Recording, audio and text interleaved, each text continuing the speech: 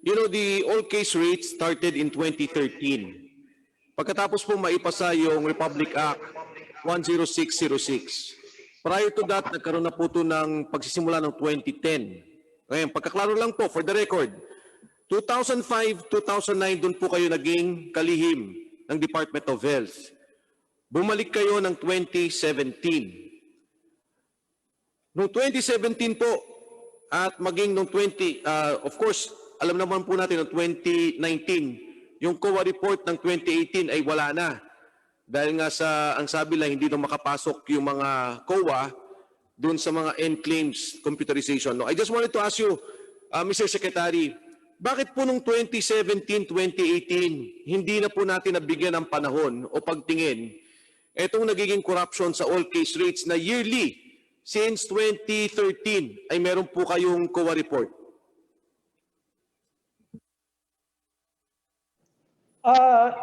Ito pong mga COA report, ang management po ay inatasan na tugunan lahat ng mga COA reports, no? Dahil ito naman po ay mandato ng management to answer all of the audit observation memos and the nagkakaroon po ng mga exit conferences. Hindi ko lang po maalala yung mga detalye nito pong mga COA reports, audit reports, no? But we look into this, Mr. Chairman, as soon as I have the data. But suffice it to say that the board in 2020 directed the Benefits Development and Research Department to review all case rate system following the diagnostic-related groups framework. Ito po yung mga pinakahuling pag-aatas sa management, and this is actually in line with the provider payment reform under the Universal Healthcare Act. So babalikan ko po, Mr. Chairman, ito lang mga detalye. Ito pong mga halimbawa, ito pong I would like to share. Philhealth in 2018 and 2019 has existing reforms to address ito po upcasing naman. No? Isa po ito kaakibat ng mga findings patungkol sa all case rates. Yung claims for reimbursement for community-acquired pneumonia, acute gastroenteritis, and urinary tract infection were subjected to prepayment medical review, and the documentary requirements for these cases are being requested before payment of claims are made. So ito po yung mga ilan sa mga hakbang na pinakilala natin o in-initiate po natin kasama yung claims form 4. Ito po ay inintroduce natin to facilitate the review of care prior to reimbursement of claims para lang masigurado natin ano ba talaga ang dahilan kung bakit napasok sa ospital itong mga pasyente. Ano ba yung kanilang mga diagnosis, ano ba yung kanilang mga previous diagnostics, just to ascertain na hindi po sila makapang-daya sa kanila pong mga sakit. Mr. Secretary, in 2017, ang reports ng pneumonia po sa DOH ay 450,000. Ang lumabas po sa Philhealth ay 707,000. Would you kindly react to that, Secretary Duque?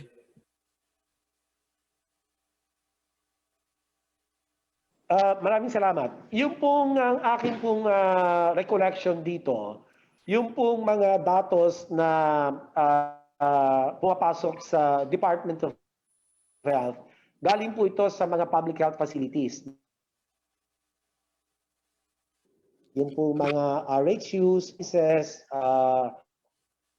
the health offices. So ang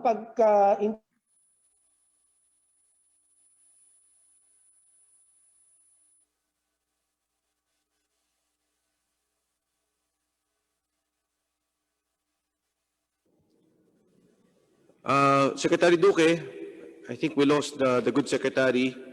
Nawala po siya. Pero at any rate, when he comes back, no, to continue lang, para lang ho kasi dugtong na lang dun sa... Secretary, are you there? Yes, I am here. Nawala Were po. you able to listen to my earlier questions, sir? Hindi po namin napakinggan, Secretary, dahil po nagkakaroon po ng signal po na masama. So you're saying that the 450 are just from public hospitals at wala pong recorded na private doon kaya naging 707,000? Yes, this is the report that has been submitted to me that public facilities ang karamihan ng datos ng DO, yung nabanggit ko po na RHUs, MHOs, city health offices, and the provincial health offices ang pinanggagalingan po ng mga limitadong datos from the public sector facilities. Samantalang ang Philhealth, dahil ina-accredit nito both public and private facilities, di hamak po na mas malaki ang kanilang datos dahil kasama ang private sector data. But Secretary, we all know that in 2017, wala naman pong pneumonia outbreak. Para hong sa PhilHealth, taon-taon may pneumonia outbreak, Mr. Secretary. When this was raised before, ang sabi po Yung ng... pneumonia po, Go ahead, Secretary. Ay, hindi talaga natin...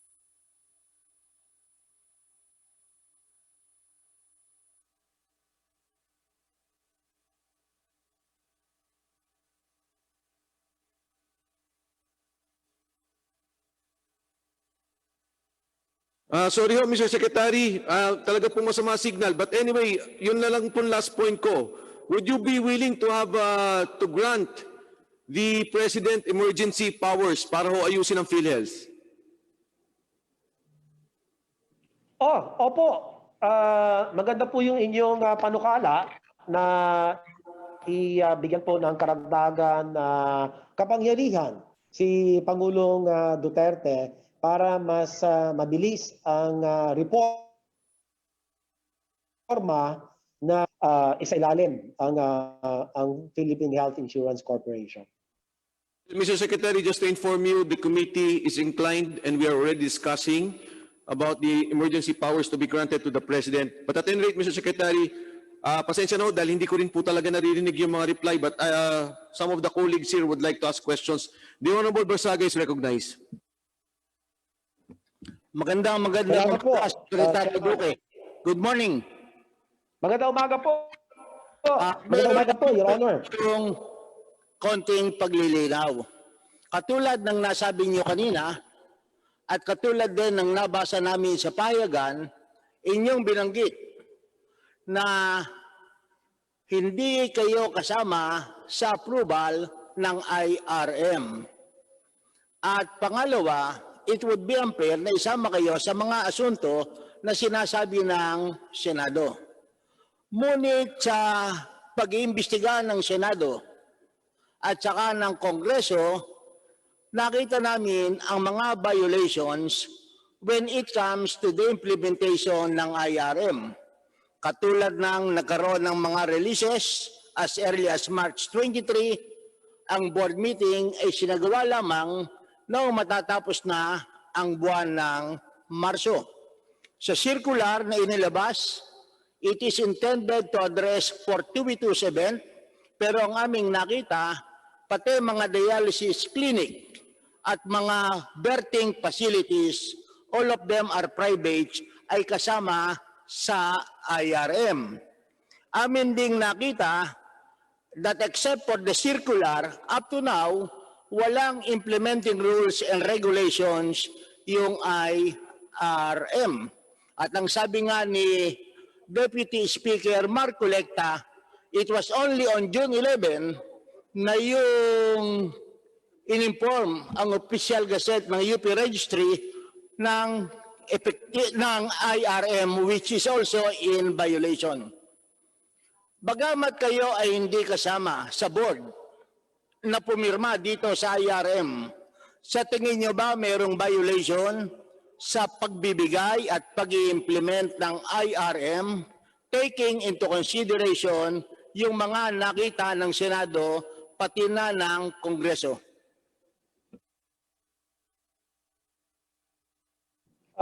Salamat po. Yung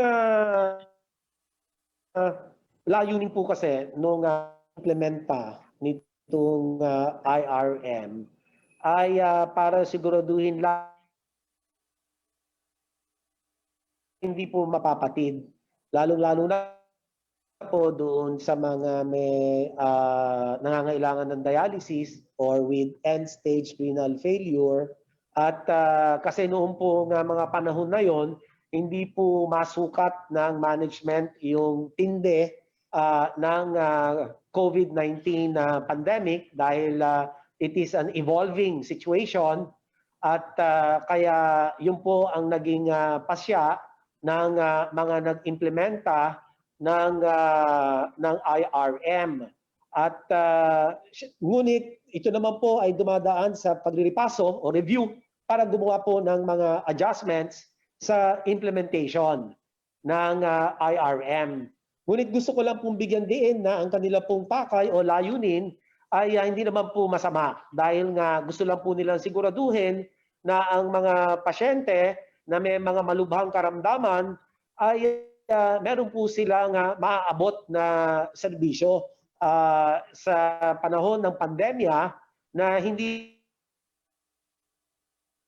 lamang po COVID-19 issue, kundi pati na rin po yung mga ibang sakit, ika nga nadadawit din dito po sa pandemic COVID-19.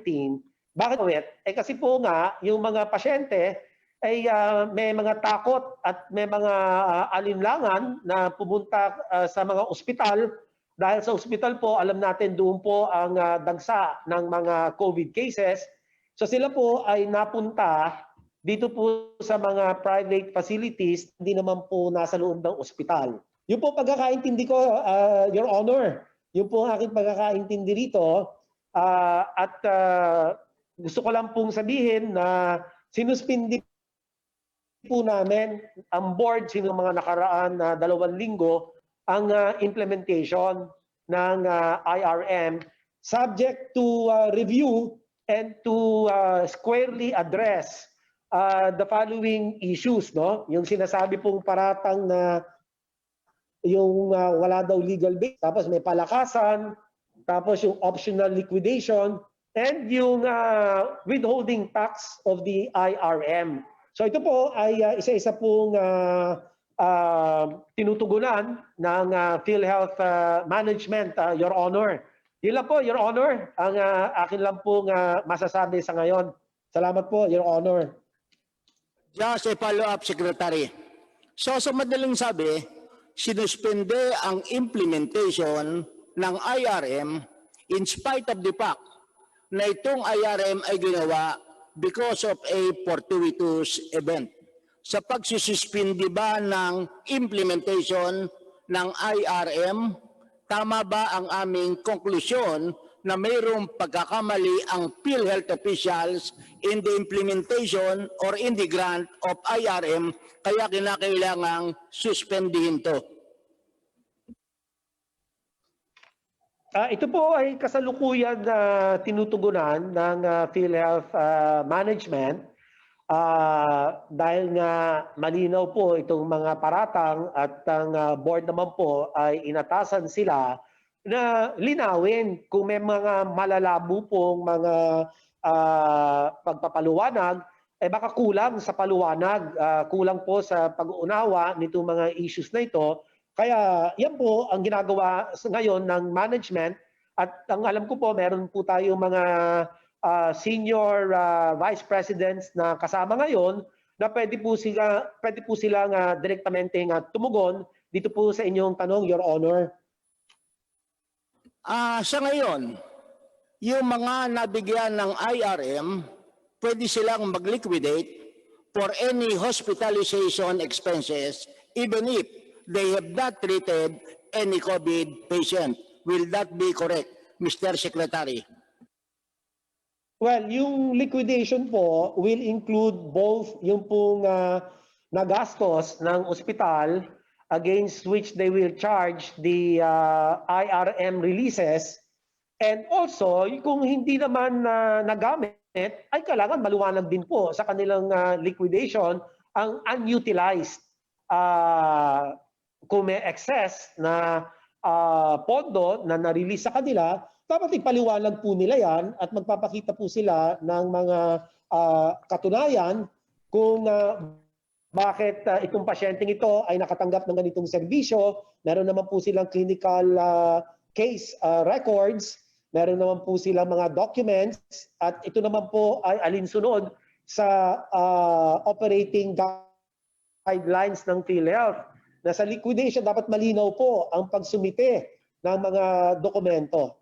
At ito pong timeline ng IRM liquidation, dinifer din po natin ito. Yung board po ng Philhealth ay dinifer din po itong timeline of liquidation. At sabi nga namin, dapat ibalik ito sa period within which to liquidate, mga 60 days po. And yung pong lahat ng disbursements of public funds must comply with the liquidation and accounting guidelines of the Commission on Audit. So wala pong makakalusot dito, Your Honors, kasi talaga pong dadaan po ito sa masusing pag-review ng COA. Yun lang po, Mr. Chairman, Your Honor. Just clarification, Mr. Secretary. Posible ba na ang isang healthcare facility magkaroon ng IRM, mag-liquidate kahit na walang isang COVID patient na ginamot?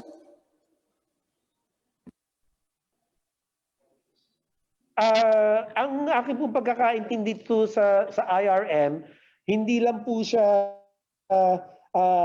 nasasakupan, hindi lang po yung COVID cases ang masasakupan, kundi pati rin mga non-COVID cases, dahil po sa hirap ng panahon na ang mga pasyente ay hindi nga po makapunta sa mga ospital, ay yung mga freestanding facilities ay yun po ang kung saan nila ina-access ang mga services katulad po ng dialysis.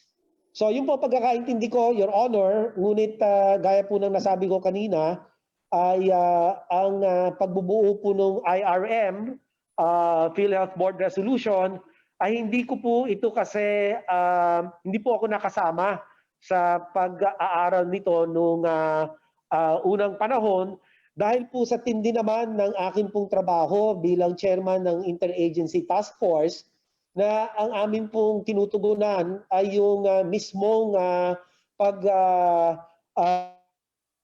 laki ng bilang ng pandemic COVID-19, sir. So ito po, Your Honor, talaga pong napakahirap ng ating trabaho dahil maliban po sa akin pamamalakad ng Department of Health as a separate organization from Philhealth, ay pinangangasiwaan ko pa po ang Interagency Task Force na kung saan meron po kaming 33 member agencies po. Napakahirap po talaga. At amin pong binabantayan, minomonitor po ang mga epicenter ng COVID dito po sa Kamaynilaan at Karatig Bayan ng Region 4A and Region 3, at sa mga iba pa pong lugar kagaya sa Central Visayas. So mabigat po, Your Honor. Salamat po. Secretary Duque, quick interjection. Yung pong suspected and probable ay tinanggal na po natin sa beneficiaries ng IRM COVID response.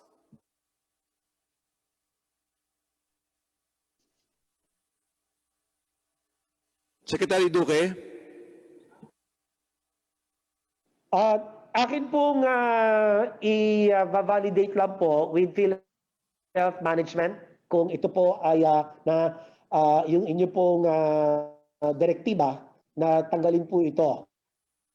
Yes, Secretary, para lang po malinaw, yung po yung sentimento Benefit ng and committee. probable. Yun nga lang po kasi opo na nasabihan po ako yun nga lang po baka naman na madihado ang mga pasyenteng may suspects or probable na mga symptoms kasi may mga simptomas ho yung mga yan, ang kulang lang ho ay yung kanilang test results. Pero nagpupunta po ng ospital yan dahil sa malinaw na kadahilanan. Meron pong ubos, sibon, merong lagnat, kulang lang po yung kanyang detection through RT-PCR, which is the gold standard of detection for Secretary, COVID-19. So, paaaral ko po, titingnan ko po. kung positive naman po, walang problema sa amin. Pero ang takot po namin, pag suspected and probable, mauubos po ang pondo ng Philhealth. And yun po ang sentimiento ng committee to. Yun po yung aming pananaw tungkol dito. At sa palagay namin, pagka po nangyari yung suspected probable, mauubos ang pondo ng Philhealth. So please, Secretary. The last, yes, Honorable Barsaga. Ito na ang pinakahuli, Secretary. Katulad nga ng nabanggit kanina, yung IRM, posibleng mag-claim ang isang healthcare facility kahit na walang COVID patient na itinreat. Ang sinasabi ng ordinaryong mamamayan, Mr. Secretary, sa ngayon, based on their experience, kahit na merong IRM ang isang health facility, hindi na sila halos tumatanggap ng COVID patients. Ang lagi nilang sinasabi ay puno na ang kanilang ospital, there is no more vacancy.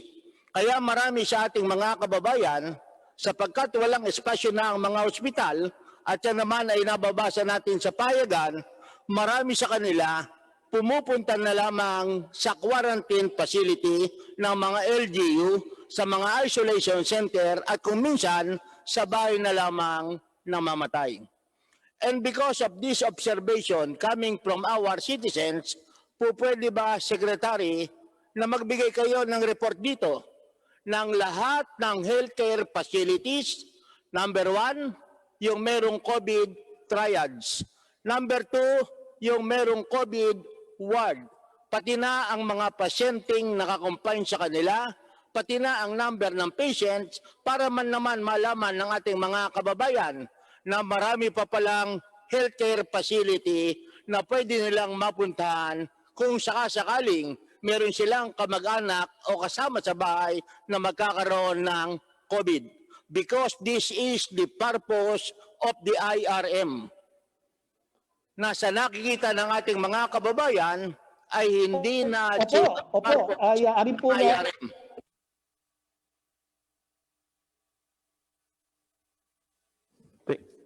Thank you, Honorable Barsaga. After the reply, we now proceed to the Honorable Dan Fernandez. Medyo masama po talaga signal. Pasensya na po kayo. Ang request ko lamang, Secretary, pwede bang mabigyan nyo ang Kongreso ng report ng healthcare facilities? Number 1, yung merong COVID triads together with the capacity. Number 2, yung merong COVID ward na nagtitrade ng COVID patients.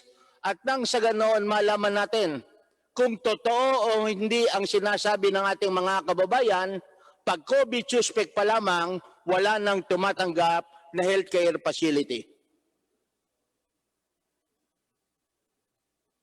Opo, Your Honor, ay papadala po namin sa lalong madaling panahon sa inyo po, sa Secretariat, sa Committee Secretariat, ang lahat po ng datos na hinihingi po ninyo para lang maluwanagan ang ating po mga kababayan patungkol sa utilization rates po ng mga hospital ward beds, isolation beds, ICU beds, at paggamit din po ng mechanical ventilators, mga life-saving gadgets.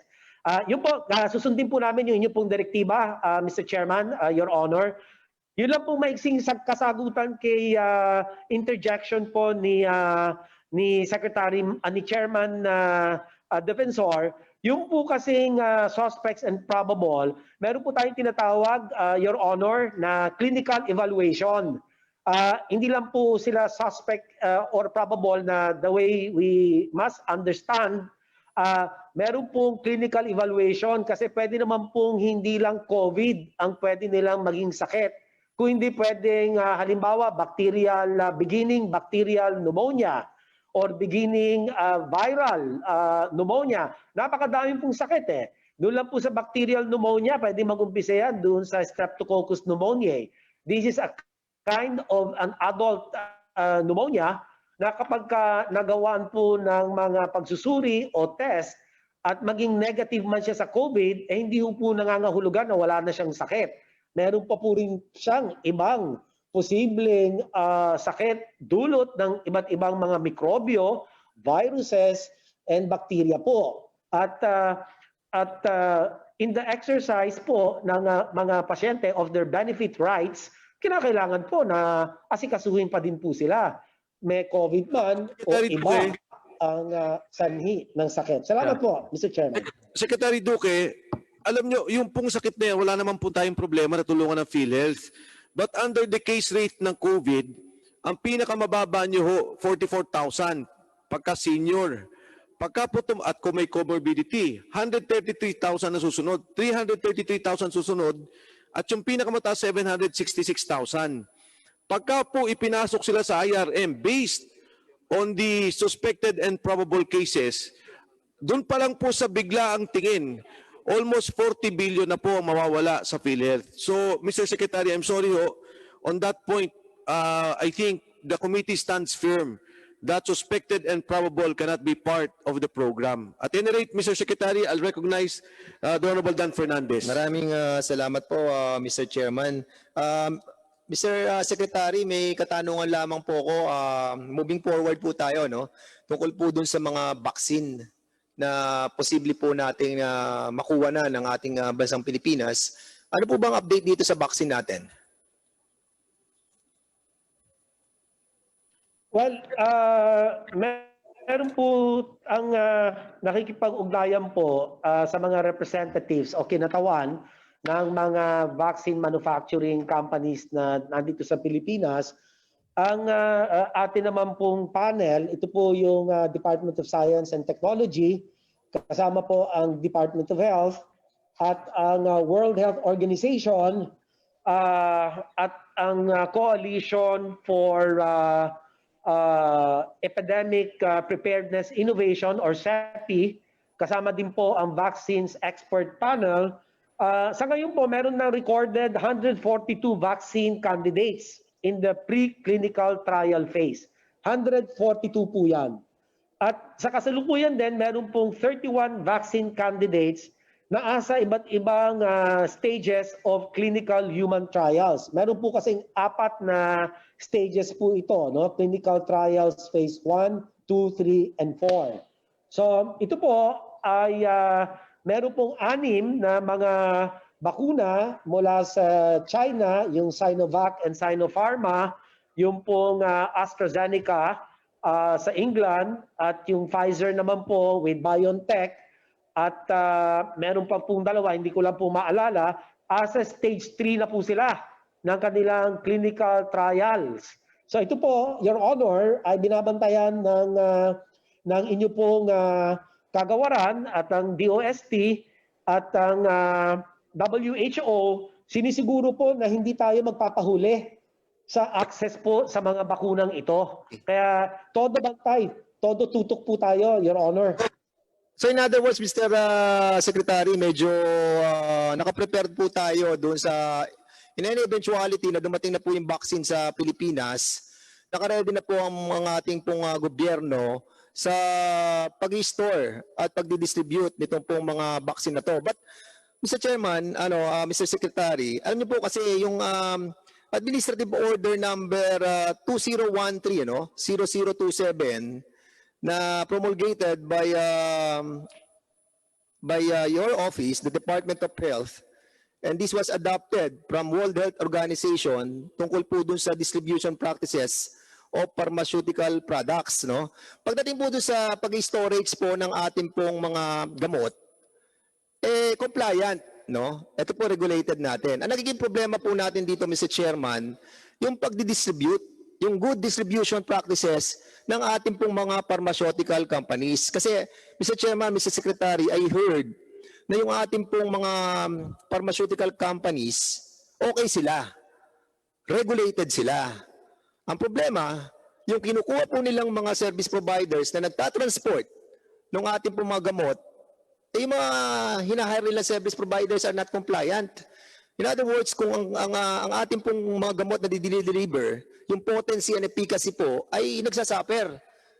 In other words, parang pag dumadating na po ito sa mga end users, para pong nagiging wala ng epekto yung gamot dahil po sa pagdidistribute in a wrong way.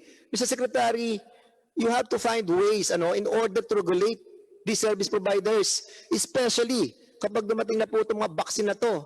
Pag ito po dinistribute natin using mga ambulant na mga sasakyan, nalalagyan lang ng mga yelo para makontain yung temperature na required sa isang vehicle, baka pag dumating na doon sa tao, tinurok mo na yung vaccine, wala nang epekto.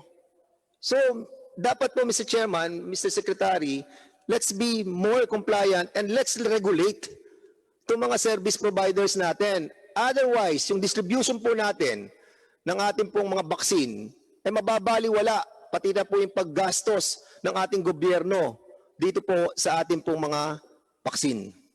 Ano po sa reply po ninyo, Mr. Secretary? Maraming salamat po, Your Honor, Mr. Chairman.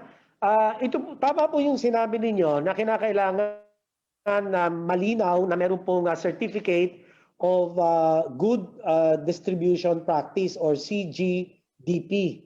At kaakibat po nito yung pong certificate of good manufacturing practice at hindi po tayo basta-basta mag-aangkat ng mga ganitong mga gamot o bakuna nang hindi po malinaw ang distribution practice at sa procurement naman po nitong mga logistics companies na ito na sila po ang magdi-distribute, meron pong terms of reference. Halimbawa, yung pong container van na magdi-distribute, dapat meron po siyang set temperature na kasama po yan sa terms of reference, pati yung ilang degree centigrade, kailangan malamig po yung van na kung saan po siya ang magdi-deliver ng hindi lamang po mga bakuna kundi mga gamot.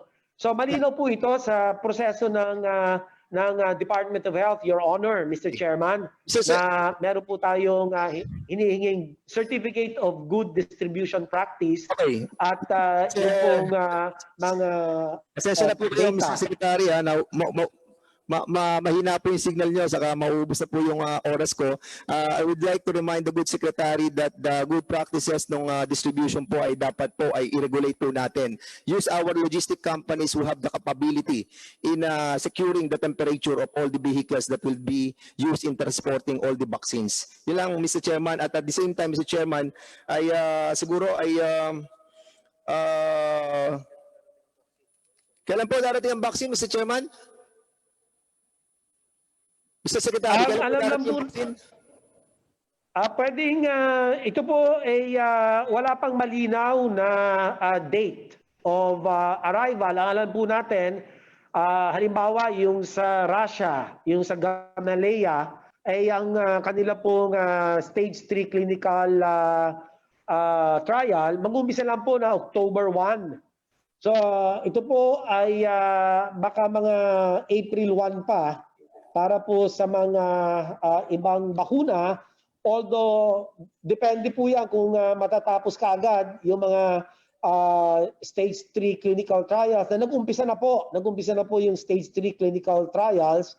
So atin pong tatanungin ang WHO, ang Department of Science and Technology at yung pong atin Coalition for Epidemic Preparedness Innovation. Mr. Secretary, marami po salamat sa inyo pong kasagutan. Huli na lang po ito, Mr. Chairman. Nabasa ko lamang po sa website ng ng Department of Health. Ito nakalagay na to at statement mo po to, Mr. Secretary. As Health Secretary and ex officio Chairman of Philhealth, I am warning all health providers and Philhealth officials in the strongest possible terms.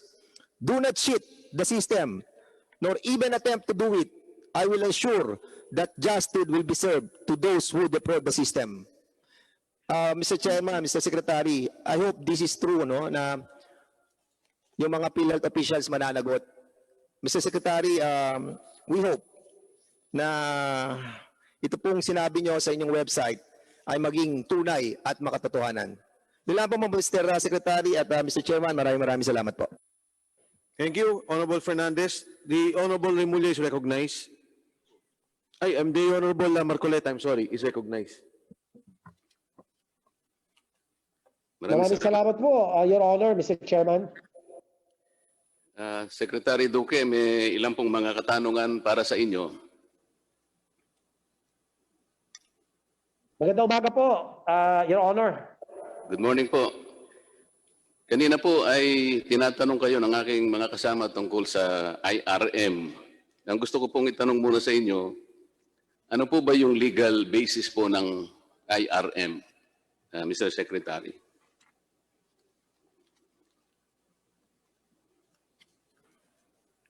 Maraming salamat po. Meron po tayong Republic Act 7875 at saka yung pong RA 11223 allowing PhilHealth to implement guidelines in provision of benefits, benefit payments, and allows PhilHealth to contractually engage healthcare providers. Meron din po yung Proclamation number 922, Your Honor, Mr. Chairman, declaring a state of public health emergency throughout the Philippines, allowing the government to utilize resources to prevent loss of life and to cut the epidemic transmission. Proclamation number 929 po, series of 2020, declaring a state of calamity throughout the Philippines and impose an enhanced community quarantine throughout Luzon. These, along with Proclamation number 929, are the basis of classifying COVID-19 as a so-called fortuitous event. Republic Act number 11469, or the Bayanihan to Heal as One Act, mandates PhilHealth to ensure that there is available funding to address the health crisis. This also allows PhilHealth to engage the private sector. Yun lang po, sir. Yun lang po, Your Honor, Mr. Chairman. Mr. Secretary, kasi binasa ko rin po yung Republic Act 7875 at saka yung amending legislation, yun pong 9141. Tiningnan ko po yung mga guiding principles, Mr. Secretary. Halimbawa po yung Article 1, Section 2, last paragraph or last sentence. Meron pong sinasabi ron yung paragraph F, effectiveness. Ang sabi po rito, Mr. Secretary, the program shall balance economical use of resources with quality of care. Ibig po sabihin nito, kahit anuman pong programa ang dapat na ipatupad ng PhilHealth, ay hindi po dapat kalimutan yung guiding principles na kung saan sa pagsasagawa po ng katungkulan o mandato ng PhilHealth para sa kaligtasan at kalusugan ng ating mga kababayan, yung economical use of resources po palaging nandoon eh. Ang totoo nun, meron pa pong isang paragraph Q, may sinasabi puro na cost containment. Ang sabi po rito, the program shall incorporate features of cost containment in its design and operations. Ibig sabihin po, Mr. Secretary, kung sakaling gusto niyong magpanukala ng isang IRM, ang palagi nating titingnan ay yung economical features ng cost containment at saka yung economical use of resources. Ang nangyari po kasi, Mr. Secretary, napakabilis po ng pagpapatupad ng IRM, pero nagkulang sa mekanismo kung paano ito ay maiingatan. Katulad po ng tinanong sa inyo kanina, hindi naman po mga COVID cases yung pinuntahan ng mga ibang pondo, katulad ng dialysis at iba't ibang mga kaso, yun pala ay meron naman kayong all case rate na kung saan tinatanggap ang lahat ng mga ailments o lahat ng procedures. Pero nagkakaroon po ng hindi malinaw at confusing mechanism in the implementation of IRM simply because the guiding principles were not followed. Ang napansin po namin, Mr. Secretary, ang dami po kasing ginagawa ang ex-SICOM ninyo na sa tingin namin ay napapalusutan ang board. Bibigyan ko po kayo ng halimbawa, Mr. Secretary. Noon pong December 5, 2017, ay meron kayong ginawa na Philhealth Board Resolution number 2334.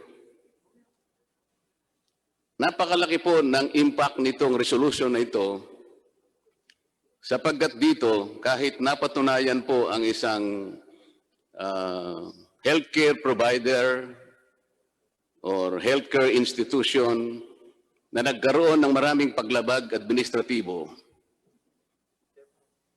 ito ay po pwede ninyong kansilahin ang kanilang suspendihin ang kanilang accreditation. Pero dahil dito sa Philhealth Board Resolution na ito, nagkaroon ng shift from suspension or revocation of their accreditation, you shifted into the maximization of penalties. Ito pong resolution na ito, Mr. Secretary, gusto naming malaman, sino po ba sa ex-SICOM ang nagpanukala nito? Sapagkat sa marami po namin pagtatanong sa susunod, ang isang pinaghalimbawa namin dito yung perpetual succor, na kung saan nagkaroon na po ng findings na suspension ng inyong arbitration office, in-uphold din po ng inyong board na dapat suspendihin ng 3 buwan yung Philhealth ay yung perpetual succor. At nung pumunta sa Court of Appeals naman yung perpetual succor, ganun din ang ginawa ng Court of Appeals, in-uphold naman ang desisyon ninyo sapagkat napatunayan nila na tama po ang inyong desisyon. Pero dahil dito sa Philhealth Board Resolution na ito, nagamit ito para palitan na lang yung desisyon na yon.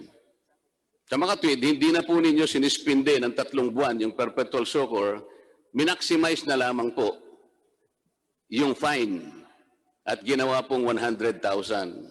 Mr. Secretary, yun pong Republic Act 7875, malinaw po ang sinasabi, hindi po kayo pwedeng mag-fine ng isang health care institution na lalagpas sa 50,000. Pero dito sa inyong ginawang resolution, nabaliwala po yun, na-violate po yung 7875.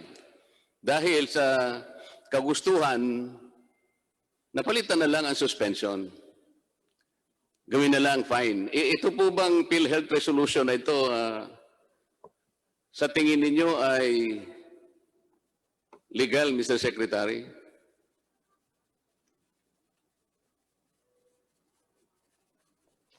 Secretary Duque? Yes, go ahead. Yes, Your Honor, Mr. Chairman, yung pong resolution ng Philhealth patungkol po sa in lieu of suspension or revocation of accreditation, pinapatawan ng maximum monetary fine, ay tugon po ito doon sa mga pasyente po na nakiusap na hindi po mapatid ang kanilang access sa mga serbisyo katulad po ng mga cancer patients or dialysis patients na kapag ka po ni-revoke or sinuspend ang accreditation, madi-disenfranchise naman po itong mga pasyente, lalo na po yung mga may malulubhang karamdaman, Tingin ko po ang mandato ng Philhealth ay siguraduhin po na ang mga miyembro ay hindi mawawalan po ng sapat na serbisyo, lalo na po sa mga malubhang mga sakit. Yun lang po yung ating primary May I consideration po cut short, dito. Mr. Wala na Secretary? po iba. Alam na po namin Salamat yung po. argumentong ginamit nyo sa PhilHealth Board Resolution 2334 na sinasabi nga para hindi mawalan ng pagkakataon yung mga pasyente na magamit yung institution, kaya dapat i-maximize na lang ang fine at saka ang dapat na parusahan na lang mga health professionals. Pero dito po sa kaso ng Perpetual Succor, Mr. Secretary, na ito ay located sa Cebu, alam naman po namin meron pong 6 na level 3 na hospitals doon. Hindi naman po nangangahulugan na kapag kayo sinuspindihan ng 3 months, wala nang pupuntahan yung mga pasyente. Ang totoo po, Mr. Secretary, nabasa ko po yung minutes ng inyong meeting. Ang meeting po meron po kayong committee na tinatawag na Committee on Appealed Administrative Cases. Doon po, nakita ko na may 6 namang ospital na level 3 din po. Pero ang totoo, inamin po doon sa minutes na yon, nandito yata si Attorney Mangasar, meron pang Attorney Grande doon na nagsasalita galing sa inyong opisina representing your office, na meron pong ilang mga sisters ng Perpetual Succor ang pumunta sa opisina ni Attorney Mangawang. At sinasabi nila doon, kawawa naman po yung mga ilang pasyente ng hemodialysis. May dala-dala po silang petition ng mga constituent sa Cebu. Kawawa naman po kung mawawalan ng revenues ang ospital sapagkat may utang yata silang 60 million to upgrade their equipment and facilities. Ganun po ba ang magiging kadahilanan lamang, Mr. Secretary? E di sasabihin po ng iba, sabi nga ng isang paghahalimbawa namin, pag hinuli ng pulis yung driver, wag naman po, kawawa po itong mga pasahero namin. Hindi po ganun yata ang sinasabi ng batas eh. Kahit na po i-balance natin to, Mr. Secretary, paano natin madideter, paano natin matatakot ang mga healthcare institutions na gumawa ng sarit-saring napakaraming mga paglabag kung patatawarin naman pala natin sila? Ano po ba ang pinakabatayan po? Your Kung Honor, bakit po, naririnig po niyo ako, Your Honor. naririnig ko po kayo. Sinasaysay ko lang po ang katwiran kung bakit yung argumento na kawawa naman ang mga pasyente hindi po dapat tanggapin na ganun lang sapagkat nakalabag din sila. Kapag hindi po natin pinarusahan at pinalitan yung suspension, ipag-aakala po ng lahat ng mga healthcare institutions, okay na tayong gumawa ng paglabag. Ang totoo naman yan ay ima-maximize lang nila yung fine eh. Magkano lang po ba yung fine, Secretary? 100,000. Sa kaso po ng PhilHealth, nag-a-average po siya ng 30 million per month na claims mula sa PhilHealth. So pag sinuspindi niyo siya ng 3 months, 90 million maliwanag ang mawawala sa kanya. Di putong-puto, baryang-barya lang yung 100,000. Hindi po siya mangingimi o matatakot na uulit-ulitin ang ginawa nilang paglabag. Kokopyahin din yan ng ibang healthcare institutions. Kaya ang tanong ko po sa inyo, baka gusto po ninyong aralin uli at i-revoke itong PhilHealth Board Resolution na ito sapagkat ito'y nagagamit. Hindi para sinupin po ang pondo ng PhilHealth, kung hindi para paglaruan ang PhilHealth, Mr. Secretary. Maraming salamat po. Yes, Your Honor. Ay isasailalim natin ito sa pag-aaral at paglilipaso. Tignan ang mga datos dito at ito po naman ang akin lang pong ibig idagdag na hindi naman po sila na absuelto bagkos ay itinaas po yung kanilang penalty. Pero tama po kayo na baka kung yan ang magiging pamantayan ay baka magaya ng mga ibang mga healthcare facilities. Pero kasi ito pong perpetual succor, ang pagkakaalam ko po, ay isa po siya sa mga nakapagbibigay ng Z-benefit package. Yan po, accredited siya for mga higher level procedures at hindi po lahat ng hospital accredited for the delivery of Z-benefit packages. Kagaya ng mga renal transplant, kagaya po ng mga CA na cancer of the breast, cancer of the prostate.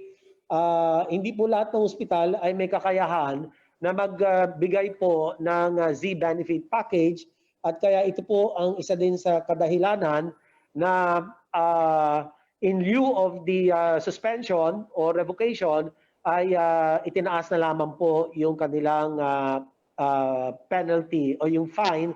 Pero tama po kayo, sir. Pag-aaralan po natin ito sa lalong madaling panahon para makita talaga kung saan ang mga puwang at kung paano po tutugunan at nang maiwasan ito pong mga ganitong mga sitwasyon. So, Salamat po. Secretary, total po ay papunta naman kayo sa pagre-revoke nitong PhilHealth Resolution 2334 at alam ko naman pong i-revoke ninyo sapagkat maling-mali. Isama na rin po ninyo yung Corporate Order number 2018-0039. Ito po yung implementing rules naman noong sinasabi nating board resolution ng PhilHealth 2334. Pwede Yes, po sir. ba nagsama ninyo ito, Mr. Secretary, sapagkat ito po yung implementing rules. Maling-mali rin po ang pinagagawa nitong mga, ito po, nandito yata si Attorney Laura Mangasar. Nandito po ba kayo?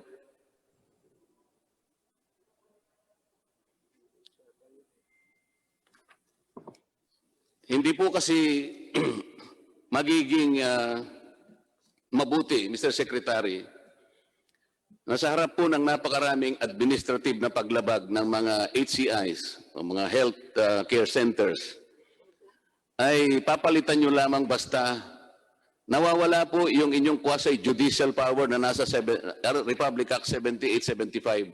Kaya po humaba itong pagtatalong ito, Mr. Secretary, at napapunta pa nga po doon sa pagkakakontempt ng inyong isang abogado rito dahil pinipilit niya na kahit po pala pinagtibay na ng inyong arbitration board at pinagtibay na rin ng inyong PhilHealth board at kayo naman ay sinuportahan ng Solicitor General, ipinipilit po niya sa kanyang pangangatwiran na pwede pa rin yung palitan dahil ang PhilHealth po ay merong quasi-judicial body. Kaya po siya napilitang i-contempt namin sapagkat kung ano-ano po yung pinagsasasabi niya eh. Kahit basahin po ninyo yung Republic Act 7875, yung quasi-judicial power ninyo, hindi po saklaw. Napapalitan ninyo mismo ang sarili ninyong desisyon, lalong-lalo na kung ito'y pinagtibay na ng korte. Ngayon, nung tinanong po siya, kung titindigan pa niya yung sinasabi niya, malupit po ang kanyang sagot. I stand by my opinion. Kasi po gumawa siya ng opinion eh. Gumawa siyang legal opinion, Mr. Secretary, 1 year after the promulgation of PhilHealth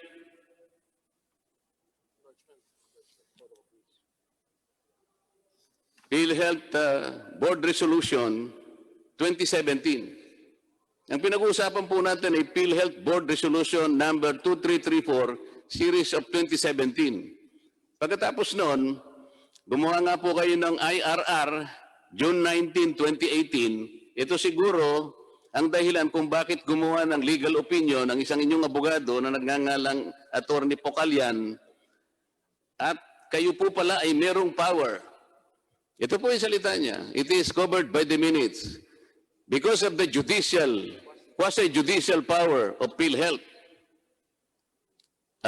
kayo po pala ay po pwedeng palitan ng inyong desisyon kahit na ito'y pinagtibay na ng korte. Napakalaki po ng implication noon.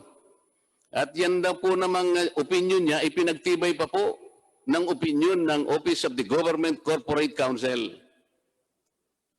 Eh kung ganito po yung mga abogado ninyo, Mr. Secretary, palagay ko mawawala kayo sa hulog. Kanya po pala napakarami ninyong pagdidesisyon na hindi po tumatama. Ang totoo po niyan, ewan ko kung totoo lang, nandito siguro yung mga iba. Bago po ma-appoint yung bagong Philhealth President, yung natitirang ex-ecom po ninyo, investigahan po ninyo, Mr. Secretary, mukhang nag-uusap-usap sila, and the ex-ecom was presided by Mr. yung COO, Arnel De Jesus. Arnel De Jesus, na ngayon ay hindi makapunta rito sapagkat napakarami raw niyang dinaramdam. Pero he presided an ex-ecom meeting installing Attorney Pocalian as the OIC, Senior Vice President for Legal. Hindi ko po malamang kung totoo yan. Sa mga tid, bago pa po ipaalam sa bagong presidente and CEO ng Philhealth, meron na silang naipundar na OIC na pamalit yata doon sa isang nag-resign. At meron din pong pinalit na OIC na magsasubstitute sa sumandali doon kay Mr. Mas, SVP ng MSS yata. Alam po ba ninyo ito, Mr. Secretary, na nangyayari sa sarili ninyong bakuran? Baka hindi po ninyo alam ito eh.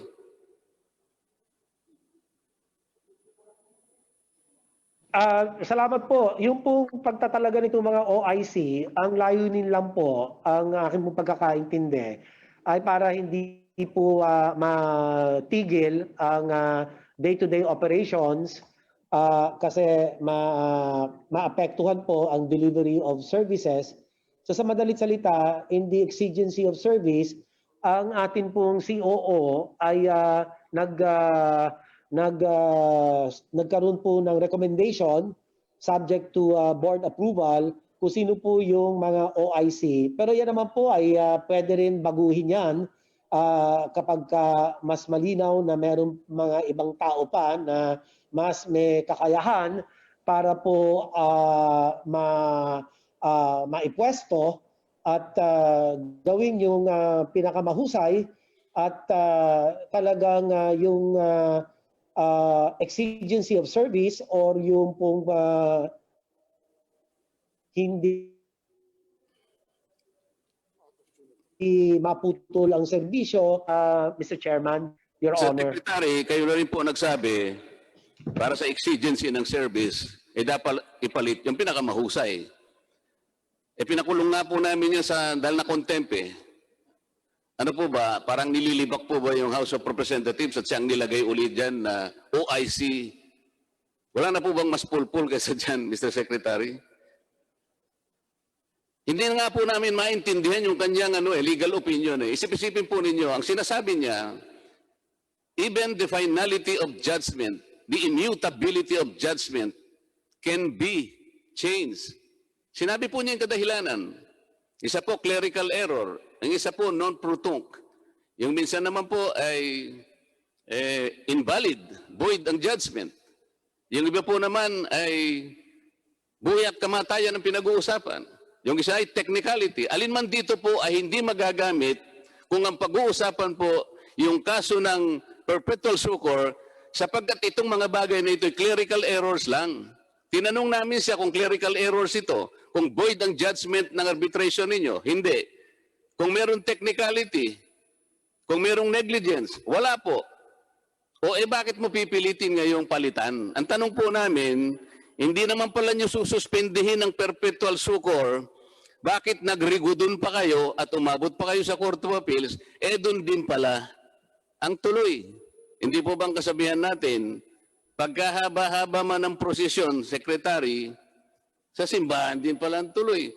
So, nakikita po namin dito yung kawalan ng mekanismo. The rules broke down, Mr. Secretary. Pag ang pag-uusapan po ay paggasta, napakabilis po. Pero pagka ang pag-uusapan, accounting, reimbursement, pagsinop, yun po yung wala.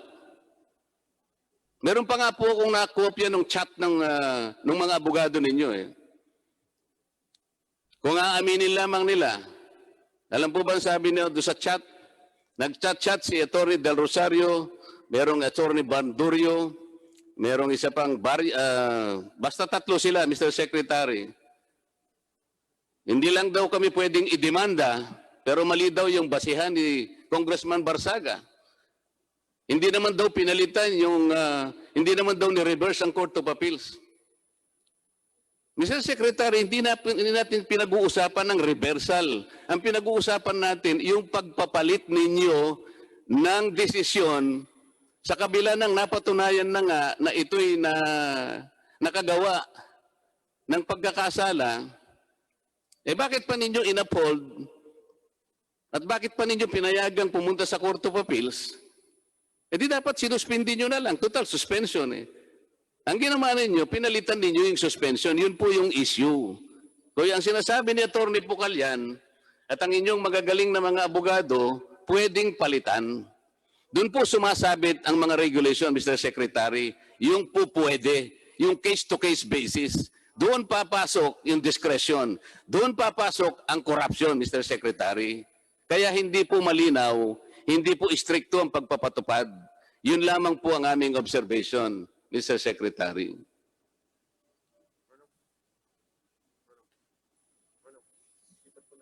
Akin sinabi kanina, i-review po natin ito at magsusumiti kami ng anuman mga hakbang para po ito ay maging malinaw for the sole objective of ensuring yung tinatawag po natin fiscal prudence and yung pong yung magandang sinabi niyo po kanina, cost containment, etc. ay pag-aralan din.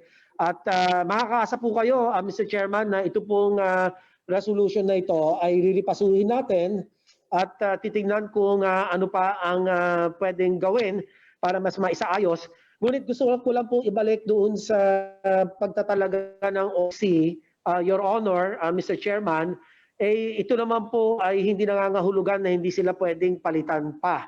In fact, yung board agreed to institute parang interim lang po ito and even ask for their curriculum vitae na gusto pong kutuhin ng board members ang kanila pong mga kwalifikasyon at kanila pong mga background and kung ito naman ho without prejudice to the appointment of a new set of interim officers. So we will take note of your very good recommendation, Your Honor, Mr. Chairman. Mr. Secretary, isa na lamang po. Meron po kayong Philhealth Selection Board. Tama po?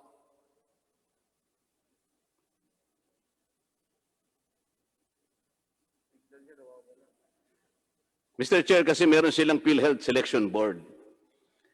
Si Mr. Mas, ang sinasabi niya, merong isang dokumento na Honorable pinagbasihan. Marcoleta, I think we have Secretary Duque. Secretary Duque, Secretary Duque, meron po kayong Philhealth Selection Yung Board. selection board, Your Honor. Meron po? Meron po, Your Honor.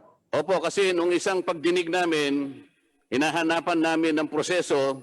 Kung hindi ako nagkakamali, si Kong Boying Rimulya ang nagtanong sa isang bisita namin dito kung paano ang batayan ng pagkaka-appoint ni Atty. Del Rosario. Ang sabi po nung sumagot, parang si Mr. Mas, meron yatang pinanggalingan na dokumento na kung ano. Pero hindi po niya inamin na meron kayong selection board na ang chairman doon ay si Dr. Roy, meron pang isa, at saka siya, tatlo lamang sila. Si Mr. Mas yata, o si Mr. Mangawang, o nakalimutan ko na, kaklase ni Atty. Del Rosario.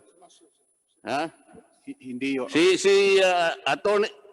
Mas, kaklase mo ba siya kaskwela mo? Hindi, Your Honor. 1 year older siya sa akin. Kaya nga. Pero hindi mo ikinaila mo sa amin, isa ka na miyembro ng selection board. Itinago mo yun sa amin. Di ba? Per civil service rules, so Your Honor, kasama ako sa personal selection Kaya nga, board. pero itinago mo. Ang sinasabi mo, you kept on referring to a document. Parang meron kayong pinagbasihan na document But you failed to divulge with us na ikaw kasama ka sa selection board. Palaging ganun eh, patago-tago kayo eh. Sa mga tweet, kaklase mo siya, kaya ninyong i-manipulate ang qualifications. Kagaya ng napatunayan na namin dito. You were responsible in asking for the lowering of the qualifications nung pa-amend mo isang regulasyon sa civil service. Ikaw na naman yon. So kung sino yung gusto ninyong mapwesto, yun na ilalagay ninyo sapagkat isa ka sa selection board. Sir, request ho yun ng President and CEO ng Philhealth. Hindi ho namin yung request. So you are acting on the basis of request, not on the basis of competence? Si General Morales ho nag-request noon sa Civil Service Commission. So hindi ho ako ang nag-request. Anong hindi ka nag-advise? Ano, sir? Pardon, please. Bigla na lang the request ni President Morales without your advice? Yung adjustment, sir, doon sa Executive Vice President position, nakasite talaga doon yung letter niya na siya ay nagre-request dahil nga UHC, bibigyan niya Who advised him? Who advised President Morales? Sir, nag-request siya. So, i-adjust daw yung qualification standards. So, siya yung mismo yung nagsabi. With your advice, di ba? With your advice. Sir, President Morales doesn't know what to do insofar as the mechanism is concerned. Your Honor, at tiningnan ho ng HR office namin yung rules ng civil service. So allowed naman daw kung depende kung i-request ng head of agency at saka kung i-grant ng Are you civil saying service that you petition. did not advise President Morales on what measures to take? Sir, HR ho namin ang nag-advise sa kanya. So tiningnan ho namin yung Hindi civil ba service under rules. mo ang HR? Under ko ho, sir, yung HR. O yan ang problema mo eh. Kaya nga, alam mo, Pero desisyon niya ho talaga yun, sir. alam ko desisyon niya, pero ikaw ang nag-advise. Okay? Ganito po ang gawin natin, sir. We can ask and request CSC to amend this because para mapababa natin ang qualification. So, it will no longer require this. Hindi na magre-require ng masters. Ganun eh. So, saan tayo papunta, di ba? Clarification lang, Mr. Okay, Chairman. just a minute. Honorable Marcoleta, you're done? So I now transfer the Mr. Honorable Chairman, just one Rimulya. Go ahead. clarification. When was President Morales appointed to Philhealth? August 2019? Parang ganun, sir. 2019, last year. When was Atty. De Rosario appointed? Prior to his appointment ni General Morales. Panahon pa, sir, ni Dr. Roy Ferrer. Then you're saying General Morales is the one who requested, hindi pa siya na-appoint sa Philhealth? Sir, yung inire-refer ko kanina, Executive Vice President. Kaya nga. Oo. Pero yung kay Ang General... pinag-uusapan natin dito, sandali. Ang Yung pinag-uusapan, teka, sandali lang. Oh, Ang sir. pinag-uusapan natin dito, si Atty. De Rosario, in-appoint, sinabi mo kanina, on the instance of General Morales. Did you not say that? Yung ibig ko sabihin, sir, yung Executive Vice President position. Yung Exactly. Oo. You said that General Morales requested the CSC of the lowering of standards for Atty. De Rosario to be appointed. Sir, hindi ho. Sa EVP position ho yun. Yung binasa kong CSC resolution last hearing, so ho yun. Iba naman ho yung kay Ang Atty. De pinag-uusapan Rosario. dito, sinabi mo kanina, it was General Morales who requested in a letter to the CSC for the lowering of standards for the appointment of Atty. De Rosario as head of legal. Can I clarify, sir? Yung previous ho talaga na... Or as SVP, SVP, sir, gano'n na ho talaga yan as approved, as manifested ni CC Chair Bala Hindi pa last nga time. Atty. De Rosario was appointed prior to Yes. the coming of General Morales. Yes, sir. Yung nire-refer ko ho kanina na nagkaroon ng amendment sa qualification standard, that refers sa Executive Vice President position. Si Atty. De Rosario naman, Senior Vice President po yun. As approved, as manifested ni CSC Chair Bala last time, nung inaprubahan yung PhilHealth plantilla positions para 1997, 2007, ganun na ho talagang qualification standards. At na-manifest ko rin last meeting. Binabahan nyo na talaga. Ganun So talaga you na, can sir. you can appoint an nincompoop into opposition and the CSC will not do anything. Okay lang sa CSC. Sinasabi nyo. Hindi ko nakuha, sir. Ha? Yung as approved ho yung legal position, gano'n na ho talaga, hindi namin inalter. Much more noong 2014, ang Philhealth Board of Directors, Mr. Chairman, nag-pass ng Move to suspend, Mr. Chairman. resolution na Session suspended.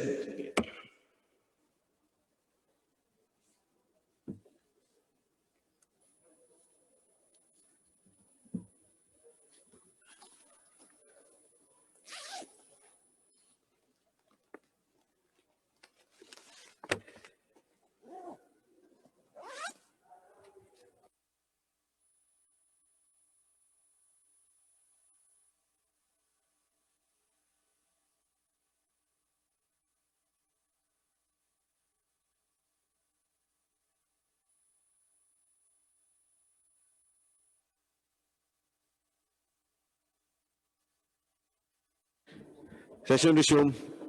Mr. Mas, kindly state on the record yung pong reply nyo.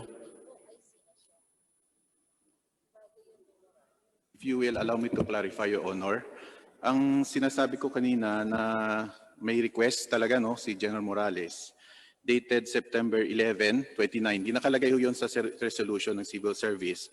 That pertains to amendment ng qualification standards ng Executive Vice President position. So AVP po yon, yung inoccupy ngayon ni General Morales. No ngayon, ang SVP position talaga ni Mr. De Rosario, from the time na kinreate yung position, na inapprove ang position sa Philhealth, ang kanyang qualification standards, ganun na ho talaga. Walang request si General Morales on that. Kasi si Mr. De Rosario, na-appoint ho ito panahon pa ni Dr. Roy Ferrer. Okay. Sige. May I request... May I ask you, bakit nag-request si President Morales ng amendment ng Civil Service Rules? Why? Sir, nakasite dito sa... If I may, Mr. Mas, Honorable Marcoleta, meron po kasi tayong malaking development ngayon. Ang Department of Justice, kasama na po natin, sila po yung magpa-file ng case. Before we continue with our deliberations, baka pwedeng pakinggan lang natin yung update ng Department of Justice. Ano yung pending na pag-aaral nila, ano na yung ifa-file nila, and then on the basis of that, we continue with our deliberations. So with that, with the indulgence of all the members of the committee, may I recognize Yusek Sugay of the Department of Justice. Meron po kayong short briefing. Task Force Philhealth. Yusek Sugay is recognized. Good morning, Mr. Chair. Can you hear me? Yes, Yusek, go ahead. Please continue. Good morning, Mr. Chair. Good morning to the Honorable Congressman. Initially, upon the directive of the President, the task force on Philhealth was constituted, and it is headed by the Secretary of Justice, Secretary Minardo Guevara.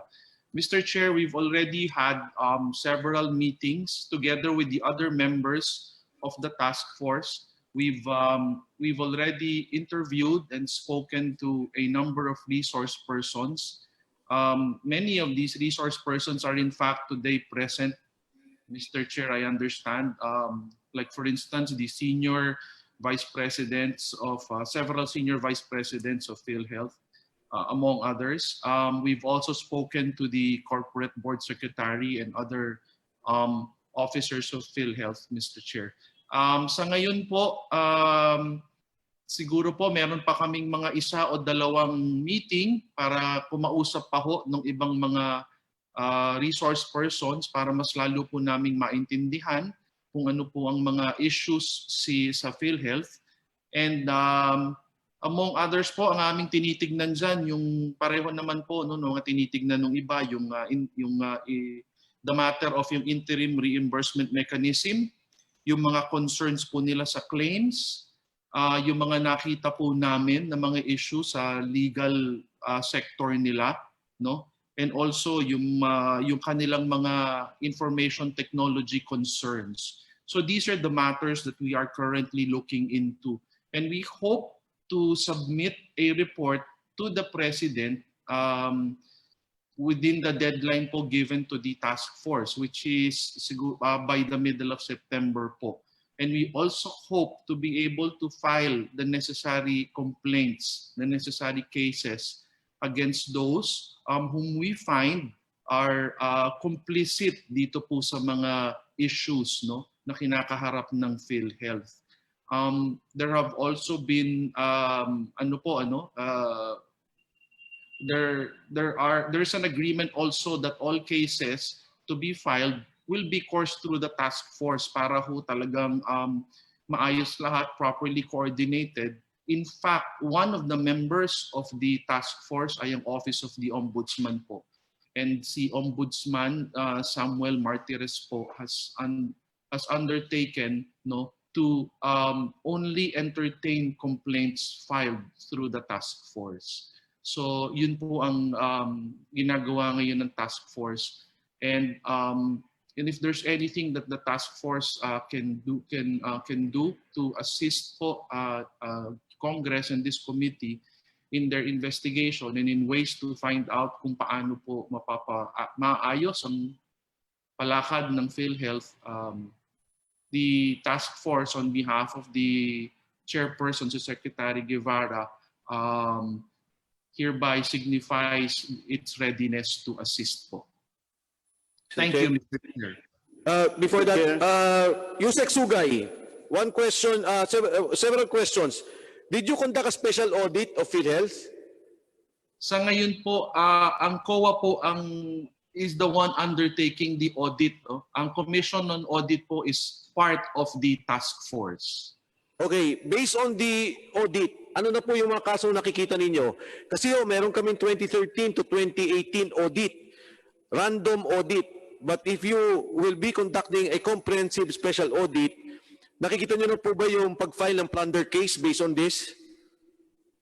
Sa ngayon po, I think yung findings po ng COA hindi pa naman nila nasasubmit sa task force, yung final findings nila. But as kung meron po makita ang COA, I think we will consider filing the appropriate complaints against the erring individuals po. Kung may plunder po, magpa-file, that complaint will be pursued, Mr. Chair. In the case of perpetual succor, yung pong pag-reverse ng Court of Appeals decision, Yusek Sugay, hindi po ba ito ay illegal at hindi dapat payagan? Alam niyo po, siguro ganito na lang ho, yung opinion, sa akin lang pong palagay, bilang abogado rin, I think it's yung mga decision po ng korte, totoo po yun, immutable yan. Meron pong exceptions, pwede tayong humingi ng, kunyari, ng correction of clerical errors, or if to ensure that there's no miscarriage of justice. Pero lahat po yan, dapat, and I think this was the point made by si Ombudsman Samuel Martires po, who used to be a Supreme Court Justice, alam po natin yon. This was the point he made yesterday, nung kausap po namin si Attorney Pocalyan. Sabi nga niya, the only body who can modify the decision is the court itself. So ang sinasabi po niya, kung gustong i-modify ang decision based on the exceptions to the immutability of the decision, the parties should file the proper motion before the court, which issued the decision, in this case, yung Court of Appeals, motion to modify, motion to clarify, or motion for reconsideration ho. So yung mismong itong PhilHealth, hindi ho nila pwedeng gawin yun on their own. What they can do, if they are so authorized under the charter or under the law creating PhilHealth, is maybe to enter into a compromise agreement with the hospital. But of course, this is subject to yung kanila pong charter or the law creating PhilHealth, and of course, subject to appropriate regulations of the Commission on Audit. Yusek Sugay, in the case of Cardinal Santos, alam niyo naman po ito yung case na to, nag-compromise on the 70 million. Do you see this as one of the plunder cases? Mr. Chair, lumalabas po na medyo malaki po ang disparity between the amount claimed and the amount compromised. That's, I understand, it's 240 million as against a compromised amount of 70 million. If titignan po ng mabuti ng task force yan. At kung nakita namin na anomalous yung pagkaka-compromise, we will institute the appropriate complaints against the erring individuals po. Yusek Sugay, thank you so much for yung lahat po ng kasagutan nyo na liwanagan po ang komite dito sa mga pinunto ninyo regarding the audit of 2013-2017, Perpetual Succor, Cardinal Santos. I congratulate Task Force Philhealth. Chairman. Isa na lang pong katanungan, may last question. Iniisip po ng aming komite na bigyan kayo ng emergency powers ang Philhealth. And being part, kayo na po ang nag-head ng Task Force Philhealth. Ano po ang inyong palagay at kayo po ba ay sumusuporta at nakikita ninyo ang katamaan ng pagbibigay ng emergency powers sa ating Pangulo para ayusin ang Philhealth? Sa amin ho, suporta ho kami dyan. We fully support this, this initiative on the part of Congress kasi po na alam naman po natin kung gaano kahalaga ang ginagampanan ng Philhealth. So kung ano po ang kinakailangan sa tingin ng Kongreso para maayos po ang mga issues ng PhilHealth, kami po ay talagang sumusuporta ng lubos. Maraming salamat po, Yusek Sugay. I will now proceed to, ang request lang po ni Kong Boying sa akin, kung maaari po na makasama namin kayo dun sa aming technical working group para makuha din ang inputs ng Department of Justice sa pagbubuo ng isang batas para sa emergency powers, Yusek. So with that, I proceed now to Honorable Marcoleta, then to Honorable Barsaga. Honorable Marcoleta. Yusek Sugay, only one question. In the Cardinal Santos case, which culminated into a court compromise, PhilHealth sought the legal opinion of the Office of the Government Corporate Counsel. And based on the one page, I'd say, open and close quotation, opinion, I'm not sure whether that is an opinion or just a reply to the letter of PhilHealth.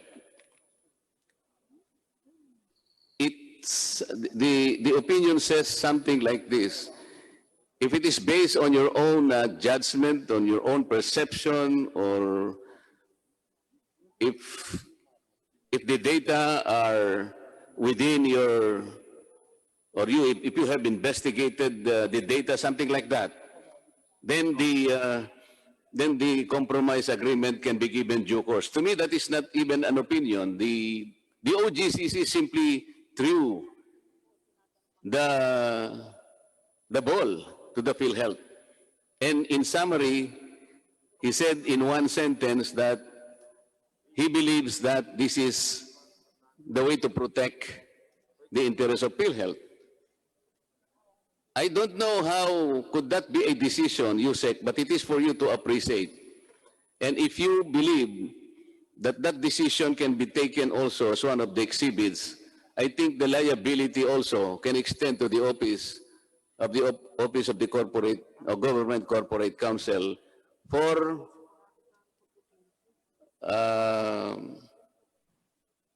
submitting or for disposing a particular question by the PhilHealth in such a manner. Mr. Yusek. Mr. Chair, titignan po namin lahat yan. Titignan din po namin yung naging opinion ng Office of the Government Corporate Counsel with regard to the matter of the Cardinal Santos case. And if we see upon evaluation na naging talaga pong problematic yung pagkakakompromiso of this particular claim and also the opinion of the OGCC, kung sino po yung dapat talagang makakasuhan po natin, Mr. Chair. Salamat po, Yusek, and that will probably even cover the decision taken by an RTC judge in Pasig sometime in 2013.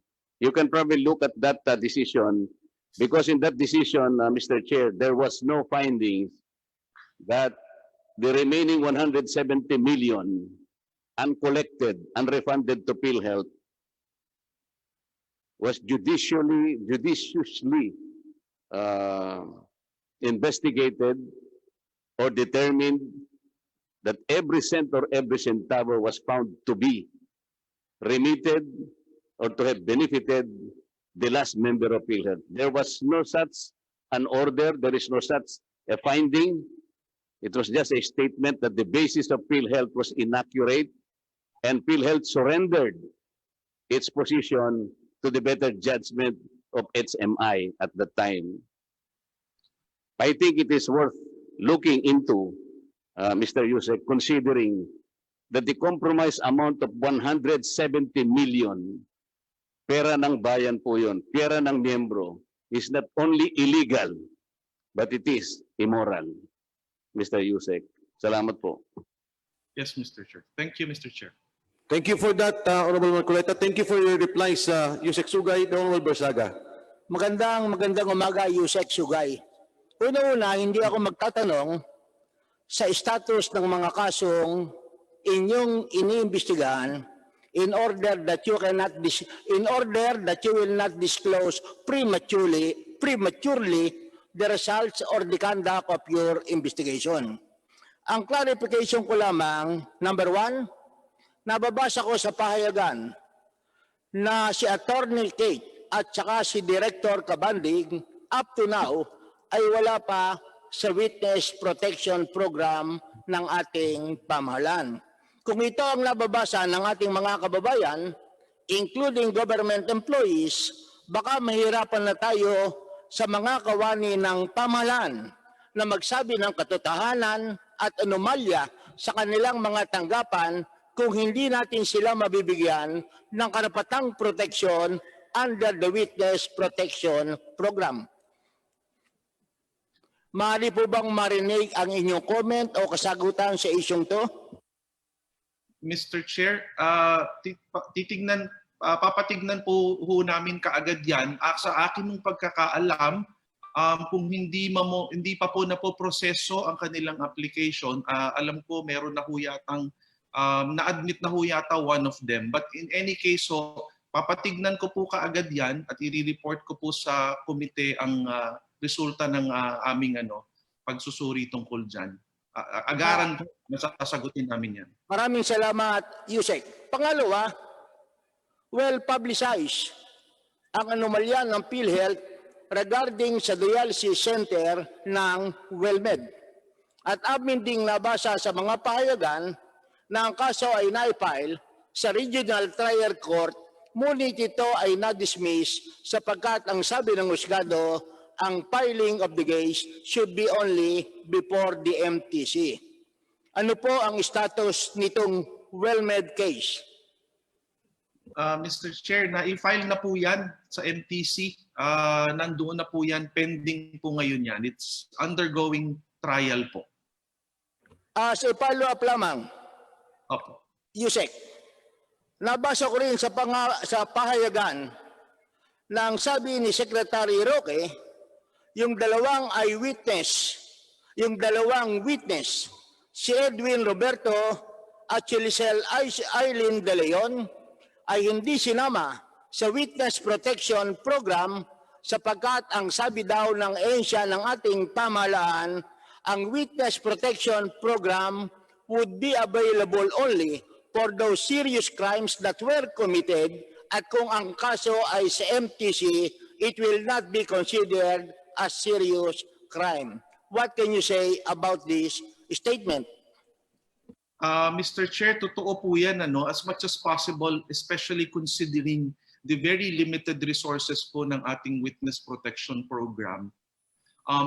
Kadalasan po talaga it only covers cases which are cognizable by the Regional Trial Court po. So yun po ang ating ang ating issue rito. But in any event ho, riripasuhin ho namin yan, titignan namin, baka naman ho pwedeng magawa ng paraan. But for now, yun po, I have to be very candid because of the very limited resources of our Witness Protection Program. Hindi po talaga lahat kayang lahat ng mga testigo kayang isaklawin ng ating programa po. Pero siguro naman, hindi dapat restricted ang ating interpretation na ito ay applicable lamang sa serious crimes filed before the RTC. Kasi itong WellMed, ang daming asuntong to, ang daming series of falsified documents, kaya lamang ang amount ay involved ay within the jurisdiction of MTC. So will you please consider that? And finally, I don't know whether it will be DOJ or OGC, but more importantly, it should be the President. Kung makakapag-issue ang ating Pangulo o DOJ ng isang circular na lahat ng administrative agencies of the government will not have the power to amend, modify, or alter any final decision of any court in the Philippines. Sapagkat katulad ng sinabi mo kanina, ito namang mga desisyon na pinag-uusapan natin, final and executory. While it is true that there are exceptions in case of substantial justice, fraud, accident, mistake, petition for relief under the rules of court, ang mag-amend or mag-modify ng desisyon ay hindi yung ahensya ng ating pamahalaan, kundi yung the court which rendered the decision. And we have also to consider na lahat ng ahensya ng ating pamahalaan, insofar as cases are concerned, there are public interests. They are not private corporations, and therefore they cannot agree to a compromise settlement even if the decision is already final and executory, unlike in case of private complainants. Mr. Chair, titignan po natin yan. Sa akin ho kasi, sa aking palagay, sa akin yung opinion, siguro baka hindi lang naging malinaw doon kay Attorney Pocalyan at sa Philhealth. No? But I think yung the matter of the immutability of decisions, it's a very, very settled doctrine ho. Siguro ho, medyo nagkaroon lang ng kaunting hindi pagkakaunawaan. Pero titignan po natin yan, Mr. Chair, para ho maging malinaw para sa ating mga ahensya. Well, actually, Yusek, hindi to konting deep pagkakaunawan. I was able to talk to Attorney Roger Pocalyan, and he informed me that as early as 2012, Philhealth is already modifying, changing decisions of the courts, which have already become final and executory. And there has been a number of cases. Not only the case of Perpetual Succor Hospital, not only the case of Medina, but even several cases. Kaya ang nangyari rito, talagang practice na to sa Philhealth. Just for the information of the DOJ. Honorable Titignan po natin yan. Salamat po. Yusek Maraming salamat, Yusek. Yusek Sugay, Yes, basta sir. ang klaro po natin dito, una, may mga kasong mga ifa-file. At Mr. Chair. yes, klaro yun, hopefully, at dapat, hindi hopefully, talagang dapat meron ditong plunder. Because nakita namin ang COA reports hanggang noon, hanggang ngayon, and it qualifies for a plunder case. Yusek Yes, Sugay. Mr. Yes, Number Mr. Chair. two. We will. Mr. Chair. Yes. Number two is that we will work on the law to give emergency powers to the President as regards Philhealth, Yusek. Yes, Mr. Chair. And we will participate po kung kailangan niyo po ang DOJ. Maraming salamat po. I'd like to recognize the Honorable Deputy Speaker D.V. Savellano for a quick interjection manifestation. The Honorable Savellano is recognized. Thank you very much, Mr. Chair. Papasalamat ako sa pagkakataong ito dahil importante po sa amin sa Ilocanja ang nangyayaring ito, ang mahiwagang PhilHealth. Ang nangyari sa PhilHealth ay nagpakita sa atin ng panibagong klaseng pagnanakaw. Ang nakawan sa PhilHealth ay naimahahambing sa galawan ng anay. Unti-unti lang ang nakaw, huwag magmamadali, sa loob ng atake, araw-araw nakikita ng tao pero walang bakas na nakawan. Araw-araw tayo naghuhulog, araw-araw tayo nakikinabang, wala naman nakitang problema. Pero sa loob pala ay parang kahoy na bulok at kinakain na ng anay. Ang mga magnanakaw sa Philhealth ay hindi mafia. Mas masahol pa sila sa mafia. Kapag gumalaw ang mafia, madaling makita, madaling mahuli. Ang magnanakaw sa Philhealth ay ang bagong anay gang at anomalya sa Philhealth ay crime of the century. Tuwing may sakuna, masaya tayo dahil may Philhealth. Yung mga anay sa Philhealth naman ay mas masaya pa sa atin dahil ito ang pagkakataong magnakaw. Itong COVID-19 ay fiesta na sa kanila. Dumaan ang Mundoy, Yolanda, Marawi, Taal at yung pang sakuna at wala namang nahalata ang mga tao. Ang pagkakaiba lang ng COVID-19 ay masyadong malaki at nagmadali ang mga magnanakaw kaya sumabog. Madami na silang pinaikot na pangulo at kinatawan nito. Nakasabwat nila ito or nagawan pa ng paraan na matanggal agad. Sa panahon lang ng ating butihing Pangulo, naging 5 ang CEO ng Philhealth. At ngayon ay nandyan na si Atty. Dan Tigeran. Sana sa panahon ng ating Pangulo, mabuwag at malinis ang mga anay sa Philhealth. Marami ng hearing sa Senado at Kongreso at hanggang ngayon ay inuubos na natin ang oras natin sa pagganap ng katotohanan. Magaling sila magnakaw. Parang may nakikita tayong krimen pero walang salarin. Huwag sana tularan pero ito ang mga nagawa at ginagawa pa nila. 2 uri ang kanilang pagnanakaw. Ang unang uri ay harapang pagnanakaw mula sa mga procurement, ospital at tao. Yung pangalawang uri ay kawalan ng aksyon, kapabayaan gaya ng di pagsampa ng kaso sa mga tiwaling empleyado at ospital at di agarang reimbursement ng mga ospital ay isa pa ring pagnanakaw. Dahil hindi pagkilos, malaki ang nawawala sa Philhealth. Ang hindi pagsampa ng kaso, ang hindi pag-review ng mga papeles, yang kawalang ng aksyon ay isang uri ng pagnanakaw. Naglaan ng Philhealth ng 26.8 billion na interim reimbursement mechanism or IRM para sa panahon ng COVID. Hindi nila mapaliwanag ang laki ng halaga. Sa numero na nanggaling sa kanila sa DOH, sa WHO, ang budget na kailangan lamang ay 3.3 billion na malayo pa sa 26.8 billion na nilaan nila. Bakit? Yung sinasabi ng management ay based daw sa historical reimbursement per day, ang halaga ng nilalaan. Totoo kaya ito? Yung IRM ay ginawa din ng mga executives, official ng Philhealth na walang batas, walang office circular. Nirelease ang IRM ng March 23, 2020, na-aprubahan ng board ang IRM noong March 31, 2020. Wala pang board approval, ay pinamigay ng pera. Ang mabigat sa lahat, ang pagpaskil sa UP Law Center na nabanggit kanina na sumaklaw sa IRM na nagawa lamang noong June 11, 2020. Namigay ang Philhealth ng 26.8 billion ng walang batas. Ni Office Circular ay wala. Kaya wow na wow.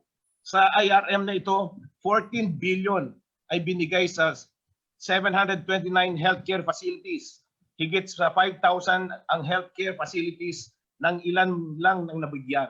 Paano may papaliwanag na isa lang ng hospital sa Visayas at isa sa Mindanao ang nabigyan? Sa 33 healthcare facilities sa Western Visayas, nakatanggap ng IRM ng 0. Namimili ang mga anay sa Philhealth. Para silang Diyos, namimili kung sino ang mabubuhay at sino ang namamatay. Yung IRM, paborito nilang solusyon sa sakuna. Yan ang simula ng fiesta ng nakawan. Gobyerno, wala namang cash advance na maaaring ibigay sa private hospitals. Hindi sila ang dapat aabot ng pera sa IRM. Wala tayong control. Kung pinambili nila ng pera ng kotseng personal o mga gastusin na walang kinalaman sa COVID-19. Walang guidelines o patakaran ang mga paggastos ng pera ng IRM. Bukod sa napakababa, ilang urong na rin ang deadline ng liquidation ng IRM. Nagbigay ng Philhealth ng interest loans para sa mga ospital na higit sa kailangan nila. Hindi dapat nagpapautang ang ospital sa Philhealth. Reimbursement lang sila. Mabigat din sa IRM na paborito ng mga anay ay ang 1.493 billion ito na pinamigay sa mga healthcare facilities na may kaso at anomalya. Ang hirap naman ipaliwanag ng maayos. Ang IRM, ayon din sa papeles ng Philhealth, ay para lamang fortuitous events. May displacements dapat. May rebuilding o rehabilitation na mangyari. Sa Yolanda, nawala ang ospital. Sa Marawi, nasira ang healthcare facilities. Pero sa COVID-19, wala namang rebuilding. Walang rehabilitasyon na kailangan. Wala namang nasira. Hindi naman ito fortuitous events. Bawal ito, kulong ang dapat ang katapat nito. Nung pinatalastas ng IRM, ito ay para sa COVID-19. Pero noong ginamit na nilang pera ay para na daw ito sa lahat. Kasama pa ang mga ito, ang mga dialysis center and maternity clinics, etc. Tuloy-tuloy lang naman dapat ang serbisyo sa mga may nangangailangan ng dialysis at panganganak gamit ang regular na pondo ng Philhealth. Ang kailangan lang naman ay mabilis na reimbursement at hindi cash advance.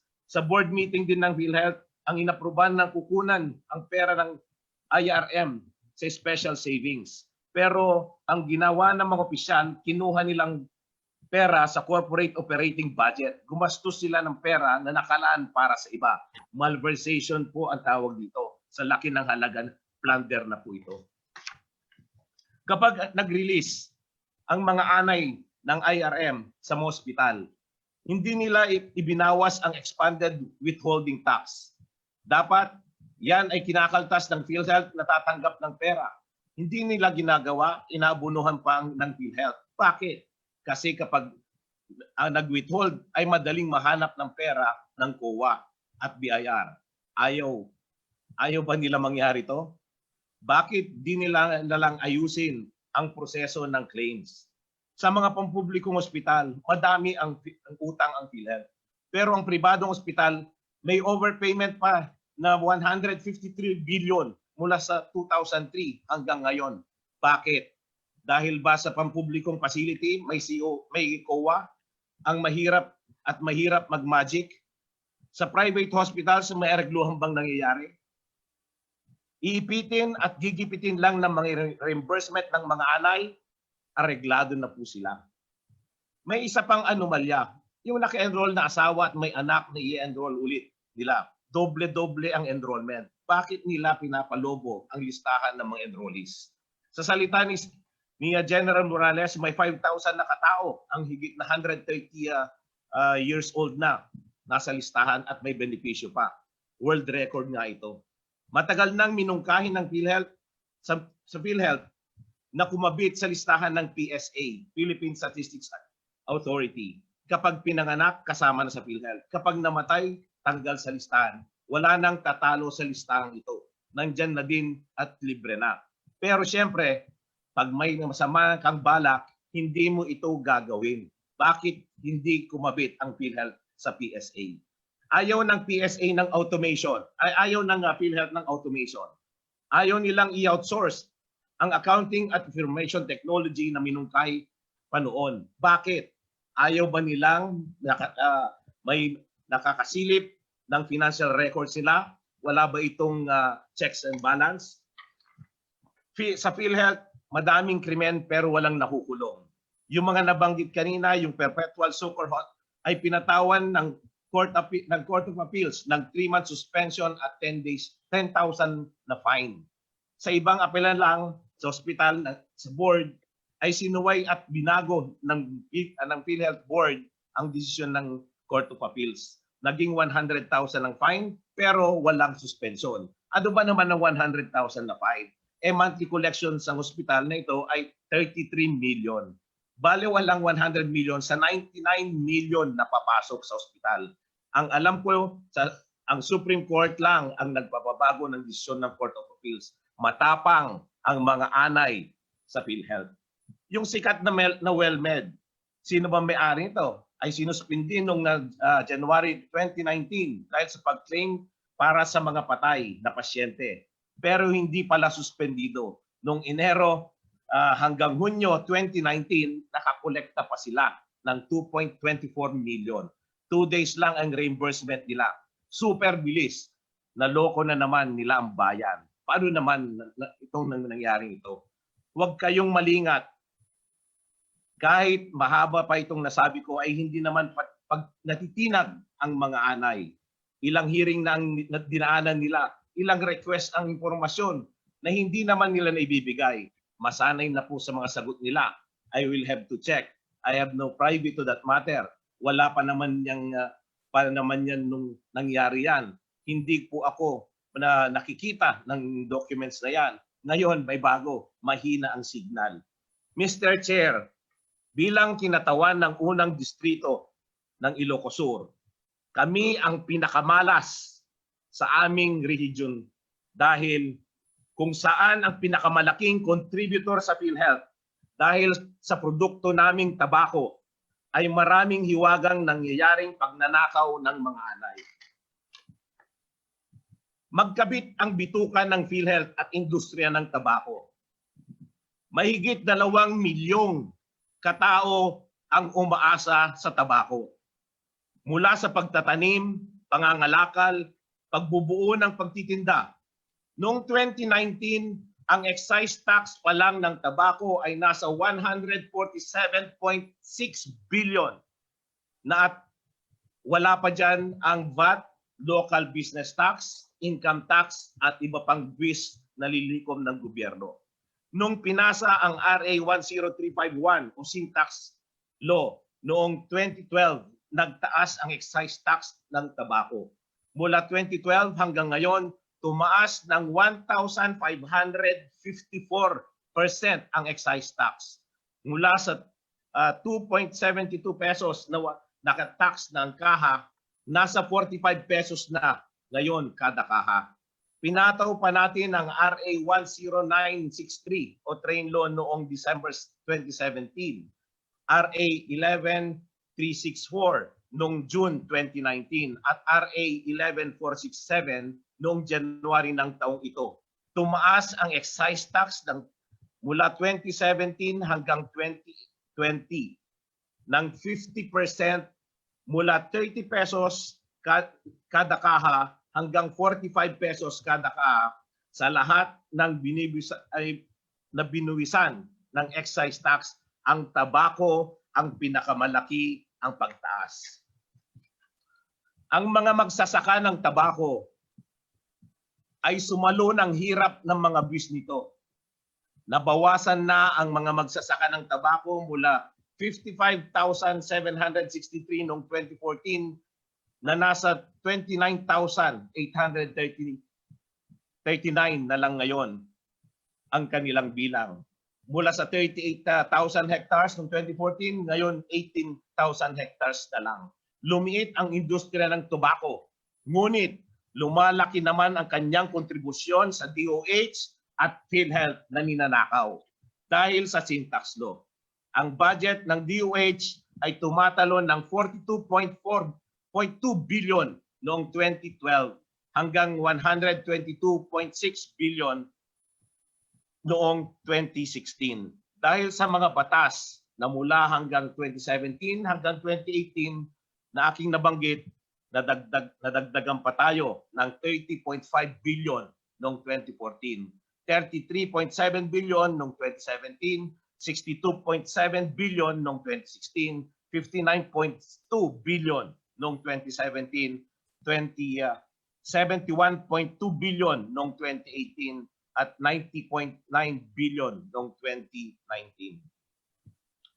Sa mga malaking budget na ito, ang pinakinakinabang sa lahat ay ang Philhealth, kasama ang DOH na pumapatay sa industriya ng tabako.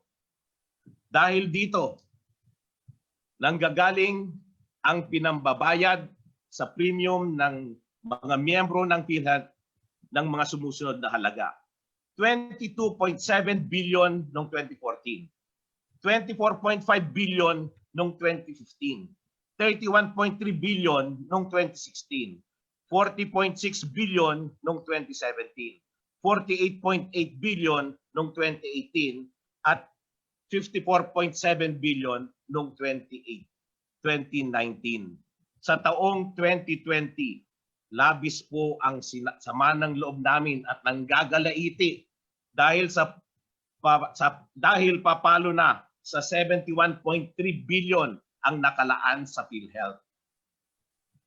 At malaking bahagi nito ay mula sa excise tax na kinukuha sa industriya ng tabako. Ang magsasaka ng tabako ay buong araw na nakabilad at buong gabi nagpupuyat sa pagbabantay sa pagluto ng tabako. Ang kanilang ninanakawan. Pinaghihirapan namin yan. Pinagpapawisan namin yan. Tapos nanakawin lang ng ganyan-ganyan. Maliit ang kita ng mga nagtatabako. Kadalasan mag-asawa at kasama pang mga anak ang kailangan sa bukid para kumita. Hindi na kaya ng isa lang sa magulang ang magsaka. Nababawi na lang namin ang aming gastos sa pang-araw-araw dahil sa libreng pag-aaral ng aming mga anak sa DepEd at SGED at sa pang-hospital sana sa Philhealth. Marami na sa mga nagtatabako ang hirap sa buhay at isang malubhang sakit lang ay ubos ang kanilang kabuhayan. Tapos nanakawin lang nyo ang mga biyaya ng Philhealth. Nagpalit na naman ng CEO ang Philhealth. Magbabago na naman ang mga board of directors. Magpapalit na naman ang Pangulo. Inaasahan nila yan dahil palit lang ng palit sa taas pero parehas lang ang mga executives at officers ng Philhealth. Nakakasuka ang tinatawag ni executive or executives. Siguro matutuldukan na din ang mga anay sa Philhealth. Hinihikayat ko ang aking mga kasamang magsasaka. Pinaghirapan natin to. Pinagpapawisan natin to. Pera natin ito. Excise natin ang nanakaw nila sa Philhealth. Kasuhan na ang mga anay sa Philhealth. Sa dami ng ebidensya, kailangan ng tuluyan. Naniniwala ako ng magsasaka ng tabako, mga Ilocano ang magpapatumba sa mga anay sa Philhealth. Spray lang ang katapat ng mga anay. Madami na kami yan sa Ilocos. Mr. Chair, yan lang po ang nakikiusap ako at nagdadasal kami na sana may mangyari na dito. Sana may makasuhan na. At kung pwede lang, yung mga transcript ng stenographic notes, ipadala na natin sa task force ng Philhealth. At ang dinadalangin ko, at sana pag nasa task force, wag naman maparking. Yun lang, Mr. Chair. Maraming salamat sa inyong lahat.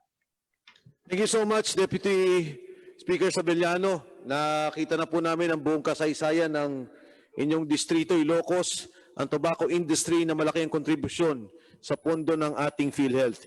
Ngayon naman po, nais kong kilalanin, nandito po sa atin sa pagpapatuloy, nahinto po ito nung last hearing, si Dr. Menggita na nais mag-react doon po sa mga lumabas na mga statements sa komite. Dr. Menggita is recognized.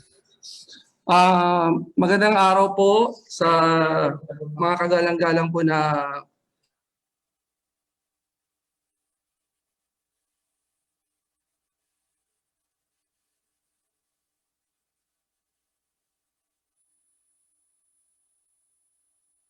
rin ang aking panig. Munta po ako dito ngayon para po ma-clear ang mga akusasyon po sa akin ng representative po ng Magsasaka Party List. Sa mga nagdaan po ng mga araw, lagi po naririnig ang pangalan ko, Honorable Chairman. No? At ang mga lahat po ng mga pile-ups of lies, fabricated stories, at saka personal na atake sa akin po ng congressman po ng Magsasaka Party List. Honorable Congress or dear Chairman, yung House of Representative po para sa akin ay bahay po ng katotohanan. Hindi po dapat ito ginagamit para sa pansariling kapakanan lamang. Kaya po gusto kong banggitin yung sinabi ni Honorable Marcoleta nung hearing nung mga 2 years ago. Ang sabi po niya, A lie to one is a lie to all. Falsus in uno is falsus in omnibus.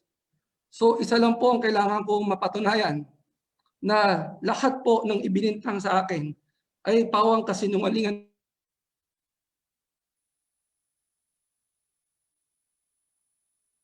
ng congressman po ng Magsasaka Party List. Dear Chairman, sana po natanggap ninyo yung sulat ko. Honorable Congressman Marcoleta, sana po natanggap niyo yung sulat ko. Ngayon po, sa lahat po ng akusasyon sa akin ni Congressman Kabatbat, dinidinay ko po lahat ng mga ito. Ako po ay inosente at ako po ay biktima ng harassment. Pinag-ikot-ikot po niya ang mga petsa ng mga pangyayari. Pilit niya akong dinudugtong na miyembro ako ng mafia. Pilit niyang dinudugtong na ang pag-imbestiga niya sa akin ay siya raw po ang nagpa-imbestiga sa akin noong 2015. Marami pa akong katibayan na siya po ay nagsisinungaling. At lahat po yan sinabmit ko na po sa inyo. At pilit po niyang tinatago ang katauhan ng kanyang mga kaibigan, ang kanyang mga kasangkapan. Kaya po ngayon po, nagpapasalamat ako dahil binigyan niyo ako ng pagkakataon na makaharap ko for the first time si Congressman Kabatbat. Dahil po alam ko wala akong ginawang kasalanan sa iyo, Congressman. Ginamit ka ng iyong kaibigan. Nakikita ko po minumura mo ako. Pero yan ang totoo. So, Honorable Chairman, Defensor, Honorable Marcoleta, sabi niyo nga po, a lie to one is a lie to all. Sana po nabasa ninyo yung sulat ko po sa inyo para po maintindihan ninyo yung panig ko. 2014 po, kagalang-galang na Defensor at Congressman Marcoleta at sa lahat po ng mga congressman, hinaras na po ako ng kaibigan ni Congressman Kabatbat. Binantaan po niya ako, nasisirain niya ang aking buhay dahil lamang po sa selos. Pinagkamalan po niya na ako daw po ay may relasyon sa asawa ng kanyang kaibigan. Kaya noong 2015 po, sunod-sunod na kaso po ang ipinail nila sa akin. Mga bogus po na complainant. Isang nagngangalang Dan Alas. Sunod po, si Congressman Kabatbat ang nag-file ng kaso sa akin sa PRC. Ang complainant niya po ay si Ryan Paragatos. Nung chinek po namin ito, lahat po sila magkakaklase. Magkakaibigan po silang lahat. Noong 2000, pinakamasakit po yun sa akin. Pinaghirapan ko po maging isang doktor na akusahan lamang po ako, kasuhan ng mga taong hindi ko kilala. Kaya po noong 2016 po, nakatanggap po ako ng extortion.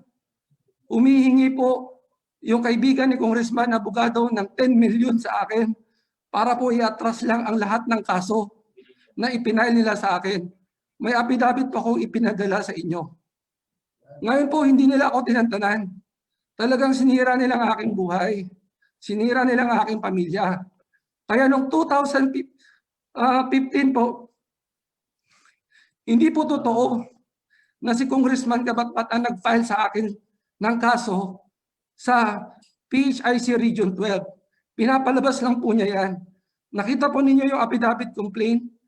Ang complainant ko po ay yung kanyang kaibigan. Ang respondent po, ako, ang asawa ko, at ang aking father-in-law. Ang kaso po na yan ay sinasabi na ako daw po ay may isang recruiter. Isa pong teacher. Subalit makikita po ninyo sa affidavit na isinabmit namin sa inyo, pinabulaanan ng teacher na yan na nakita niya yung abogado not even once sa kanyang buhay. Ngayon naman po, pinagbintangan nila ang grupo ng mga teacher ng Coronadal City National High School na recruiter daw sila. Subalit po, nagbigay po sila ng statement na hindi po sila konektado. Hindi po sila gumagawa ng ganyan na mga aktibidades. Ngayon po, dinamay niya po ang aking father-in-law, ang aking asawa na recruiter daw. So, minamahal kong Congressman Marcoleta, Sabi mo, falsus in uno, falsus in omnibus.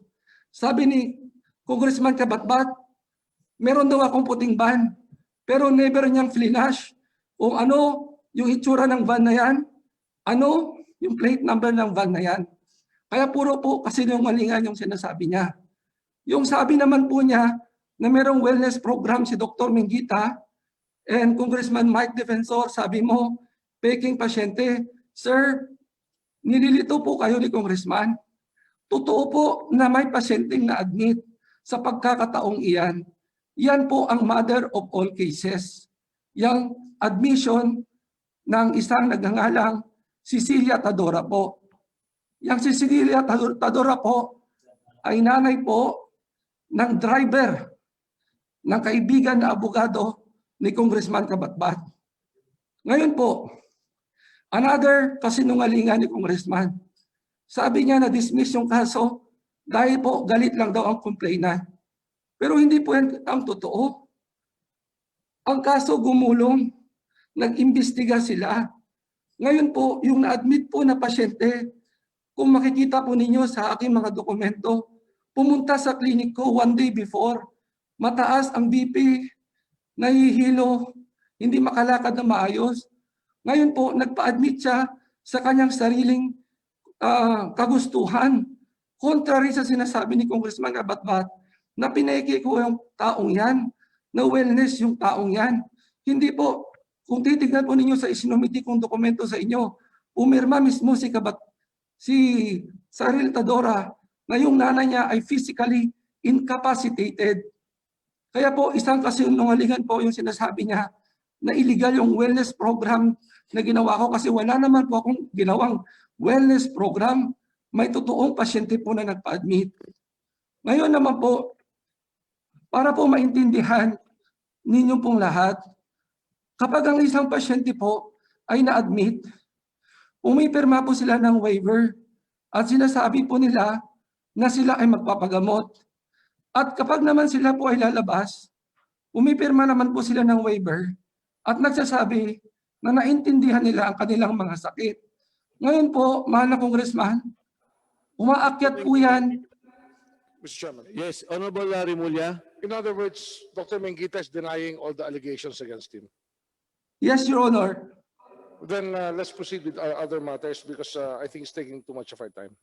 Dr. Mengita, yung po mga binanggit nyo, no? Meron na po kayong mga kaso na pinaglalabanan sa iba't ibang mga forum, no? Kung saan-saan po mga jurisdiction, tama po ba? Opo, mahal na Congressman. Opo. Ang sabi niyo po kanina, ang totoong namimeke na doktor ay kilala ninyo. Wala po akong sinabing ganun, Congressman. Hindi, ang sabi niyo po na yung kaibigan ng abogado o nanay ng abogado, siya talaga yung Ano po, ganito po, Congressman, ang ibig ko pong sabihin, mahal na Congressman, po. ang accusation kasi ni Congressman Kabatbat, yung wellness program ko daw ay illegal.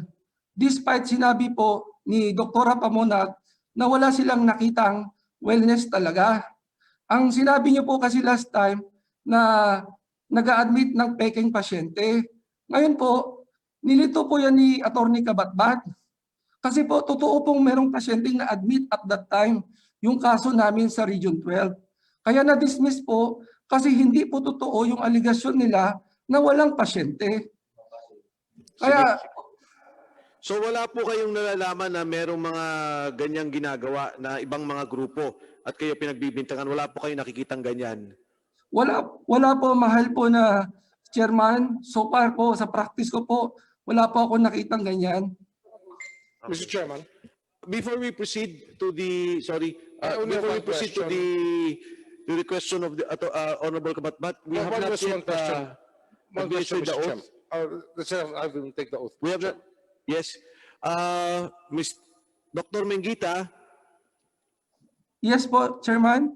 nakapag-oath na po ba kayo nung last natin na pagkikita nung hearing? Opo. Go ahead, Honorable Rimulya.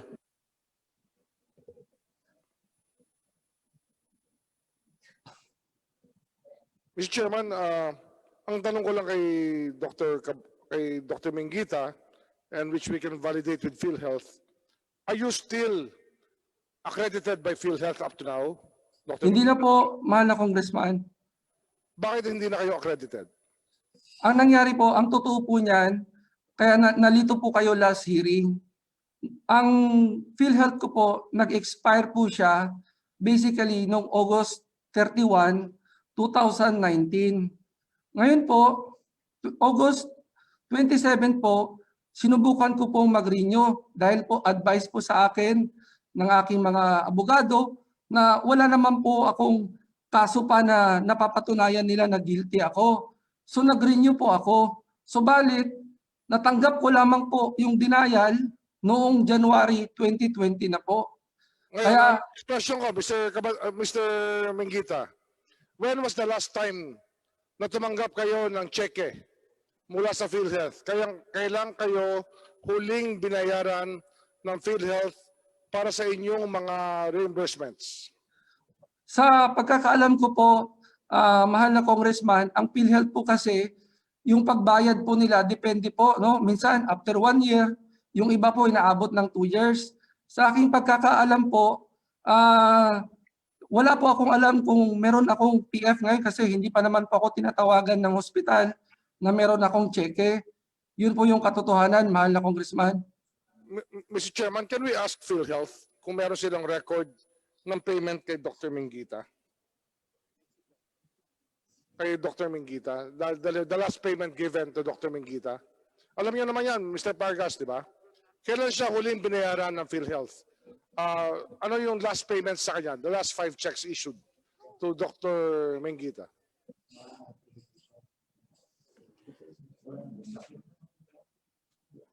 Mr. Chair, I will just have to check the records. I don't have it right now. Please have it ready after 15 minutes.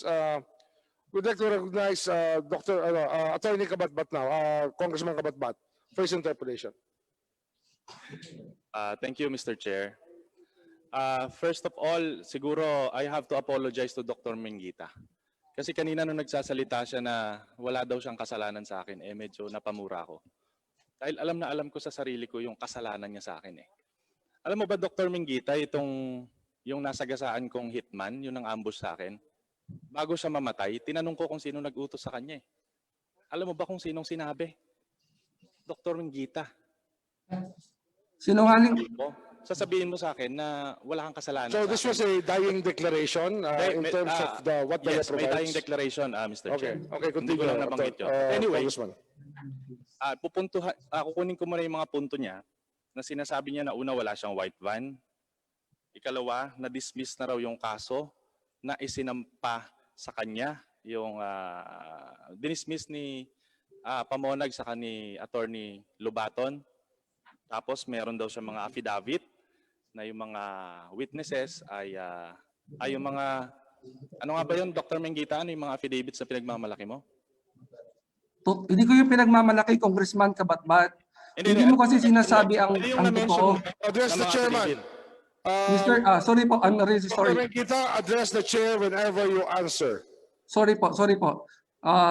Mr. Chairman, yung pong inallege nila na teacher daw po, na recruiter ko, meron po siyang affidavit po na kasi po hindi po sinasabi ni Congressman Kabatbat sa inyo. Hindi naman po siya ang nag-file sa akin ng case sa Philhealth sa Region 12, pero ang sabi niya siya daw nag-file. Ang nag-file talaga yung kaibigan niya. So nagsisinungaling po siya sa Kongreso.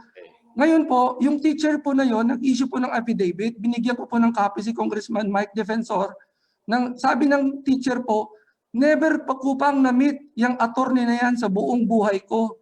Bakit niya idadamay ang pangalan ko? Okay. Yun talaga po nakasulat, Mr. Chairman. You can stop there. Yes, you can continue. Thank you, Mr. Honorable Chair. Kabatbat. So, Dr. Mangita, sinasabi mo na wala akong kinalaman sa pag-file ng kaso sa'yo.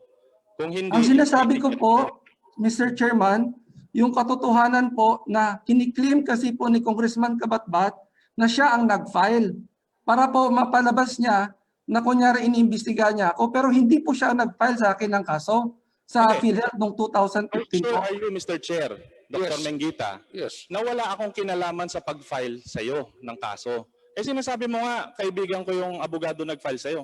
Tapos sasabihin mo, wala akong kinalaman. So, sino ngayon na sinungaling sa atin? ikaw kasi po ang nagsabi, Mr. Chairman, Ako na ang ikaw ang nag-file. Kung, anyway, opo, yun po yung nasa pinag-aralan ko po lahat ng sinabi ninyo. Sinabi nyo, ang unang word sentence po ninyo, ang modus ko nag-umpisa 2013, meron akong puting ban, at ikaw ay kinasuhan mo ako sa Philhealth noong 2015. Yan po yung opening remarks ninyo, Mr. Chairman. Hearing is suspended.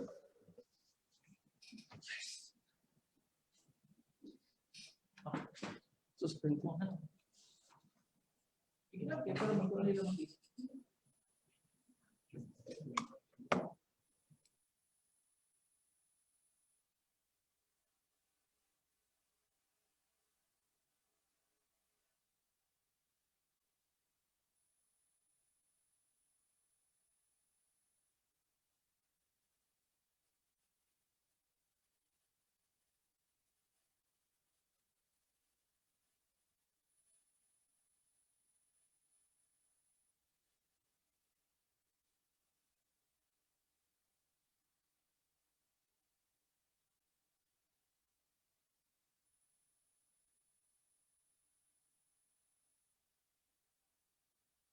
Hearing is resumed.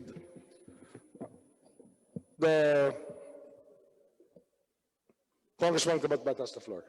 thank you, Mr. Chair. After all, anticipated naman natin kung ano yung mga depensa ni Dr. Menggita. Yan, pinaliliwanag niya na hindi naman daw ako yung nag-file. Kilala ko lang. But anyway, I don't see the relationship yung nito sa PhilHealth scam niya. But anyway, I would like to make a presentation, Mr. Chair, para mapaliwanag natin kung totoo ba yung mga pinagsasabi ngayon ni Dr. Menggita in denying all of the allegations against him. After all, Mr. Chair, itong mga ebidensya natin, hindi po ito galing sa akin. Galing din po sa kanya. Ito yung mga claims niya sa PhilHealth. Gawa niya to. Mr. Chair, if I may share the screen, please. Go ahead.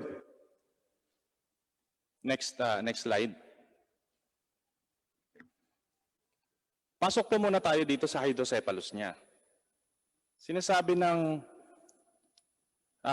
according to our study, merong 1,000 recorded cases ng hydrocephalus dito sa Pilipinas. At dun mismo sa PGH, sa Philippine General Hospital, nasa Manila, ang naitala nilang hydrocephalus ay 347 cases for 10 years. Pero Mr. Chair, dito sa claim ni Dr. Menggita, 5 taon lang, 208 na. So imagine, Mr. Chair, napakalaki na Maynila, pero napakaliit ng Coronadal. Pero lumalabas na napakarami ng hydrocephalus doon sa lugar niya. Ang nakapagtaka, bakit hindi niya ito ni-report sa World Health Organization, sa DOH, at sa Philippine Neurological Association? Next slide. Ito po yung dami ng stroke patients ni Dr. Mark Dennis Menggita for 5 years. Sa cerebral infarctions, 1,890. Sa intracerebral hemorrhage, 285. And other cerebrovascular diseases, 1,195. So sa 5 taon, ang stroke patients niya ay umaabot ng 3,370. Next slide.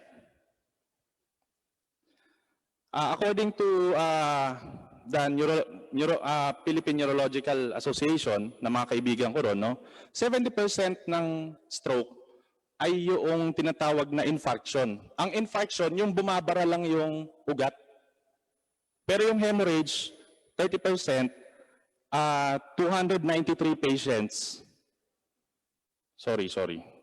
30% ng kaso ng stroke ay hemorrhage. So kung hahatiin natin itong 978 na prevalence rate sa Coronadal, lumalabas na ang infarction 685 lang at ang hemorrhage ay 293. Ulitin ko, anong kaibahan ng infarction sa hemorrhage? Ang infarction, bumabara lang yung ugat.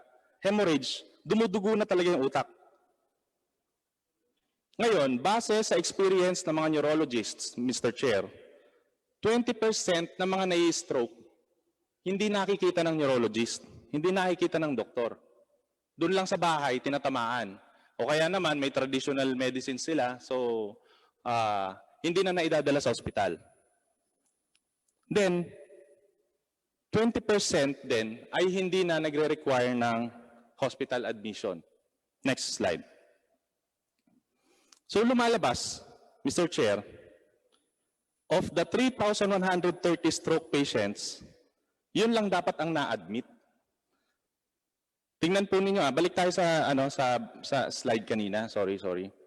Yung prevalence rate sa Coronadal ay 978 patients. So ibig sabihin, sa isang taon, 978 lang ang na-stroke sa Coronadal.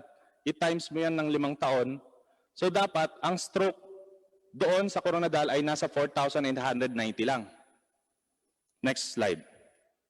Doon sa nabanggit na dapat na na-stroke sa Coronadal, 3,130 lamang ang na-admit, supposedly.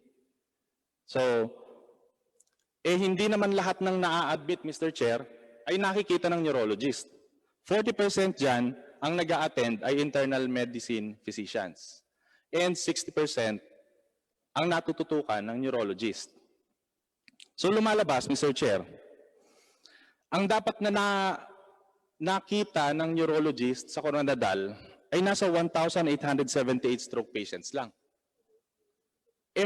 Next slide, merong 3 neurologist sa Coronadal, Mr. Chair. So lumalabas, yung claim ni Dr. Mengita na 3,370 stroke patients, lumalabas, nasa 1,000 lang dapat. At paghahatian pa nilang 3 yan na neurologist sa Coronadal. And, mind you, Mr. Chair, ang Coronadal ay napakalapit sa General Santos City. Kapag may mga malalalang sakit, hindi mo dinadala sa Coronadal, dinadala mo pa nga yan sa General Santos City. Mababawasan pa dapat itong 1,000 na to. Pero lumalabas, 3,000 mahigit ang naging stroke patients ni Dr. Mark Dennis Mengita. Paano mo i-explain yan? Sasabihin mo wala kang kasalanan. But anyway, tignan niyo po yung cost ng stroke. Yung hypertensive emergency, ni-report ni Dr. Mark Dennis Mengita, bumaba ang claim niya dyan ng minus 99.02%. Sa brain herniation, bumaba ang claim ni Dr. Mark Dennis Mengita ng 53.03%. At sa intracerebral hemorrhage, bumaba ng 72%. So parang mukhang bumababa ang claim ni Dr. Mark Dennis Mengita. Akala natin okay yon. Pero tignan ninyo, next slide. Ang stroke infarction niya, tumaas ng 78.57%. Pero itong mga claims na to bumaba. Abay, bakit ganon? Unang-una, pagka ikaw ay na-stroke, ang leading cause ng stroke ay hypertensive emergency. So ibig sabihin, dapat tumaas din yon. Kasi yun ang nagli-lead ng nagko-cause ng stroke eh. Tapos dapat tumaas din ang brain herniation kasi pag na-stroke ka, magkakaroon ka ng brain herniation. Yan ang common complication ng stroke. At bakit bumababa yung hemorrhage, yung intracerebral hemorrhage na claim ni Doc Mengita? Samantalang tumataas yung stroke infarction. Ngayon, ibibigay ko sa inyo yung dahilan kung bakit. Kapag ikaw ay nagkiklaim sa Philhealth at ang ikiklaim mo ay intracerebral hemorrhage, ibig sabihin dumudugo na yung utak. Kailangan mo ng CT scan na makikita na dumudugo yung utak. Pero sa stroke infarction, hindi kailangan ng CT scan na makikita na may bara. Kasi for the first 24 hours, hindi mo makikita doon sa CT scan na merong stroke infarction. So, meaning, mas madaling manloko kapag stroke infarction yung ikiklaim mo sa Philhealth. So that explains yung anomaly na bakit mahilig sila o mahilig si Dr. Mengita na mag-claim sa stroke infarction. Next slide. Doon naman tayo sa inflammatory disease of the nervous system. Tumaas po yan ng 8,400% sa claim ni Dr. Mark Dennis Mengita sa Philhealth. Meron ngayon 2 types of inflammatory disease of the nervous system. Yung primary na napakabihira at yung secondary na medyo common. Ngayon yung primary, rare yan eh. It includes central nervous system, vasculitis, autoimmune disorder, and other very rare diseases. Yung secondary naman, nag-report si Dr. Mark Dennis Mingita dito sa table na kung saan siya nag-claim ng Philhealth, no? Nag-report siya ng 45 viral infections of the central nervous system. So ibig sabihin, yung claim niya na tumaas ng 8,400% ay dun sa primary. Kasi nag-claim na siya sa secondary eh. So ito lang ang claim niya, yung primary inflammatory disease of the nervous system. So next slide. Mula pa panahon ng Hapon, 8,400 lang ang reported cases ng multiple sclerosis. Ito yung primary na inflammatory disease of the nervous system. Ito yung pinaka-common sa very rare na primary inflammatory disease of the nervous system. 8,400 lang ang reported cases. Ilan ang ni-report ni Dr. Mark Dennis Mingita sa loob lang ng 5 taon? 531. Ibig sabihin, sobrang dami na ng very rare na ganyang Mr. sakit. Chairman. Mr. Chair, yes. I'd just like to interject. I'd like to ask Philhealth. Meron ba kayong alarms pag ganitong statistically improbable things are happening? Do you have alarms set to all the claims department? Meron ba kayong anong ginagawa niyo pag ganitong statistically improbable ang lumalabas na claim ng isang doktor o ospital? Dr. Pargas. Mr. Chair, the monitoring is generally being done at the regional level because they are the ones who evaluate and pay the claims. However, at the central office level, we do have at the national level, kaya po meron yung binabanggit kanina ni Secretary Duque, yung pong ating HIDAC or yung ating MIDAS report na kung saan meron po tayong committee na nagtitingin ng lahat ng mga patterns na yon, kung meron pong mga irregular patterns or trends. So yun po yung nagtitingin po sa atin sa committee. Dr. Pargas, if I may cut you, meron actually study kay Dr. Mangita submitted based on that fraud analysis. So you took note of this behavior sa statistics sa Coronadal? Yes, Mr. Chair, through that HIDAC report. Thank you, Mr. Chairman. Honorable Kabat, but kindly wrap up. Yes, thank you, Mr. Chair. Malapit na The po. minority floor leader will be asking Dr. Mangita after your presentation. Yes, yes. Tapos, Mr. Chair, sinasabi niya na wala daw siyang white van. No? Hindi, kasi nungalingan ko daw yon. Mr. Chair, can we show the next slide? Ayan yung puting van niyo. Hindi nga lang ang bukasan sa gilid, pero ang classification niyan ay FB 300, L300 van. So puting van pa rin yan. Anyway,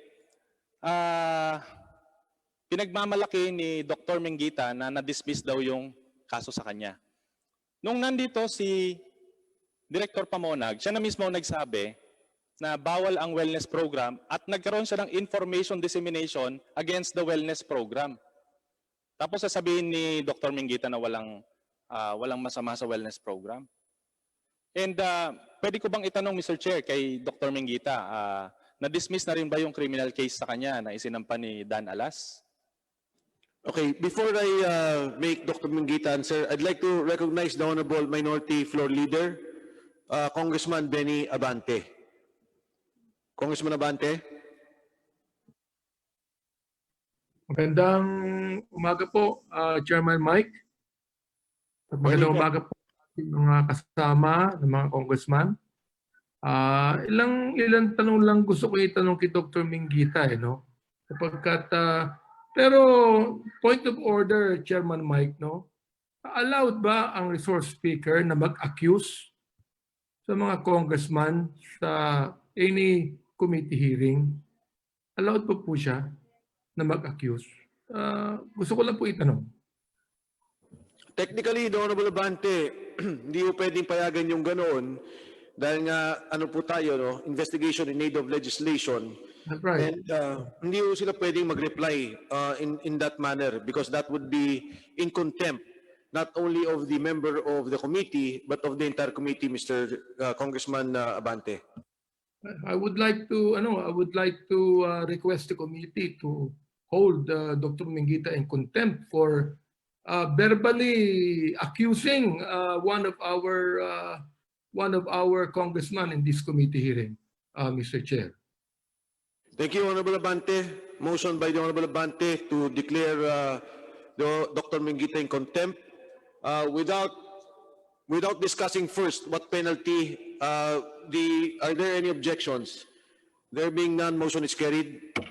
You may continue, Honorable Minority Floor Leader, and maybe at a later time, you may want to suggest on the penalty that you would Yes. want to impose. Thank you, Honorable Abante. Dr. Minggita, binabanggit mo na wala kang kasalanan, no? So, ito lang po ang tanong ko. Palagay niyo po, meron pa talagang mafia sa Philhealth? Honorable Yes or no lang, Congressman, yes or no? para sa akin po wala po. Walang mafia sa Philhealth. As far sa level ko po, as a private doctor po, That's what I'm saying. Oh, sa tingin mo, walang mafia sa Philhealth. para sa akin po, Ibig sabihin, walang corruption na nangyayari sa Philhealth. meron pong corruption na nangyayari sa PhilHealth. Pero yung mafia po kasi, hindi ko po siya ma-explain kasi po ang intindi ko po ng mafia ay yung mga insider sa PhilHealth. So, kung ako po na private doctor, hindi ko po masabi na hindi naman po magkakaroon ng ganong corruption sa insider lang. Dapat meron niyang katulong sa labas. So ang inaano ko, kung hindi kayo naniniwala na may mafia, naniniwala ba kayo na matindi ang korupsyon sa PhilHealth? yes po, naniniwala po ako, mahal na congressman, kung bibigyan mo ako ng pagkakataon, pwede pa po akong explain ko po yan kung ano po yung... Meron ba kayong kilala na insider sa PhilHealth na alam yung corrupt? Wala po akong kilala so far po. How can you be able to accuse PhilHealth na massive ang korupsyon kung wala kang kilala?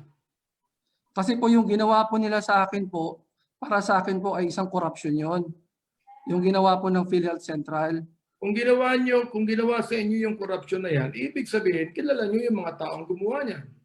Hindi po, kasi po nung ginawa po nila sa akin, dumating na lang po lahat na ito ay directives o subpoena po. Mr. Chair, tapos na po yung pagkatanong ko. Palagay ko, nag-isinungaling itong si Dr. Minggita na hindi niya kilala kung sino yung mga corrupt dyan. Samantalang naniniwala siya na may corruption. Yun lang po, Mr. Chair. Maraming salamat. Thank you so much, Minority Floor Leader Abante. Ngayon po, I will already stop the discussion on the Manggitang case kasi may mga na-file na rin naman po at na-present yun na yung inyong mga side. Bayaran natin na ang korte na ang magdesisyon. Hindi pa ho natin nadidesisyonan, in particular sa ating komite, kung ano yung magiging rekomendasyon o report batay dito sa kaso ni Dr. Manggita. But with that, I'd like to give the Honorable Kabatbat the last word. Ano po yung inyong, nag-contempt po si Congressman Abante, ano ang inyong posisyon ukol po dito? Mr. Chair, first I would like to inhibit as far as the deliberation on the motion for citing him in contempt. But Mr. Chair, gusto ko i-recommend na warning lang muna siguro. After all, birthday naman ni Dr. Mark Dennis Minggita ngayon. Pagbigyan na natin, kahit na inakusahan ako ng sinungaling ako, pero lumalabas sa ebidensya, siya ang sinungaling. I-recommend ko na warning, Mr. Chair. Mr. Chair. Honorable Dan Fernandez, para lang magkaroon ng closure kasi nagkaroon na po ng mga diskusyon pati yung girlfriend hindi ko na naintindihan, but let's focus on ito pong pinag-uusapan natin na PhilHealth. Mr. Chair. So with that, Dr. Minggita, you are given a stern warning on this and we will move on to the next issue. Mr. Chairman. Mr. Chairman, Mr. Chairman, The suggestion. The Honorable Fernandez is recognized. Aside from the withdrawal ng ating pong contempt, Mr. Chairman, I move that we... No, not withdrawal. Stern warning. Stern warning, Mr. Chairman. So there's no more approval ng contempt. So we are warning Dr. Minggita. Aside from that, Mr. Chairman, I move also that we delete those accusations that was done by Dr. Minggita, precisely because medyo offensive sa investigative power that this committee has, Mr. Chairman. So I move that we delete those accusations. With the indulgence of the Honorable Fernandez, kasi po hindi ho natin withdraw yung contempt. It stays.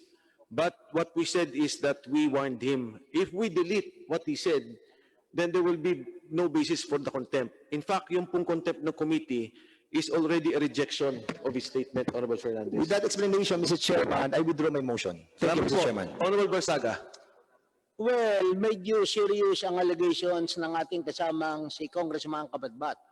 And considering that Philhealth is under investigation, I just request our colleague, Congressman Kabadbat, to file a position paper, sabihin niya lahat ang kanyang allegations together with the statistics and let it be forwarded to YsM-G so that we can help them with the data which we have in order to expedite their investigation regarding the case of Dr. Mengita. Salamat po, Honorable Barsaga. With that, I now move. No, let me go to, before I proceed to the next interpolator, gusto ko pong kilalanin si Honorable Brosas, na kasama po natin, nandito rin po sa plenary, at gusto ko rin pong i-recognize ang ating chairman ng Committee on Good Government and Public Accountability, the Honorable John Kuya Alvarado. So, Honorable Brosas, sige po, kindly proceed. Yes, thank you, Mr. Chair. Mr. Chair, short manifestation lang. Napakatagal na po nung pagdidinig ngayon ng Philhealth, no? Na issue at actually isa to sa mga pinakamatagal na pinag-usapan natin dito sa plenaryo at binigyan natin ng mahabang oras. Mr. Chair, gusto ko lang ugatin yung pinaka-problema talaga natin sa usapin ng kalusugan. Ang problema po natin, hindi lang sa Philhealth, sa buo naman po talaga. Actually, ang kailangan po talaga yung mga tao, yung mga public healthcare system natin ay maging maayos. Wala pong need na pag-usapan yung mga korupsyon, etc. Kung totoong meron tayong ratio ng ilang doktor sa bawat mamamayan natin. Kung totoo na meron tayong mga public hospitals na hindi nagpapabayad, libre at accessible para sa lahat. Hindi po tayo magkakaganito kung tunay na nakukuha ng ordinaryong mamamayan yung pangkalusugan na pangangailangan niya. Kaya, Mr. Chair, 4 na taon na po ang presidente sa kanyang posisyon. Pero yung public healthcare system natin, yung pangkalusugan natin, yung mga ospital natin, yung mga doktor, nurses, tamang pasahod para sa kanila, nakakapag-regular ng mga manggagawa natin sa mga ospital. Yung hazard pay, yung mga kailangan po ng lahat ng yon. Kung totoo pong tinutugunan yon ng gobyerno at gusto talagang ayusin, no? Ang kailangan po talaga, mag-focus tayo doon sa pangkalusugang kalagayan. Lalong-lalo na ngayon, ipinakita lang naman ng COVID-19 kung ano talaga yung weakness ng system na meron tayo. Kaya kung meron po tayo dapat na magiging mga gusto natin na mangyari, no, sa ating pangkalusugang kalagayan ngayon, dapat po nakikinig tayo, no, nakikinig tayo sa mga ordinaryong mamamayan na nahihirapan magpa-ospital, nakikinig tayo sa mga nurses na nananawagan ng PPEs hanggang ngayon. Nakikinig tayo sa mga doktor na gusto naman talagang maglingkod ng 100% para sa mamamayan natin, ano, dahil sa kanilang Hippocratic Oath. Nakikinig tayo sa kanila na hindi nabibigyan ng boses po, no, sa panahon ngayon, lalong-lalo na sa COVID-19, sa mga kailangan na pangkalusugan. Sa totoo lang po, walang need sa insurance kung totoong accessible sa mamamayan ang health, no, na natutugunan ng pamahalaan yung pangangailangan na pangkalusugan ng buong mamamayan natin. Kung yung mga nurses nga po natin hindi mabigyan ng tamang sahod na 30,000, kung yung mga doktor po natin hanggang ngayon nananawagan ng pangangailangan nila, no, sa mga pasilidad. Tapos yung ratio din ng public at saka yung private hospital. Kaya naman po may private hospital dahil Hindi lahat natutugunan sa public hospital. So, Mr. Chair, gusto ko lang sabihin na ugatin po natin yung problema, kundi paulit-ulit po tayong magkakaroon ng ganito. Magpapatawag tayo ng mga korupsyon, no, sa public healthcare system natin, sa ating mga pampublikong ospital. Yun po ay mga maliliit na problema. Ano po ba talaga ang problema ng bansa natin sa pangkalusugang kalagayan? Hindi magpapakontempt po tayo na magpapakontempt, mag-aano po tayo ng mga mamamayan natin.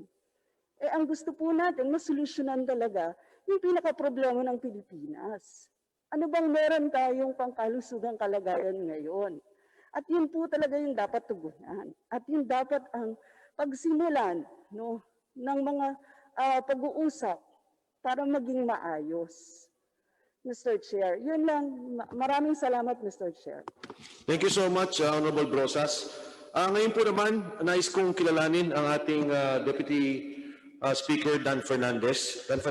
Honorable Dan Fernandez. Maraming pong salamat, Mr. Chairman. Mr. Chairman, meron po akong, I have a witness to present. Can we invite him sa plenary para po resource persons, Mr. Chairman? Yung ating po resource speaker ay maibitahan po sa plenary, Mr. Chair. What is the name of the resource person? The resource person po ay si Mr. Ken Sarmiento. Dati po siyang auditing system specialist sa Philhealth for 21 years. Before you proceed, may we request Mr. Ken Sarmiento, nandito po ba, na umupo po dito as requested by the Honorable Deputy Speaker Fernandez. Kindly proceed, Mr. Chair, Fernandez. Ito pong si Kim Sarmiento ay 21 taon na nagtrabaho sa Philhealth bilang isang auditing system specialist. Ang kanya pong assignment ay doon po sa POEA, na kung saan sa POEA po ay dahil lang sinabi po ng POEA noong pong 2014, 2015, iniwalay na po yung pagbabayad ng Philhealth. At ang Philhealth po ay naglagay ng isang over-the-counter payment mechanism na kung saan itong si Mr.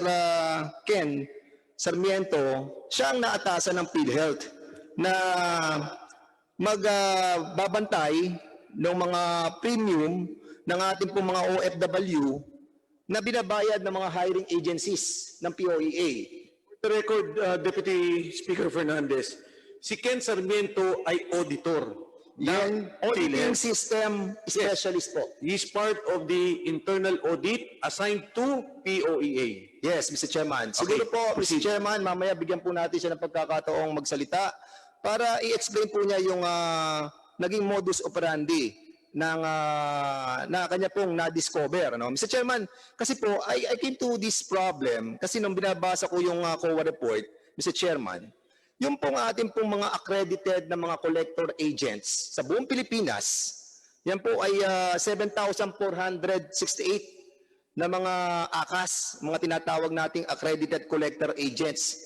Yan po ay nangolekta noong 2018 ng almost 53.7 billion ang nakolekta nila. Pero doon po sa PhilHealth Treasury Department nila, ang naka-record po na nakolekta is 55.463 billion. In other words, Mr. Chairman, meron pong discrepancy ng almost 1.6 billion. At ang sinasabi po ng COA, ang dahilan ng discrepancy ay non-monitoring, non-accounting of the use PhilHealth agents' receipts. So ibig sabihin po, Mr. Chairman, yung pong mga resibo nila na binibigay sa mga PhilHealth agents, yung po ang dahilan, hindi nila na-monitor, hindi po nila na-account. And according sa page 6 no, ng report ng COA, meron po tayong PhilHealth agent receipts numbering to 112,957 sets na reported po ng PhilHealth saka ng mga accredited po nating collecting agents. At ang sinasabi po nila, Mr. Chairman, ito po ay damaged, canceled, lost. Ang ibig sabihin na wala po itong mga resibong ito na nagkakahalaga ng 2.7 billion. Dahil po yung 112,957 sets, ang katumbas noon po ay 1,000 resibo. Pag kinumpute mo po yun, imumultiply po natin doon sa premium ng ating pong mga mga mamamayan, mumultiply mo sa 2,400, 2.7 billion po yun ang katumbas ng mga resibong yun. At sabi ng PhilHealth, ito po ay nawawala. Ito po ay kinancel. Ito po ay lost. Ito po ay damage. At ang sabi po ng COA, kaya tayo nagkaroon ng tinatawag na discrepancy na 1.6 billion. Mr. Chair, ang taong ito, si Mr. Ken Sarmiento, ay nagtrabaho ng 21 years sa PhilHealth. At sa kanyang pagtatrabaho, na-assign siya sa POEA. Sa pagtatrabaho niya mula noong 2014, noong September 16, ay nadiscover po niya yung mga pekeng resibo. Yung pekeng resibo, Mr. Chairman, tama, yung kanilang mga serial number. Pero hindi yun na naka-assign sa POEA. Naka-assign nyo sa ibang lugar sa buong Pilipinas. At doon nagsimula, Mr. Chairman, yung modus operandi na malamang, Mr. Chairman, hindi lamang mula noong 2015, baka bago pa mag-2015 na na-assign si Mr. Ken Sarmiento, ay meron ng ganitong klase ng pagmamanufacture ng mga pekeng, mga resibo at non-remittances ng mga hiring agency. Mr. Chair, can we recognize? Honorable Fernandez, mabilis lang po. In summary, ang sinasabi ninyo, yung mga binabayad ng mga OFW sa PhilHealth na meron silang mga tinatawag na accredited collecting agencies, ang napeke ay 1.6 billion. Mr. Chairman, nagbayad ang OFW. Mr. Chairman, Yeah, Mr. Yes. pwede ba ilagay muna natin siya under oath? Yes, we will do that.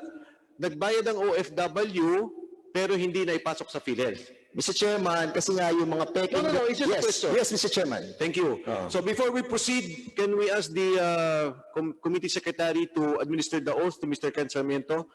Kindly rise, Mr. Sarmiento, and raise your... Go ahead, Comsec. Please raise your right hand. Do you swear to tell the truth, the whole truth, and nothing but the truth before this joint congressional inquiry, so help you God? Thank you.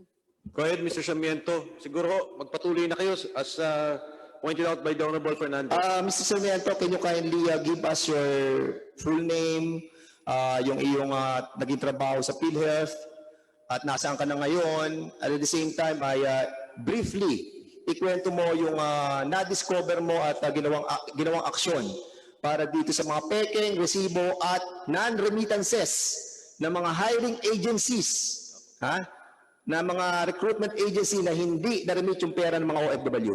Go ahead, please. Thank you, Your Honorable Chairman. My name is Ken Sarmiento. Dati po akong Senior Auditing System Specialist. Yes, nagsimula po ako sa PhilHealth as an internal auditor. And later on, by 2014, na-assign po ako sa POEA OFP Operations Office. It is a specific office of PhilHealth that caters to OFWs. I have a presentation po if the committee would indulge. Yes, please. Thank you. Yes. So next slide, please. Nagsimula po lahat na ito noong April 1 nung nag-take effect po yung POEA Advisory number 6. This advisory segregates PhilHealth from the OEC processing system of the POEA. Na-detect po namin yung kauna-unahan naming fake receipt noong September 16, 2015. So immediately what we did is verify po muna namin itong resibo ito to check kung peke po talaga at naging peke nga. And in turn, what we did was to inform my superiors about it to ask for instructions. Ang cost po ng receipt na yon, 2.4 lang po. Next slide, please. By September 19, 2018, 224 confirmed fake receipts na po ang na-detect namin. 868 suspected fake receipts. Suspected kasi Xerox copy lang po yung na-submit sa amin. Whereas that 224 originally falsified receipts po ito. And we did not stop from there. Nag-dig deeper po kami with the cooperation of the POEA, and we learned that 7,257 OFWs po hindi na paghulugan ng premiums. Ang total po nito nung time na yon, is 17.4 million na po. Mas mataas pa po sa mga dating figures na naibigay. Pero bayad sila? Hindi po. Okay, go ahead. Hindi po natanggap ng PhilHealth yung premiums nila. Yeah, but the OFWs paid pero hindi natanggap ng Philhealth. Opo. Okay, good. Yes, sir. Mr. Chair, sandali lang po, Mr. Chair. Yes, Honorable Barbers. Kasi nagbayad yung OFW, no? So there must be a system where we can determine kung talaga nagbayad sila. So hindi nyo nakita yon? Hindi po, sir. Chinek po namin yung mga sinubmit na fake receipts versus the database kung may nakapost of premiums. And it turned out wala po. Actually, it turns out yung POR na naka-reflect to dun sa fake receipt, ibang tao po ang nagbayad. So, in summary, so we have 17 million po in collections that are in question. So, nag-effort naman po kami to collect, demand po yung unremitted premiums, and we were able to collect up to 1.7 million. A mere 10%, pero I think hopefully it's ongoing. And then, nakapag-file po kami ng 16 affidavit complaints. Ang number of hiring agencies po na minomonitor namin at that time, mga 48 hiring agencies po. Next slide, please. This is a sample of the fake receipt that we have stumbled upon. May patterns po siya ng fraud. Yung name and seal po ng Republic of the Philippines, accurate po niya nakukuha. Pero doon po sa control number, nagkakamali na po siya. Kasi we learned habang i-verify namin na nagre-recycle po sila, yung grupo na namimeke, nagre-recycle po sila ng receipts officially issued before. Either in-issued siya last year, last Ken month. Sarmiento, can you kindly explain na yung serial number ng resibo na napeke doon sa POEA, yung number na yan ay natuklasan ninyo na nanggaling doon sa ibang lugar na naka-assign doon sa probinsyang yon. Yes, Your Honor. Is that correct? Yes, Your Honor. Actually, the control numbers were sourced from different provinces of the country. It's on next slide, please. Yes, it is sourced from as far as Batangas, Pampanga,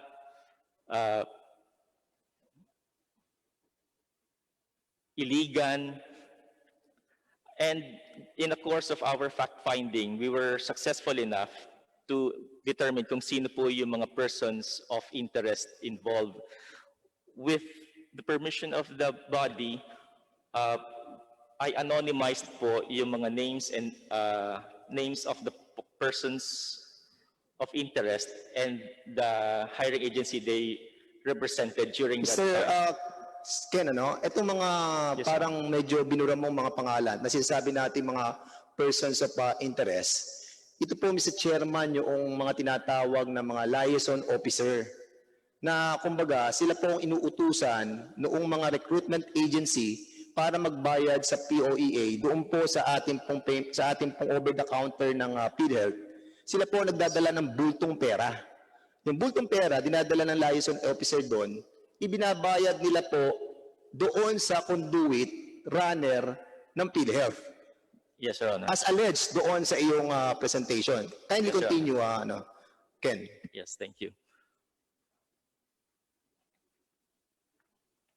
So, of particular cases po, itong si number one, si Mr. Romeo, we were able to talk to him sa NBI and he confessed to issuing fake receipts. Next slide, please. Meron po kasi silang sharing scheme.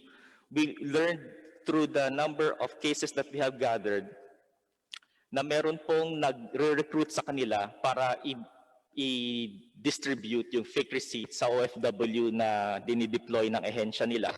At ang hatian po nila noon, out of the 2-4, 900 pesos po mapupunta doon sa marketer na tinatawag namin. Presumably, yung marketer siya po yung gumagawa ng fake receipt.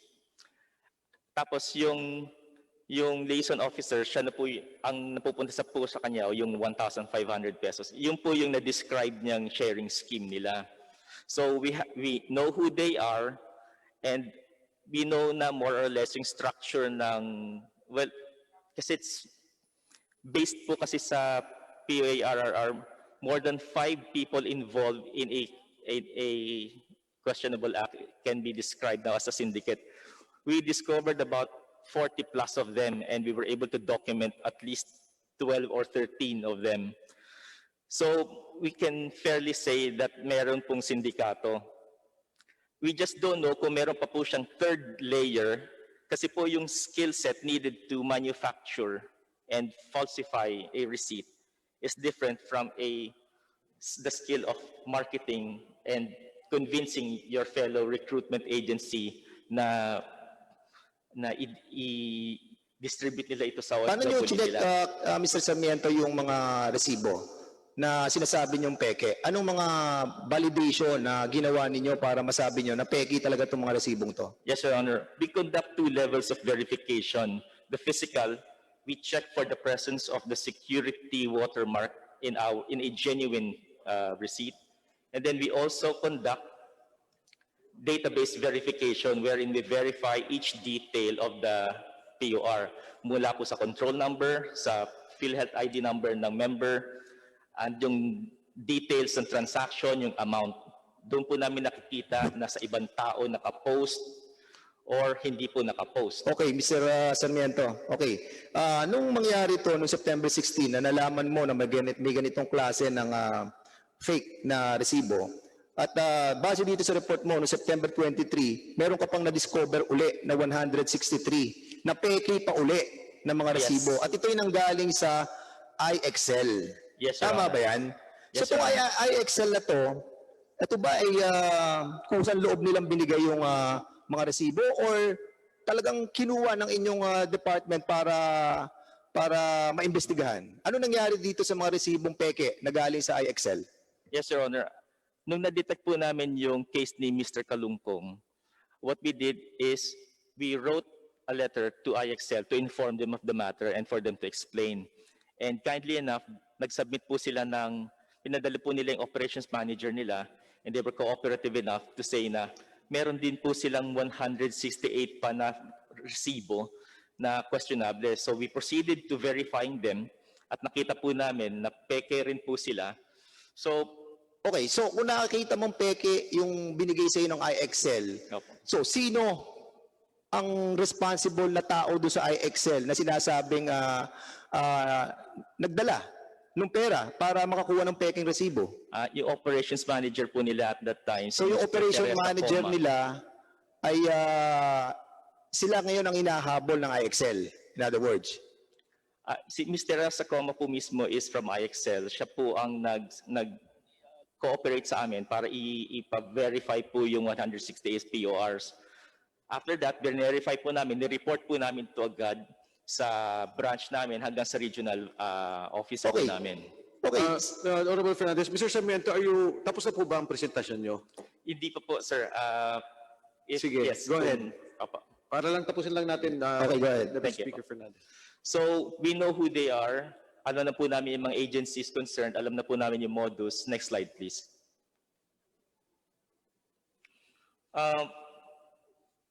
Napansin po namin, dalawa po ang modus na nangyayari rin. Isang retail na fraud. Retail meaning isa-isa po na binibigyan ng fake receipt yung OFW. At may napansin din po kami isang level na wholesale na dito po may involvement na po ang hiring agency na in-instructan po nila ang LO nila na wag na magbayad, mag-remit ng premiums sa Philhealth. Napansin po namin ito sa isang case, pero yun nga po, dahil na unsyami po yung investigation namin, hindi namin na ipagpatuloy ito. ang ibig sabihin yung mga recruitment agency, yung kinukuha nilang pera sa mga OFW, imbis na ibayad, i-remit sa PhilHealth, hindi na nila binabayad? Opo. Ano ginagawa nila? Hindi na po namin masabi, pero So yun na yung pinaghahatian tapos binibigay na yung peke resibo. Ganun ba yun? meron pong ganon. Opo. At mayroong hiring agency na napatunayan kayo na sinasabi at umamin sila. Kasi nung na-discover po namin yung pamimeke, ang una naming question kung sino yung gumagawa. So based on evidence, nakita po namin yung mga liaison officers. Ang second question po namin is, alam po ba ito ng may-ari ng hiring agency? At kung kasagwat po ba sila? So far po, may isa po kaming case na nakita na ganun nga po ang lagay, na ininstructan daw po siya na wag nang mag-remit ng Philhealth premiums. Meron kang nakuwang affidavit o sworn affidavit na galing sa kanila? Yes, Your Honor. Meron po. Sige, go ahead with your presentation. Sige po. Okay. Next slide, please. Thank you. So, next slide. So, in-assess po namin yung impact ng collections, yung impact ng fraud sa collections namin. So, sige po. Next. Ito po yung baseline namin, yung green, yung 2014 collection namin. Nakakolekta po kami ng 1.7 billion. Pagdating po ng Wait muna, yan yung 1.7 billion ang galing yan sa mga OFW? Opo. Okay, go ahead. Opo, Your Honor. Yes, sige po. Next click. Noong 2015, pumutok po yung fake receipts, red line. By April, makikita niyo po na bumagsak po ang trend ng collections ng Philhealth. Ang target po namin for 2015 was 1.9 billion. Pero by the end of the year, sa 2015, 1.2 billion lang po ang nakita namin. Next click, please. Okay. So more or less, 400,000-500,000 po yung kulang. By 2016, yes, ayun po yung black line. Bagsak na bagsak po. Next click, please. Mr. Sarmiento, Yes, just Your Honor. 500 million, not 1,000. Sorry. Opo, sorry Okay, po. go ahead, please. So, by So what is 2017, it for 2016?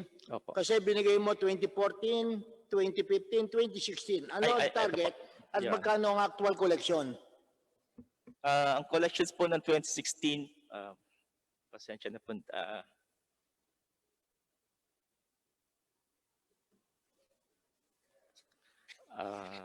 Ang babasahin ko na lang. Ang collection Yes, ng 2014, Mr. Chairman, may hina bang mata mo, Ken? Opo, may hina Okay, po. sige. Babasahin ko. Ang Pasensya niyo. 2014 na nakalagay dyan, Mr. Chairman, 1.7 billion ang collection nila. Ayun po. Noong 2015 po, naging 1.283 na lang billion. Noong 2016, naging 823 million. At noong 2017, 465 million. At natatandaan ko, Mr. Chairman, nagpa-hearing tayo ng OFW, binanggit nila na nagbabayad na lang sa atin noong taong yon ay 300,000 na lang ng mga OFW. Di ba? At any rate, sige, go ahead. Okay. So, yun po yung impact ng fraud sa collections namin. Ang impact naman po sa members na ito, next slide please.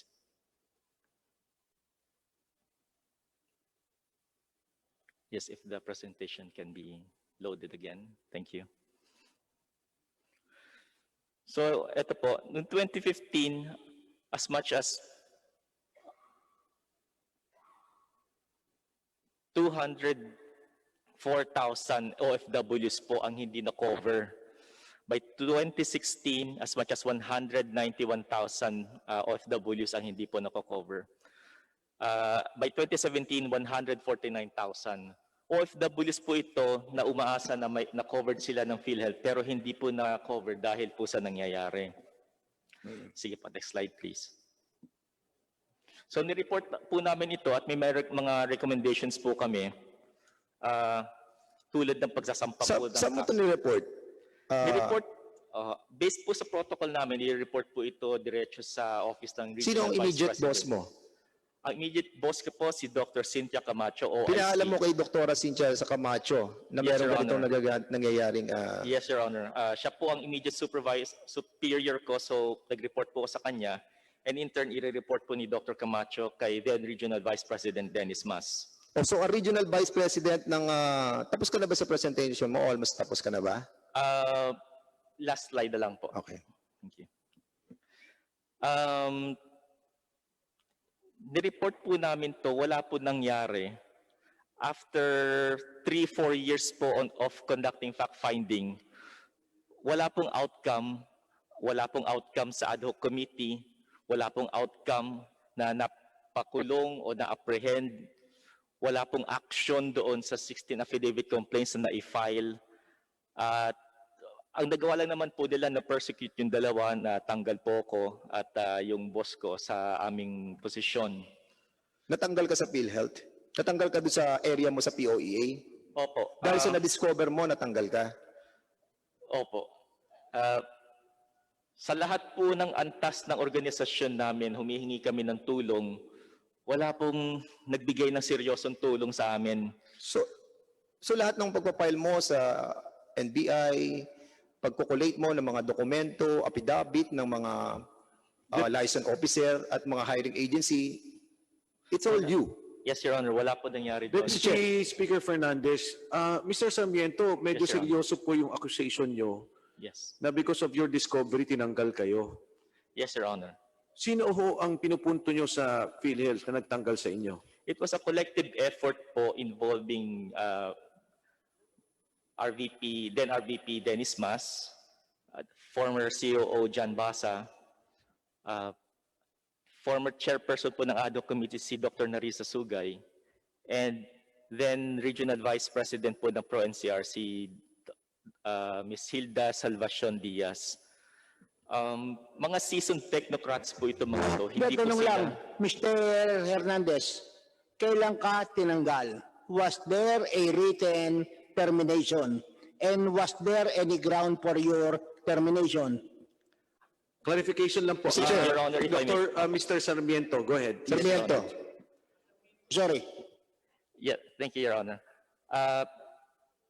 I-qualify ko lang po yung termination sa akin kasi these are Kaya sabi mo kanina, Opo. you are under oath, tinanggal ka.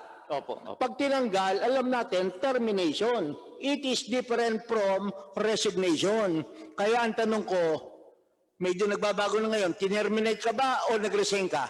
I think, Mr. Chairman, si Mr. Sarmiento was terminated doon sa kanyang position sa POEA. So I want to clarify.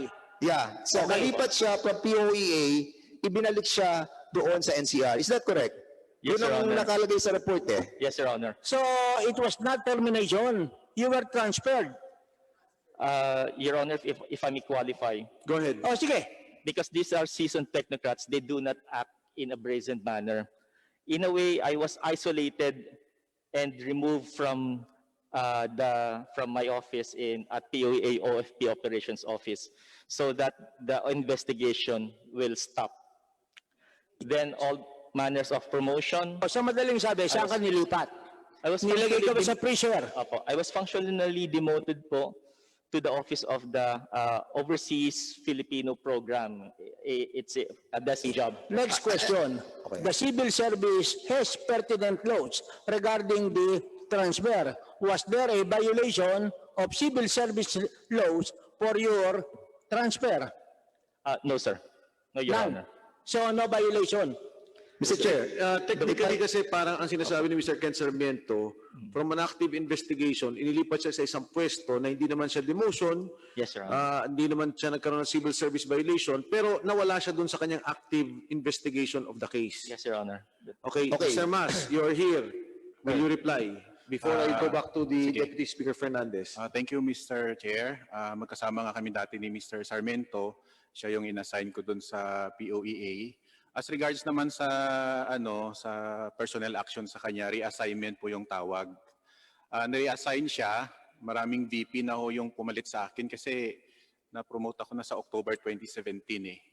Itong reassignment niya, wala na ako doon sa Philhealth NCR, 3 VP na yung na-assign doon pagkatapos kong iniwan yung aking post kasi nilipat na ako sa Philhealth Central Office. No, doon naman kung sino ang nag-action doon sa reassignment niya, policy kasi ng Philhealth, mag-issue ka ng corporate personal order reassigning employees. So malalaman mo naman kung sino ang nag-decide kasi meron yan silang naka-attach na document review action form. So dinadaan niya sa mga supervisors. Okay, Mr. Chair. Follow up lamang. Mr. Chair. Follow up lamang. Before that, we go back to Mr. Chairman, ang tanong ko lamang kay Vice President Dennis Mas, nung malaman mo nung September 16, nung unang malaman mo yung tungkol doon sa anomaly, anong ginawa mo? Sige. Yung actually sir, for the record, no, nag-file na yan siya sa amin ng complaint sa Office of the Ombudsman. Dali, muna. So nakita ko naman yung mga dates. So Okay. chinek ko Sandali yung muna, mga dates tinatanong na kita, yun. anong ginawa mo nung malaman mo yung anomaly? Pinatawag mo ba si Ken Sarmiento? So Pinatawag mo ba yung hiring agency? Pinatawag mo ba yung mga suspect, yung mga witnesses? So yung mga dates na yan na minention niya, wala akong report na natanggap. Hindi ko kahit sa logbook ng office ko, walang pumasok na report on that. Nalaman ko na lang yan nung nag-report sa akin noong November 2, 2015. Yun talaga meron sang report. Pero tinignan ko nga kung ano mga reports yung before. September 16 nangyari to. Just one question, Deputy. Okay. Masasabi ba namin, and this can be answered by any Philhealth official, na kaya nyo tinransfer si Mr. Sarmiento was due to his investigation regarding these anomalies? Is Miss Salvacion Ito ba ang dahilan Sa kung bakit siya supervisor na yan, tinransfer? sa supervisor na yan, sir, pwedeng tanungin. Kasi pumipirma yan sila sa document review action form. Dinadaanan yun eh. So hindi pwedeng ma-reassign ang isang tao kung hindi walang clearance ng kanyang supervisor. Mr. Chairman, Mr. Because Chairman. Si Miss Diaz makasagot. Mr. Chairman. Mr. Chair. Mr. Chairman. Okay.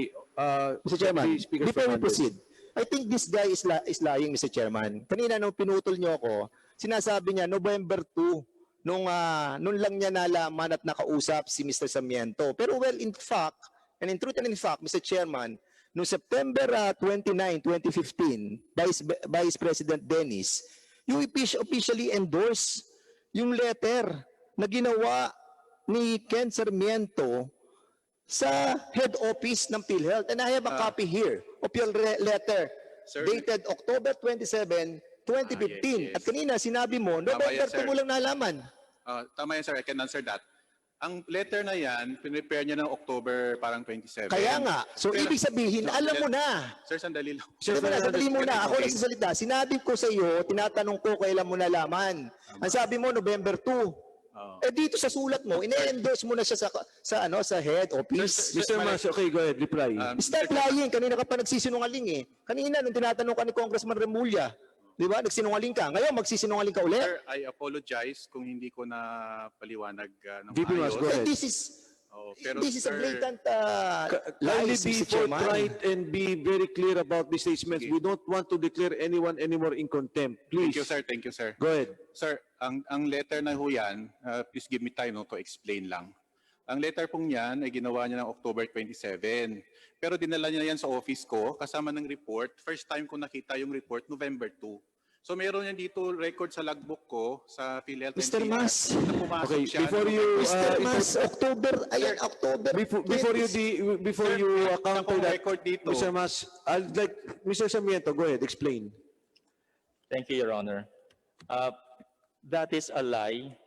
Kasi the moment we detected and verified the fake receipt on September 23, I immediately informed my good superior, Dr. Cynthia Camacho, of the magnitude of the fraud that we detected.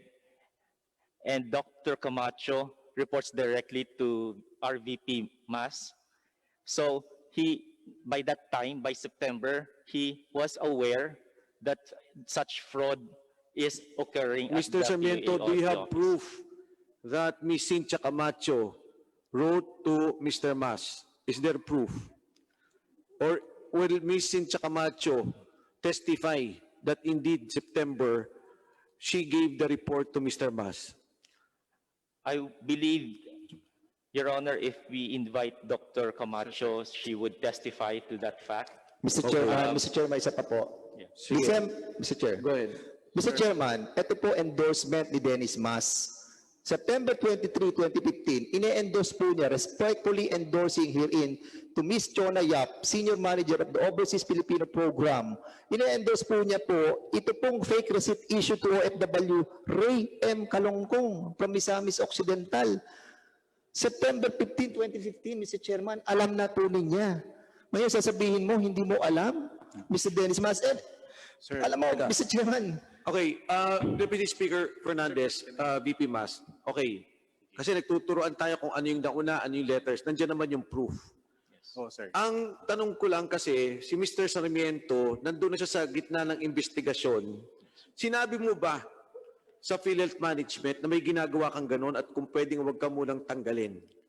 Yes, Your Honor, I tried several times.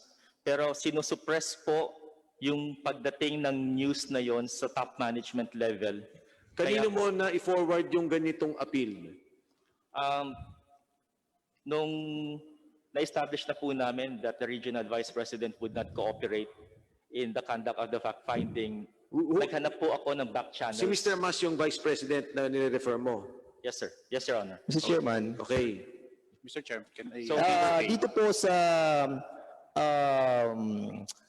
Corporate Personnel Order Number 2016-0030, Paragraph G2, Annex A, ang responsibilidad po ng isang regional head ay to create a fact-finding committee. At itong fact-finding committee po, yung magiging resulta nito, idinidiretso sa head office. Ginawa mo ba na mag-create ka ng fact-finding committee? Sir, merong in-issue nga ng ganyan na corporate... Gumawa ka ba ng fact-finding committee? Sir, Yes or no lang? Yes or no lang? sir, kasi Gumawa ka ba ng fact-finding committee? Yes or no? no, sir. No. Mr. Because- Chairman, tignan mo naman. Because, Wala sir- nang malaman po niya yung kaso. Sir, can I explain? I'm talking. I'm still Mr. Mas, talking, please Mr. Mas. allow Deputy Speaker Fernandez. Go ahead. Nung malaman mo yung problema, normally, ang ginagawa ng isang head ng isang department, mag-create ka ng committee. Kasi yun ang mandato nyo eh. According sa corporate personnel order nyo, mandato nyo to. Mag-create ng fact-finding committee para malaman kung may katotohanan yung sinasabi ng mga nag-aakusa. Patawag mo rin yung mga concern na ahensya. Pati na nga yung license officer, patawag mo. Mr. Chair. Hindi mo ginawa. Ngayon, Yes, Dan. nung hindi mo ginawa, Mr. Ken Sarmiento, isang buwan na ang nakakalipas, wala pa rin fact-finding committee. Mr. Chair, can I So, explain also? ano ang ginawa mo? Your Mr. Honor, Mas, before you reply, Honorable Marcoleta. Mr. Chair, napakadali po kasing makita yung mga kasinungalingan. Di ba totoo, Dr. Pargas, merong fact-finding ikaw ang chair? Ikaw ang chairman ng ad hoc committee nito eh. Totoo hindi? Mr. Chair, Para maiwasan natin ang contempt dito kasi marami kaming dokumento eh. Mr. Chair, Inimbestigan nyo ito, merong ad hoc committee, ikaw ang chairman pero napabayaan ito. Talagang hindi na-imbestiga ito. Totoo ang sinasabi niya. Ang Regional Vice President, NCR, si Mr. Mas, di ba? Hindi ba ikaw ang Regional Vice President? Mr. Sino bang Mas, were you the Vice President? President? Hindi ba ikaw? At that time, sir, ako yung regional Ikaw vice nga president. eh. Yes. Miski na yung magsaysay siping, ikaw din ang Vice President. Tama? Yung hindi nagbabayad ng remittance or under remittance, magsaysay siping. Hindi ako. Ikaw ang Regional Hindi ako Vice aware, sir. President. Pero wala kang ginawa para imbestigahan ito. Walang nangyari rito. Totoo ang sinasabi niya. Magsaysay siping at saka Mr. yung Chair. POEA fake receipts, wala kang ginawa. In your Mr. position, Chair, can I explain teka also? muna. Thank you, sir. Puro ka na lang explain. Wala ka namang ini-explain eh. Sorry ho, sorry. Anong i-explain mo? Kanina ka pa tinatanong, nagsisinungaling ka. Being the Regional Vice President, under mo si Camacho, hindi ba? Yes, Your Honor. Siya, si Mr. Sarmiento, nag-report na kay Camacho. Huwag mong iisipin na si Camacho hindi nag-report sa'yo. Ano kayo? Hindi Nagpapatintero kayo? Kanina ka pa nagsisinungaling, alam mo ito. Pero ang totoo, umabot na sa NBI lahat, walang nangyari rito. Fake receipts ito eh. Official fake receipts, non-remittance ng OFW. Yung shipping, magsaysay shipping naman, okay? Under remittance, walang remittance, hindi mo rin inimbestiga. Pinaimbestiga sa'yo, pero walang nangyari. As Regional Vice President, ang record mo, kinakalimutan mo. Wala kang ginagawa. Kaya ganyan ang nangyayari lahat eh. Balik sa'yo, Dr. Pargas. Hindi ba totoo na ikaw ang head ng ad hoc committee Hindi. na tumingin dito? Mr. Chair, I handle the magsaysay. Okay. Anong nangyari sa The magsaysay? magsaysay, not the fake receipts. Anong nangyari kay magsaysay? We have already finished the report. We have submitted that to the President. The President has approved our recommendation, and we have forwarded our recommendation to the NCR, of which they are now doing, especially the reconciliation, and they have actually, sir, collected the amount, including the penalties of the unremitted and under-remitted, and at the same time, they are also doing the reconciliation now. Honorable Marcoleta, before we continue, balik lang po natin kay Mr. Sarmiento. I think magkakadikit naman to, pati yung magsaysay. Honorable Barsaga, you want to interject before I go back to the Honorable Fernandez? Go ahead. Clarification lamang kay Mr. Mas. Thank you, sir. Kailan ang kauna-unahang pagkakataon na iyong nalaman ang report ni Mr. Hernandez, ni Mr. Sarmiento? Sir, based sa records ko, tinapos po niya yung report niya tinapos po niya yung report at saka sinabit sa akin November 2. Meron ho ditong logbook sa office ko. November 2, what year? 2015. So dito sir sa logbook ko, pumasok ko yung report niya. Nakalagay dito, full report on suspected falsified Philhealth Okay na yun. receipts. Okay na yun. Ganyan. So, you learned the report on November 2, 2015. Yes, sir. Are you sure of that? Yes, sir. Meron akong record dito Okay. sa... Okay na. You are sure of that. Pangalawa, nung ma-receive mo ang kanyang report noong November 2, ano ginawa mo? Sir, ito. Thank you, Your Honor, para ma-explain ko naman. Thank you sa question. Noong November 2 na natanggap ko, dinalaw niya yan sa office ko, nasa mga 10 o'clock. Tapos nakita ko yung report, binasa ko. Ang procedure kasi sa amin, since meron kailangan... Huwag na yung procedure. Simple lamang. We have limited time. You answer the question directly. Nung makita mo ang report noong November 2, na in-address sa iyo, ano ginawa mo? Sir, meron siyang pinrepare na endorsement letter. Pinirmahan ko yun agad-agad after consulting with our legal.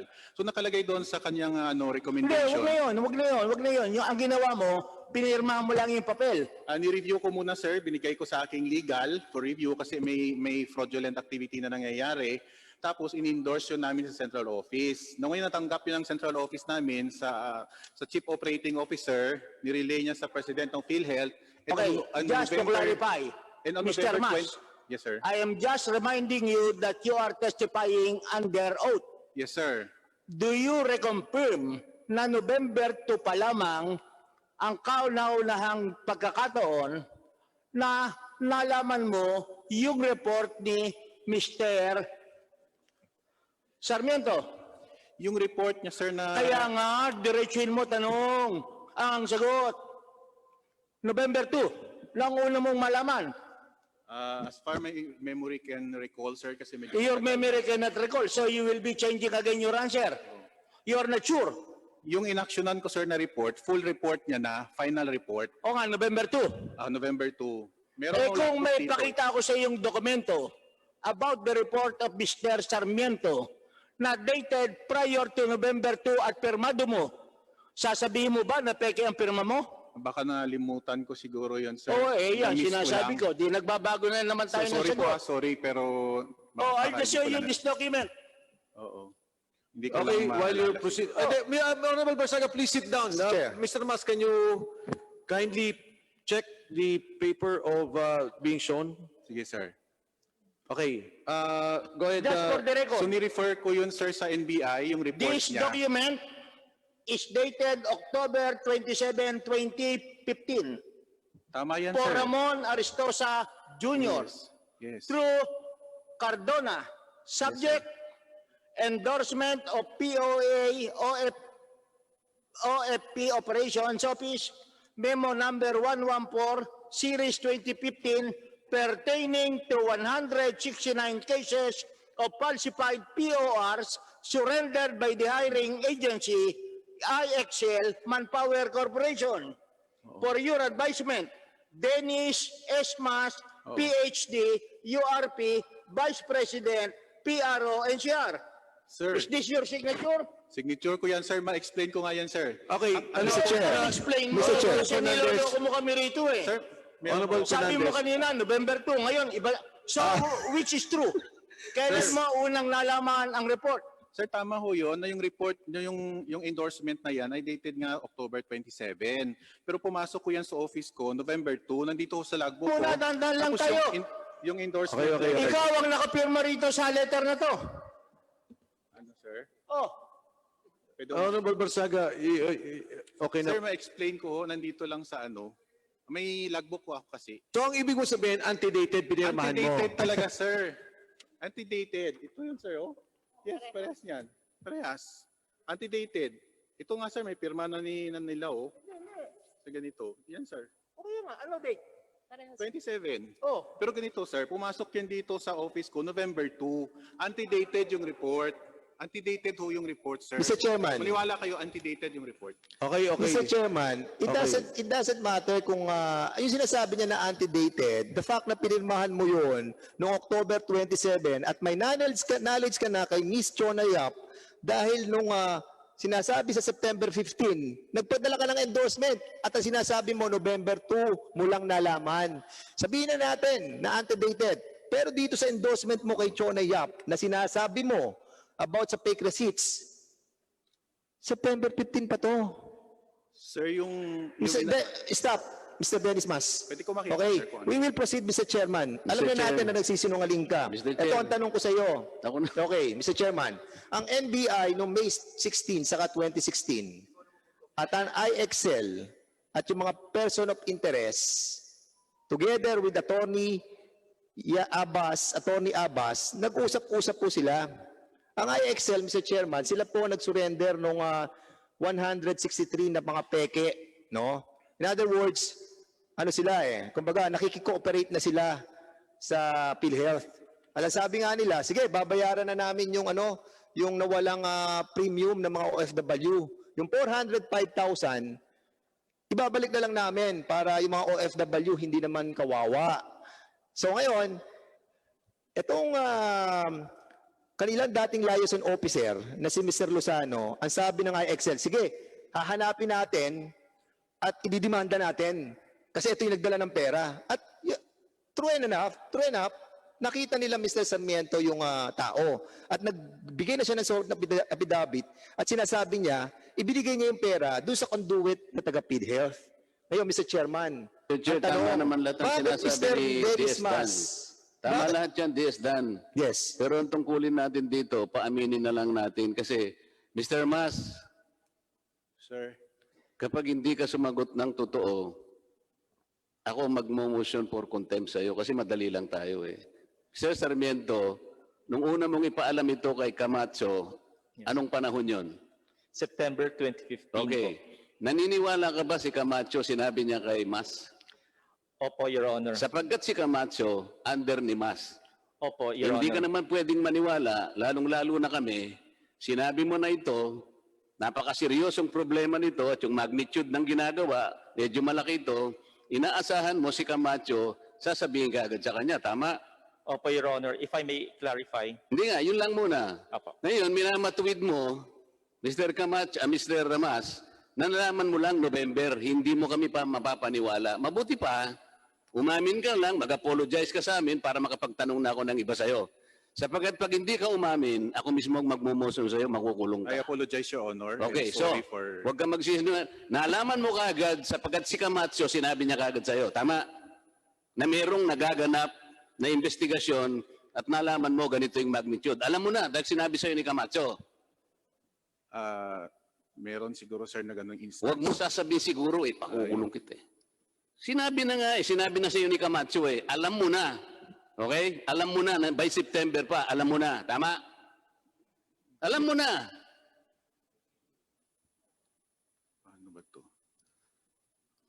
Alam mo, sinabi sa ni Camacho eh. September pa, sinabi na ni Sarmiento, kay Camacho, si Camacho ay under mo. Ikaw ang superior, ikaw ang regional vice president. Hindi mo kami mapapaniwala na si Camacho hindi niya kagad sasabihin sa'yo. Sinabi niya kagad sa'yo, September pa. Yan ang totoo. Aminin mo na lang. Hindi ko kung paano ba. Hindi mo Your Honor. aminin? Yes, Your Honor. Ha? Yes, sinabi Inaamin niya mo sa na? akin. Pero wala akong documents so kasi. Be categorical, Mr. Mas. It doesn't have to be, kasi pagka dokumento Yes, Your hinahanap Honor, mo, yes. yes. Aminin mo na. Yes, Oh, yes. okay. Dapat ganun kayo eh. Huwag mo kaming paiikutin. Okay? Mabuti na Deputy lang. Speaker. Sandali lang, boss. Okay, after you. Mabuti na lang, ngayon ko lang nakitang mabait si Congressman Barsaga. Akala ko nung lalapitan ka niya, may gagawin siya sa'yo eh. Okay, inaamin niya na, Congressman Barsaga. Well, just for the record, Your Honor, admission that the prior statement was untruthful and correcting that truthful statement is not a defense in perjury or false testimony before legislative proceedings. Tama ka As a dyan. matter of fact, it is a confession and the legal effect only would be perhaps it might be considered as mitigating. That is what we want to emphasize. Tama ka dyan. Tama ka dyan, Congressman Barsaga. Mabuti na lang. Nagbubulungan na naman kayo. Dr. Pargas, baka masunod ka. Sir, merong... Yung bang pagiging vice president mo, vice president for NCR, Yes, sir. isang napakalaki at napakaresponsabling posisyon. Yes, Your Honor. Tama. Yung intensity and magnitude na ni-report ni Mr. Sarmiento, yung POEA na fake receipts na yan, minaliit mo ba yan? Hindi ho, sir. Kaya nung natanggap ko po, Okay. Mr. Chairman, noong November 2, Teka muna. Tama in-endorse na ko yung ba sa hindi. Central Office at nagkaroon nun ng fact-finding activity dyan. Yung Teka fact-finding muna. investigation Tinanong kita kung department. minaliit mo, ang sagot mo hindi, di ba? Tama naman. Dapat huwag mong maliitin sapagkat ang posisyon mo ay dapat bigyan mo ng malaking atensyon sapagkat problema ito. Yes, Your Honor. Meron ka ba sa sarili mong initiative, meron ka bang naidemanda diyan sa fiasco ng fake receipts ng POA? Meron ka bang idinimanda? Meron ka bang ginawa para usigin mo kung sino man ang nasa likod ng sindikato na yon? Your Honor, As Regional Vice President, ikaw ang inaasahan ko na dapat nagmalasakit. Huwag muna tayo sa magsaysay-siping, iba yun. Ikaw pa rin ang Regional Vice President. Nakikita kasi namin dito yung pattern eh. Naalala mo, magmula pa nung nakaraang pagdinig, yung pattern na nagwawalang bahala kayo pagka ang pinag-uusapan ay yung pag-iingat sa pondo ng Philhealth. Kaya ang tanong, may pakikita ka bang record sa akin na ikaw mismo, naghabla ka, inusig mo, kung sino-sino ang dapat na usigin dito sa report ni Mr. Sarmiento? thank you for allowing me to reply, Your Honor, Mr. Chair.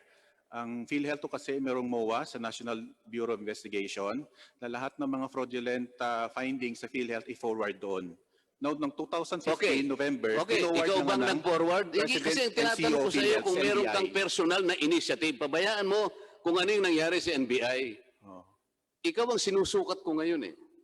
Tinatanong kita sa sarili mo bilang ikaw ang noon ay Regional Vice President, may pakikita ka ba sa aming mga dokumento na ikaw mismo gumawa ka ng report, inusig mo ang ilang mga tao, maring nasa loob, maring nasa labas, para mapatunayan mo sa amin na capable ka na panindigan mo ang pangangalaga ng pondo ng PhilHealth? Ano-anong dokumento ang pwede mong ibigay sa amin? Mapatunayan mo lang. Mapatunayan mo lang na talagang meron kang ginawa sapagkat wala ngang nademanda eh. Wala ngang nakulong eh. Mr. Chairman, may functions po ang bawat office. Dito sa case Ikaw nito, nga ang kasi wala ho, Mr. Chairman, kasi wala ho yung sa task ko. Ibig mo sabihin ngayon, wala kang pananagutan? So na-endorse ho ito sa fact-finding Ikaw Enforcement bang Investigation nag-endorse? Department. Ikaw bang nag-endorse? Yes, sir. Nasaan ang endorsement? Ito, sir. In-endorse ko ito. Nasaan ang mga endorsement ng mga dokumento kung talagang Chairman. meron kang ginawa? Mr. Chairman, ang problema ni Mr. Mas dun sa in-endorse niyang mga dokumento, dahil hindi nga siya nagpatawag ng fact-finding committee, hindi naman niya report yun. Pinirmahan na lang niya yung ginawa ni Ken Sarmiento. Kaya wala siyang alam doon sa lahat ng ebidensya. As a matter of fact, Mr. Chairman, to si Dennis Mas, hindi mo nga pinatawag si Ken Sarmiento. Pinatawag mo ba? Yes sir, nakita ko Saan mo kami siya pinatawag? Sir, nakita ko kami ng November Mr. 2. Ken Sarmiento, no, ang sinasabi natin, bago mo i-endorse yung letter sa head office, Dinala nagkita ho ba kayo bago yung October 27? Mr. Sarmiento, please answer. Your Honor, I was never called. Wala po nangyaring ganun. Sa matter of fact, Mr. Chairman, dahil sa wala mong dahil sa hindi mo ginawa ang responsibilidad mo bilang regional head, ito ay inelevate sa itaas. At nung inelevate sa taas, Mr. Chairman, nag-create ng ad hoc committee. At ang head ay si Ruben Jan Basa. At pagdating sa kanila, Mr. Chairman, binigyan sila ng 30 days, 60 days, 100 days, Mr. Chairman, wala rin ginawa. Kaya nga pinatatawag natin si Jan Basa kanina nandito, bigla siyang nawala, Mr. Nasaan Chairman. si Mr. Basa? I wanted to Is ask Mr. you Basa questions, with Mr. you Chairman. earlier? Kasama niyo ba si Mr. Basa earlier, Mr. Mas? No, hindi siya sir, is no longer connected sa Philhealth. Chairman? Wala na daw si Mr. Basa sa PhilHealth. Kanina, I saw him, di ba? Andito si Mr. Basa. Ayan, no? Saan si Mr. Basa? Is he here? Ay, wala ba si Mr. Basa? So, wala si Mr. Basa dito? Okay. No, just to summarize, itong nangyari, Mr. Sarmiento, are you still in PhilHealth? No more, sir. No more, Nag-resign Your ka na? Yes, Your Honor. Itong nangyaring to, ang sinasabi ni Mr. Mas, hindi daw siya yung gumawa ng aksyon kasi hindi niya responsibilidad, but it's not true. Ang POEA nasa iyo, di ba? Under mo, Mr. Mas. Yes or no? The POEA, under mo, yung collections. Anong POA sir? Sir, The OFW collections, under mo. oh, siya sir yung head. Nung panahon ko nung Yes. 2017. So sa yun, di ba? Oo. Ang sinasabi dito, in summary, ang nawawala niyong pondo na binayaran ng OFW pero hindi niyo ipinasok sa PhilHealth is about 1.2 billion pesos. Sir, can I comment? Yes. Yung procedure ho kasi sa PhilHealth, pag mayroon kang makitang fake receipt o kung ano mga questionable errors na ginawa nga ni Mr. Sarmiento, ito-turn over po yun sa collection section ng NCR North Branch, yung branch niya. Alam mo, At Mr. Mas, yung mga sinasabi mo at kung yung total ano-ano load, sir, procedure. No, Mr. Mas, simple to eh. Ikaw may responsibilidad. Alam mo, pinaamin ka ni Kong Marcoleta, alam mo lahat. All you had to do was to continue with that investigation at sa pangkalahatan, 1.2 billion ang nawawala niyong pondo. These are collected funds. Nakuha to sa OFW na hindi pumasok sa pondo ng PhilHealth. So with that, Deputy Speaker Fernandez, i-wrap up natin to. It will be one of their cases that we will be looking into. Yes, I know you have questions, pero pagbigyan lang natin yung mga nasa Zoom. Mr. Chair. We can interject once in a while. May I recognize the Honorable Apid? Is the Honorable Apid de los Santos still in Zoom? Okay, the Honorable Kimbo is recognized.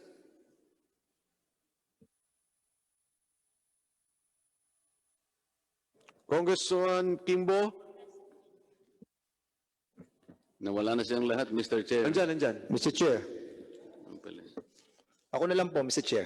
Good afternoon, Congressman Kimbo. Go ahead. Is Secretary Duque still with us? No, the Secretary proceeded to the IATF meeting, I'm informed. Oo. So, sino po ang highest PhilHealth official na kasama natin ngayon? Yes, PhilHealth is here. Okay, so walang gusto ko sanang tanongin si Secretary Duque, but since wala siya, siguro quick questions na lang po for Dr. Pargas, because this is about case rates. But before I ask Dr. Pargas, Mr. Chair, kung natatandaan ninyo, we had a hearing at ang kausap po natin ay ang program director po ng OFW program ng Philhealth. And I asked her whether or not merong observations tungkol sa fraud sa collections from the OFWs. And ang sabi po niya ay wala at kung meron man ay panaka-naka lamang. But after hearing ito pong resource person ni Deputy Speaker Fernandez, pwede po ba tayong makahingi ng explanation mula sa program head ng OFWs ng Philhealth? Kung pwede po niyang explain kung bakit sinabi po niya na wala naman pong any observations tungkol po sa possible fraud pagdating po sa collections mula sa OFWs. Mr. Chair. Go ahead. Who will be replying for Philhealth? Dr. Pargas. Mr. Chair, I'm not sure if our manager for OFW is on Zoom. However, our Ms. Chona Yap. However, our Vice President for Member Management Group, of which the Department of OFW is under, is here, Vice President Oscar Abadu. May we ask them to respond to the question of the Honorable Well, actually, Dr. Pargas, I don't need a response, no? Kung pwede written explanation na lang mula sa kanya, I can't remember her name, pero written explanation na lang sa kanya kung bakit niya sinabi na wala naman discrepancies ang collections po pagdating sa OFW. And in light of ito pong shinare sa atin na resource person ni DS Fernandez, pakisabi na lang po sa kanya. Kung pwede na lang po Mr. niya Chair, isubmit yes, ang written we will explanation. remind. Yes, Madam Congresswoman. Yes. Actually, Dr. Pargas, ang question ko lang naman is simple, no? Ano magiging direksyon natin pagdating sa case rates? If you remember, ang isang dahilan kung bakit natin inumpisahan itong hearings natin dito sa Philhealth is really because of itong gulo mula sa case rates. And if I may share po, if I may share a screen. Nako. Sandali lang po ha. Honorable Kimbo. If I may share a screen po.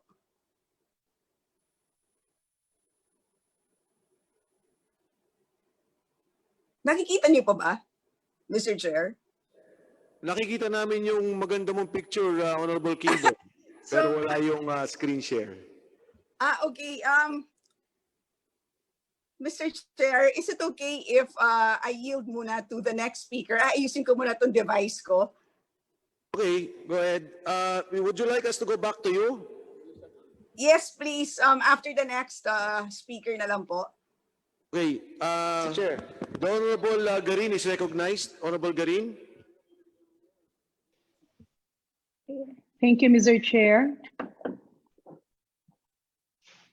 Mr. Chair. Go ahead, Honorable Garin. Yeah. We can hear you. Yeah. Maraming salamat po, Mr. Chair. To take off from the question earlier addressed to, prior to that, Mr. Chair,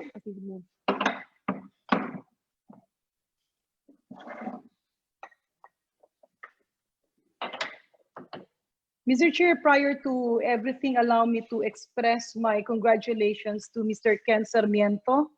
I never knew that the Honorable Dan Fernandez was able to brought him into. Siya po ay isang ehemplo ng kawani ng gobyerno na gumagawa ng tama, pero iniipit at hinahanapan ng mali kapag nagbibigay na ng report. I've worked with him before.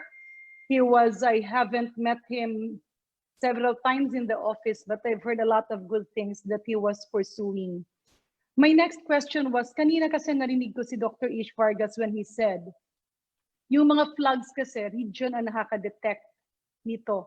Can I inquire whether he really meant that red flags are usually started at the region and the national office is not available, is not aware of such? Mr. Chair, Madam Congresswoman Green, ang sinabi ko po is ang monitoring is being done at the regional level and of course at the national level din po.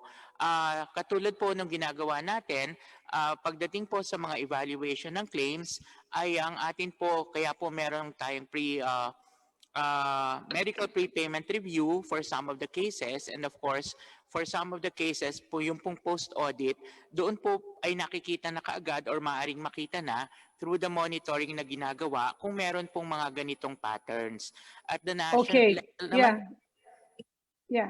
Mr. Chair, moving forward, with regards to the payment of premium, ang miyembro ba ng Philhealth pagka nagbabayad ng premium, isang beses lang, bawat taon, or dapat, or kailangan paulit-ulit?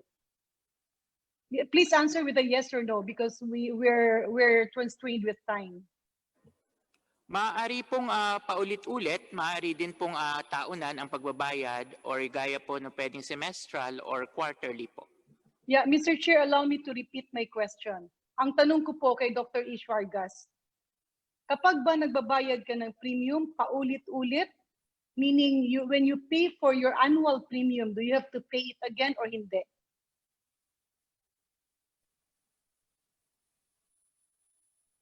Mr. Chair, pagka nakabayad na po, yung pong susunod na taon na yung babayadan nila.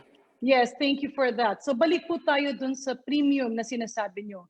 Dun sa senior citizens, pag binayaran na sila via a point of care system, do you accept that as a payment of that member's premium or hindi? Mr. Chair, may I refer this to our YsM-G? Because hindi ko po alam ang proseso pagpasok po doon sa pagbayad na or yung pagtanggap na kung paano po siya nire-record. Yes, MMG.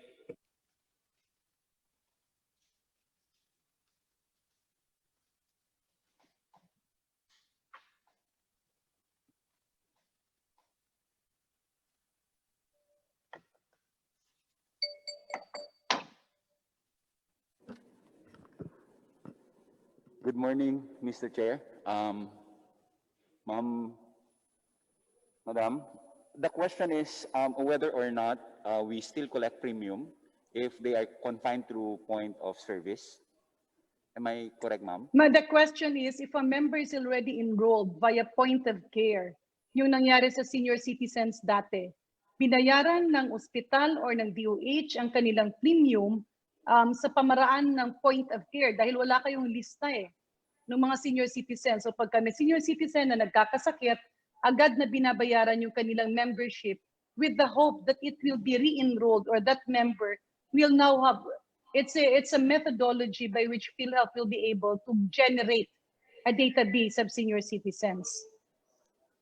I still have to check the record, Your Honor, on whether or not there are senior citizens. Mr. Chair, can I ask the MMG head how long has he been with Philhealth?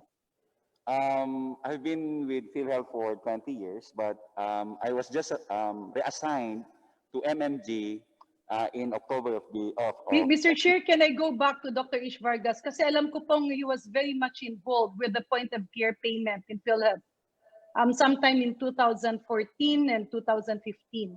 Dr. Vargas, can you answer the question, please? Kasi napaka-basic po nyo, no? Hindi po kailangan maging official. You don't even need to be a doctor to answer that question. Let's say your parents, na-admit sila sa hospital, binayaran ang premium nila ng point of care.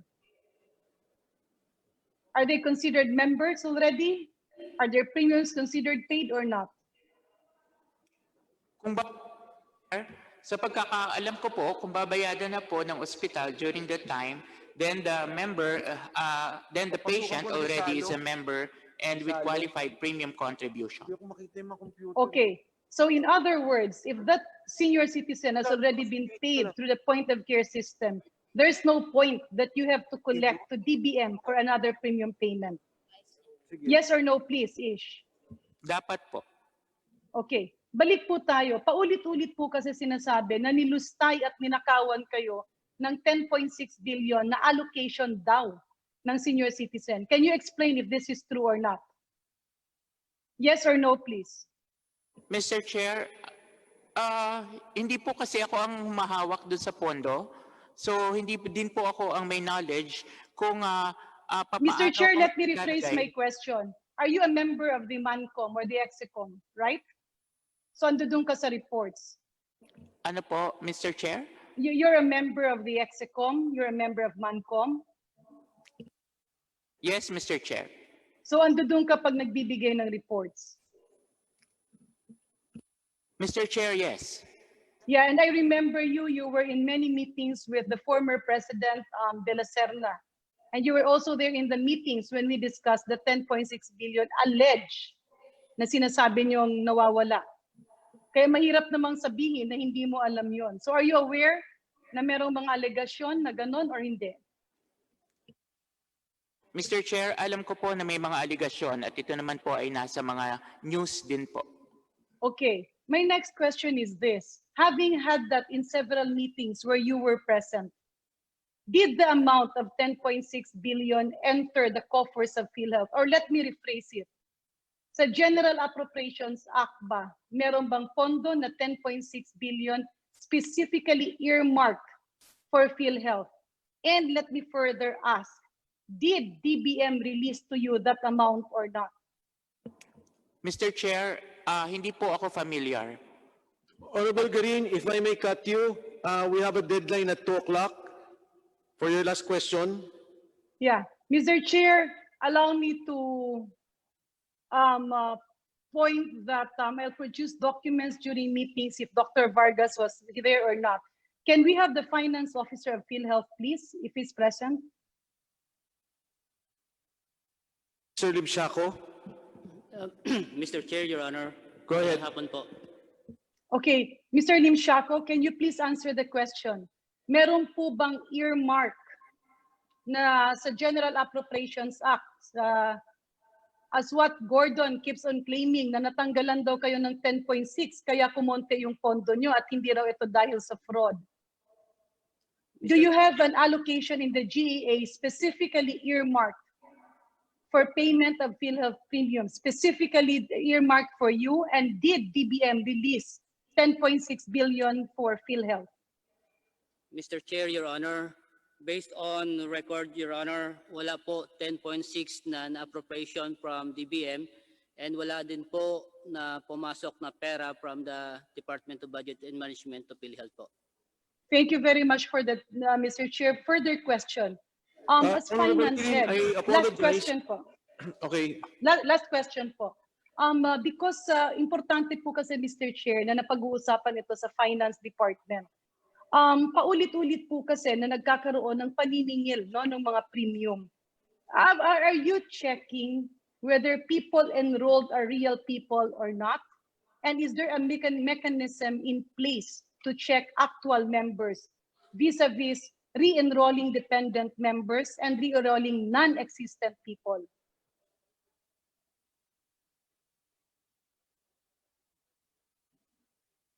Kay Mr. Limsiaco pa rin po sa finance. Mr. Chair, Your Honor, with due respect, Mr. Chair, I think our MMG can answer that question, Your Honor. Yes. After the reply, I now recognize the Honorable BH for the manifestation. Go ahead. Kindly reply. Hello, Mr. Chair. What we're doing right now is trying to clean the data. In fact, we have already issued different instructions to the regions as far as the cleansing of the data is concerned. Now, in terms of the senior citizens, we're doing the validation from a PSA data, and of course, coming also from the data coming from DSWD, we do the necessary matching, and then we remove those who are still currently employed from the list so that we are able to get the exact data to be charged to DBM. Thank you. Honorable Gabin, I apologize. I will now give the time to the Honorable BH. Thank you, Mr. Chair. Congressman Thank you, BH, Mr. salamat Chair. po. Thank you po. Congressman Salo is recognized. The Honorable Kimbo, go ahead, you may continue. Salamat po, Mr. Chair. Dr. Member, 2022 is coming. It's an election. I'd like to ask questions po kay Dr. Pargas. And again, this is about case rates, Dr. Pargas. Go ahead, go ahead. Dr. Pargas, tinignan ko ulit yung data na submit ninyo sa akin, and thank you very much for sharing that data. At ito po ang aking nakita. This is based on August 26 data na sinubmit niyo po sa akin. Lumalabas po na doon po sa liquidations na halos 3 billion pesos so far, yan naman po ay halos evenly split between private and public hospitals. Tama po ba? Can you confirm that? Na more or less split evenly ang liquidations po natin so far ng IRM between public and private hospitals.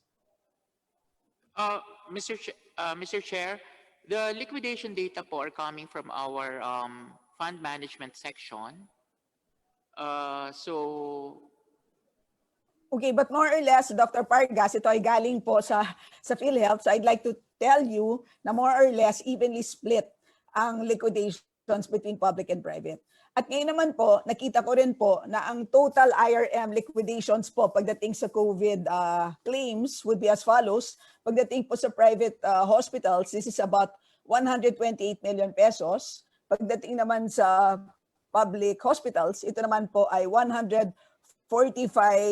million pesos. And this is based on your August 10 data submission. And can you just confirm po no, na ang liquidations na to ay based on case rates? Tama po, di ba? Mr. Chair, yes po. Pero pagdating naman po sa charges o yung singil ng ospital, this is not necessarily the same as the case rate. Tama po, di ba?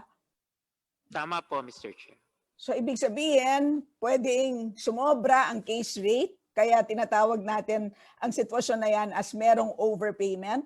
O minsan naman, ang case rate ay mas mababa doon sa actual na siningil ng ospital, in which case may underpayment. Tama po, di ba? Tama po, Mr. Chair. Tinignan niyo na po ba kung more or less ano yung overpayment or underpayment pagdating sa COVID claims, Dr. Pargas? Chair, pakiulit lang po, Madam Congresswoman. Tinignan niyo na po ba ang overpayment o di kaya underpayment pagdating po sa COVID claims? In other words, have you been able to compare ang actual po na nire-reimburse ninyo sa ospital kumpara po sa sinisingil ng mga ospital? Mr. Chair, sa pag-evaluate po ng claim ay tinitingnan na po yan. Tinitingnan na po, subalit yun nga po, sa ngayon tayo ay nagbabayad according to the case rates. So, Dr. Pargas, gusto ko lang i-share sa inyo, based na rin sa submission ninyo noong August 26 sa aking opisina, ay ito po ang nakita ko pong disparity. Malaki po ang nakita kong overpayment pagdating sa public hospital kasi bagamat 145 million ang inyo nang naibayad sa claims ng public hospitals, ang kabuuang siningil lang nila ay 18 million pesos. Pero pagdating naman sa private hospitals, nakikita natin yung reverse na pattern. 128 million ang inyong naibayad na sa private hospitals, pero ang kanilang charges o ang kanilang singil ay mas mataas. Ito po ay 330 million pesos. So ito po ang sitwasyon ngayon. Can you comment on this, Dr. Pargas? Ano po ba ang sa tingin ninyong sitwasyon dito? Ito po ba ay tama, hindi tama?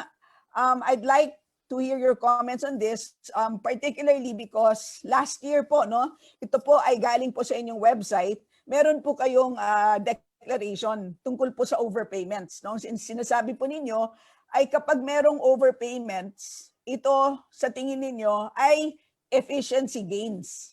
Kaya siguro ito yung sinasabi ninyo. That will be your last question. Kindly reply, Dr. Pargas. Mr. Chair, kung titingnan po natin yung pilisiyan ng COVID ngayon, ay kasama po sa polisiya na dapat po ay no co-payment. Ayan po ay kung ito man ay mild, moderate, or severe or critical, even in a private or in a public setup, at kahit po yan ay private room, dapat po ay no co-payment ang ating polisiya. So katulad po niyan, kung may mga pribado na ang sinisingil nila sa totoo lang ay mas malaki pero ang nabayada namin ay mas mababa, sa huli po dapat ang mga pasyente ay hindi nila siningil at ito again ay hindi lamang para doon sa mga ward room.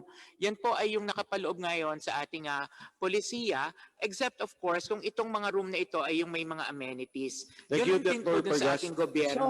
Na So ganun Dr. Pargas, po pay din po. Thank you, Dr. Pargas. Honorable Kimbo, maraming salamat. Dr. Pargas, on the additional questions of the Honorable Kimbo, kindly reply to us officially to the committee. Mr. Chair, yes po.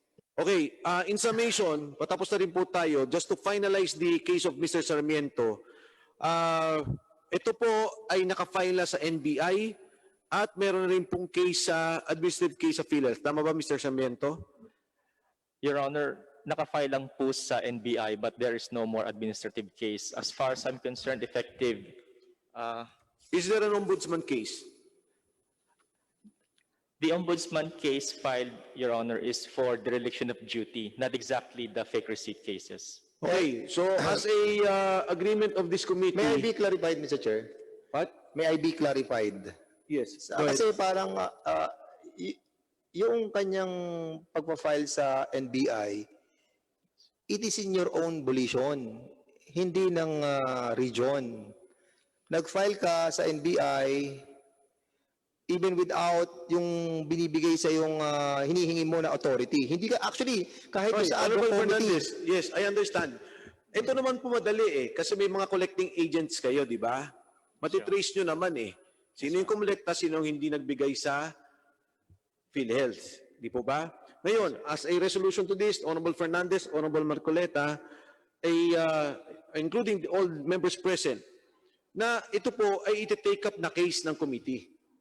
Kasama po to sa mga pag-uusapan ng komite sa OFW cases natin. So we would require your support also and assistance, Honorable Mr. Sarmiento. Saan po kayo ngayon naka-assign? Nagtatrabaho po kayo ngayon? Yes, Your Honor, I am now connected with the PUEA itself. You're now with POEA. Yes, Your Honor. Okay, that's good. So we will be coordinating with you para po to dito and whatever will be the resolution of this committee. Yes, Your Honor. Kung sino po may kasalanan, kung sino may negligence, at kung sino dapat kasuhan. So thank you, Mr. Sarmiento. Thank you, Honorable Fernandez. Congressman BH, can I give you 5 minutes for your manifestation? Go ahead. Thank you, Mr. Chair. Pasensya na po, nasa kotse ako, mobile ako. No, I'd like to bring to the attention regarding the Basilan Community Hospital. Parang yung nangyari kasi dito, kapatid din nung perpetual vigor natin. Can you hear me? Naririnig niyo ba ako? We can hear you, Honorable BH, pero medyo hindi po malinaw yung mga salita. Nasa kotse kasi ako, Mr. Chair. But anyway, do we have a next hearing so that I can bring this up? I'd like to discuss the Basilan Community Hospital and of course there are other hospitals also na kapatid ni Perpetual Tukor natin, Mr. Chair, na lahat nawala ng parang bula ang kaso at nawala na parang bula yung penalties at suspension po ng mga ospital na ito. What particular hospital, Kong BH? Basilan Community Hospital, Mr. Chair. This was filed July 28, 2011 and then bigla na lang nawala ang kanilang penalties, nawala ang suspension, nagkaroon na lang bigla ang board at sinasabi na nagpinagbayad na lang po sila ng 200,000, Mr. Chair, at wala ng suspension. Despite the fact, Mr. Chair, na nakarating na to sa Court of Appeals and sabi ng kanilang corporate office na patakaran, pag umabot na sa Court of Appeals, bawal nang palitan kung ano man ang nangyayari sa arbitration. So this is what. Yes, thank you, Honorable BH. I'm sorry, medyo po. Pero yung po binabanggit nyo na hospital, kindly submit it to us para magkaroon to ng final TWG discussion if this is similar as you stated with the cases that are being discussed in the committee. Congresswoman BH, thank you. Mr. Chair. Thank you, Mr. Chair. Salamat po, Congresswoman BH. Maraming salamat. Okay, sa pagtatapos po natin, just to clarify, no, yes, Honorable Barsagi, you want to say something? Well, just a formal clarification for everybody. Ito po, Mr. Chairman, ay tungkol sa case rate system. Simula nang umpisa natin ang case rate system, every year, ang observation ng COA ay i-review yung kanilang policy regarding overpayment. And Mr. Mas, will you please listen? Okay. Yung sinasabi natin na underpayment, when it comes to private hospital, kung ang case rate ay mas mababa kaysa sa actual billing, the patient is still liable to pay the difference. Tama po ba? Private hospital. Mr. Chair, yes. Kahit na yung pasyente na nasa private hospital ay senior citizen o kaya 4Ps o kaya National Household Targeting System ang kanilang Philhealth membership. Tama po ba? Mr. Chair, yes. Yes. Sa madaling sabi, insofar as private hospitals are concerned, there will be no underpayment because they can always demand for the balance. Yes or no? Mr. Chair, yes. Oh yes. And therefore, pero bagamat walang underpayment sa private hospital, nagkakaroon ng overpayment. Yes or no? Mr. Chair, pwede po mangyari. Kung sakaling ang bilamang sa hospital is only 10,000 at inyong case rate ay 25,000, ang ibabayad nyo ay 25,000. Mr. Chair, yes. Correct. When it comes to public hospital, yung yung mga direct members, SSS, GSIS employed, pag sila'y na hospital at ang billing nila ay mas mataas kaysa sa inyong case rate, kahit na sila ay nasa public hospital, they are liable to pay the difference. Mr. Chair, yes. Yes. Kaya magkakaroon lamang ng overpayment ang mga direct members sa ospital kung ang bill nila ay mas mababa kaysa case rate. Correct or not? Yes, Mr. Chair, but... Kaya yung no balance billing natin, it applies only, number 1, to senior citizens. Number 2, National Household Targeting System. Number 3, 4Ps. Number 4, PWDs, under certain cases, pati na sa POS. Dito sa mga kasong to, talagang no balance billing. Ibig sabihin, kung mas mataas ang bill nila kaysa sa inyong case rate, wala silang dapat bayaran. Mr. Chair, yes. Yes.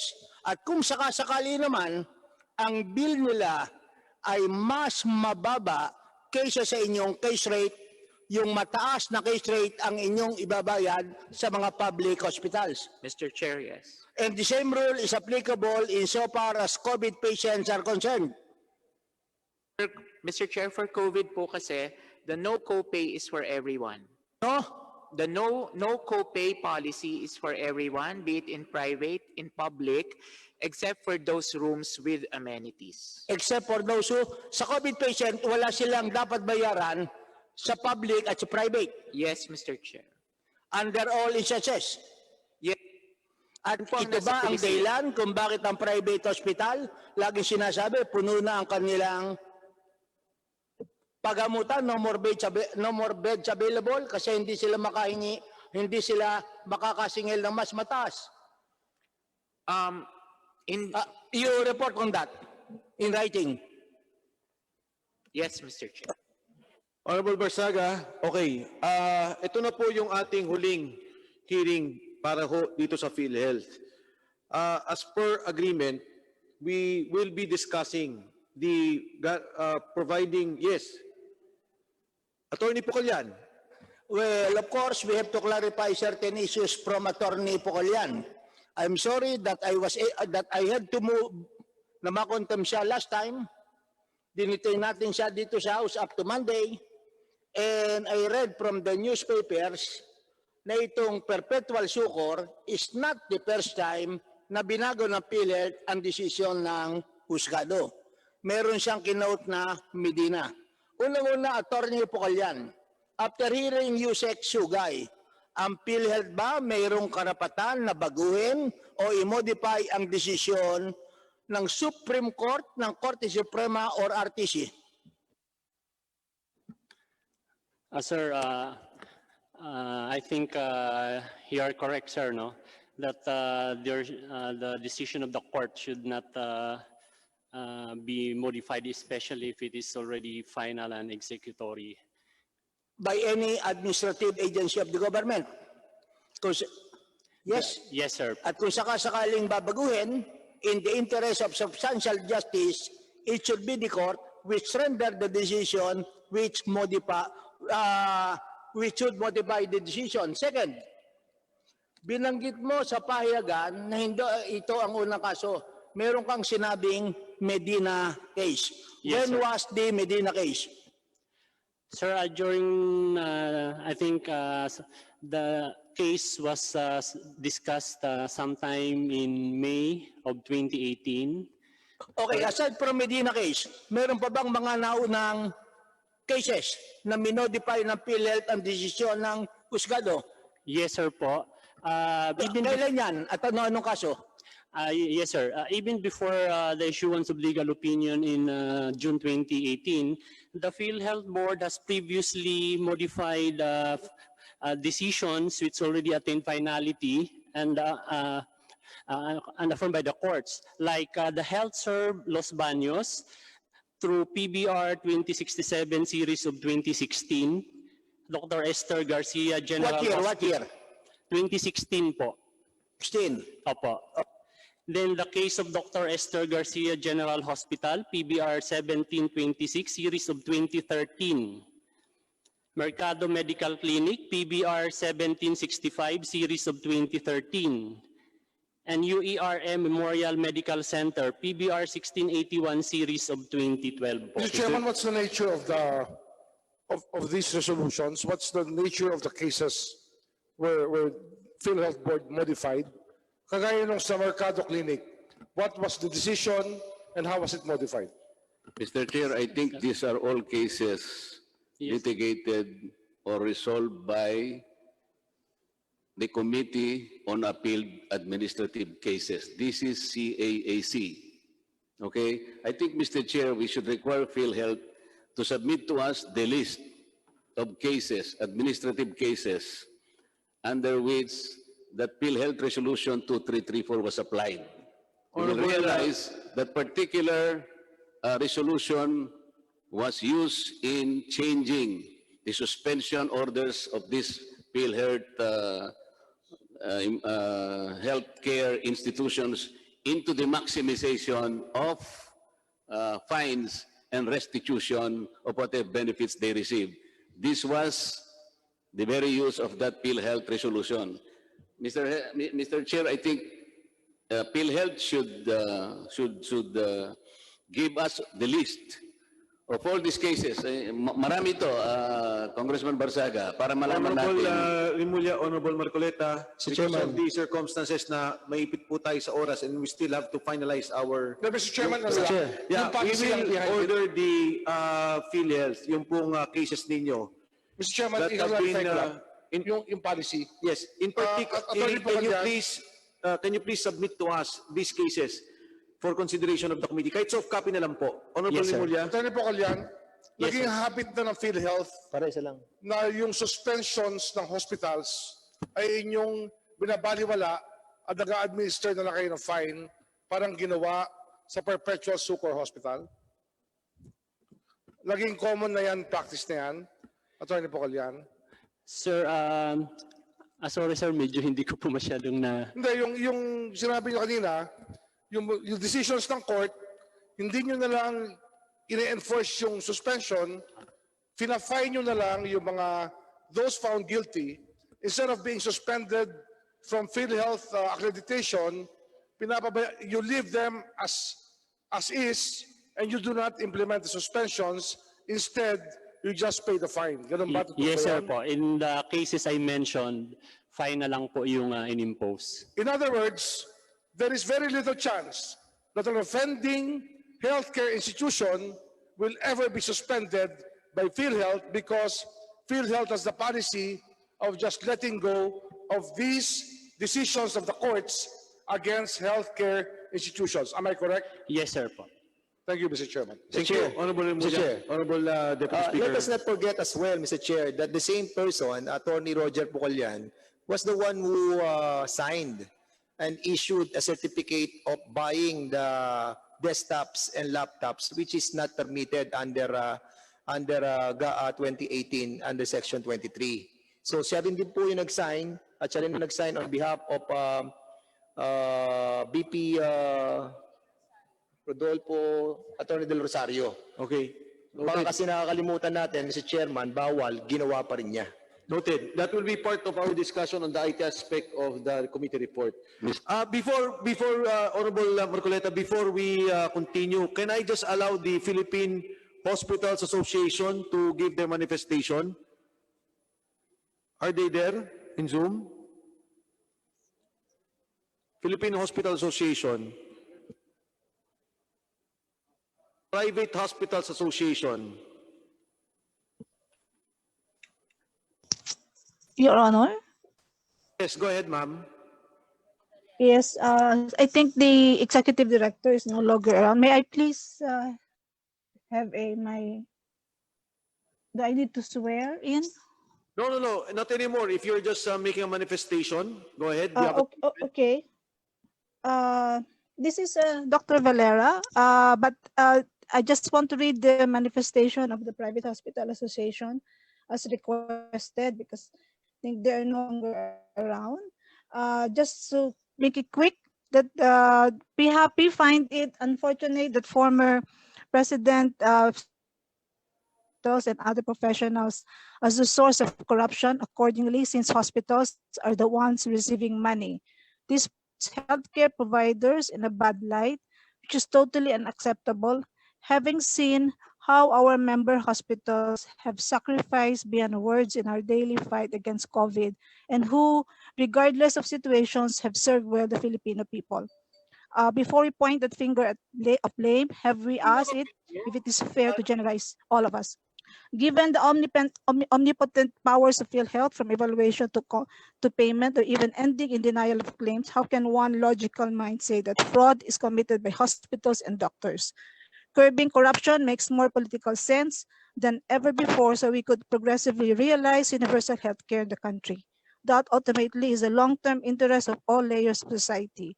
And PHAPI is the first in line to protect that interest and shield social policy so as to eliminate the marginalization of the disadvantaged. The healthcare industry is well known for dynamism and resiliency. We will pursue and deepen the burgeoning momentum for change and seek solution to the ailment plaguing Philhealth before it becomes incurable. Thank you. Thank you. Honorable Marcoleta. Ito lang yung tungkol sa sinasabi ko kanina na magsaysay shipping. Ang sabi ni Dr. Pargas, nakolekta na. Lahat ba ay nakolekta o meron pang kukolektahin, Dr. Pargas? Mr. Chair, according to the updated report of the NCR, this is as of September, the report was made September 2. They have computed penalty for the late remittance based on the submitted list of premiums from 2015 to 2018 by the MMC. The MMC already paid 1.6 million as penalty for the late remittances, and MMC was billed amounting to an aggregate amount of 12.6 million for 1,207 claims for 2019 and 1.3 million for 117 claims this 2020.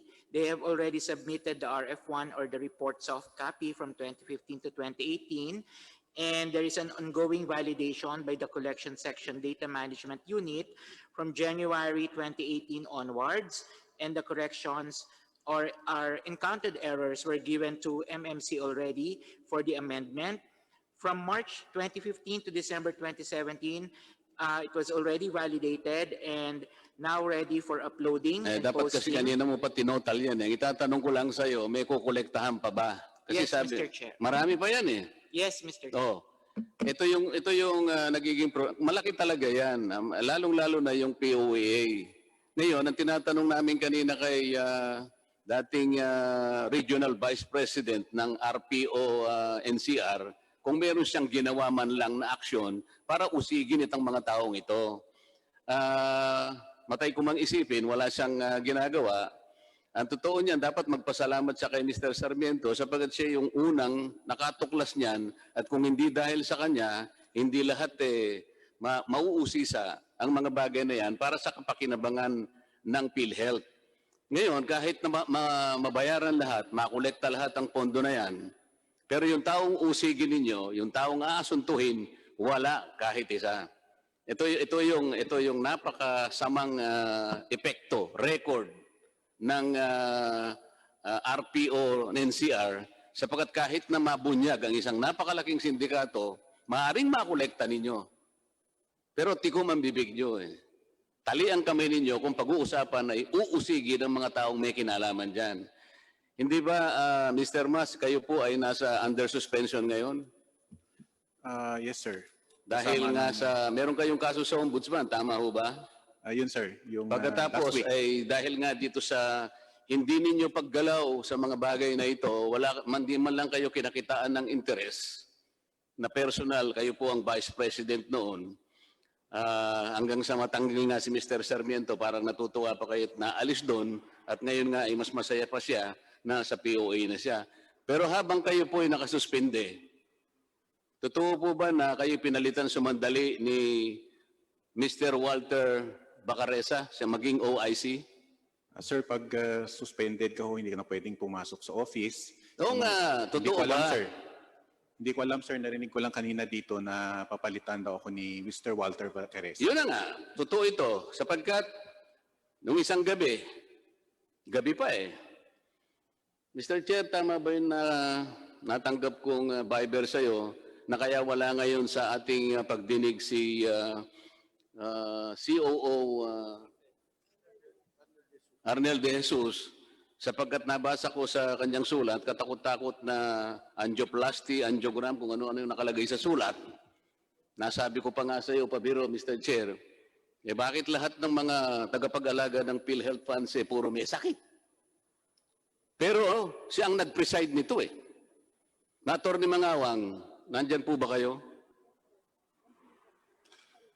Hindi ba totoo ito, Atty. Mangawang? Nandun ka eh. Nag-preside si Mr. De Jesus sa Exicom para pansamantalang mapalitan muna si Mr. Mas bilang OIC. Ito yung Walter Bacaresa. Tama? Sir, are you referring, sir, Mr. Chair, are you referring, sir, to the Execom that was held yesterday po? If that is the Execom that you are referring to, there was no discussion during the Execom meeting on the OICs.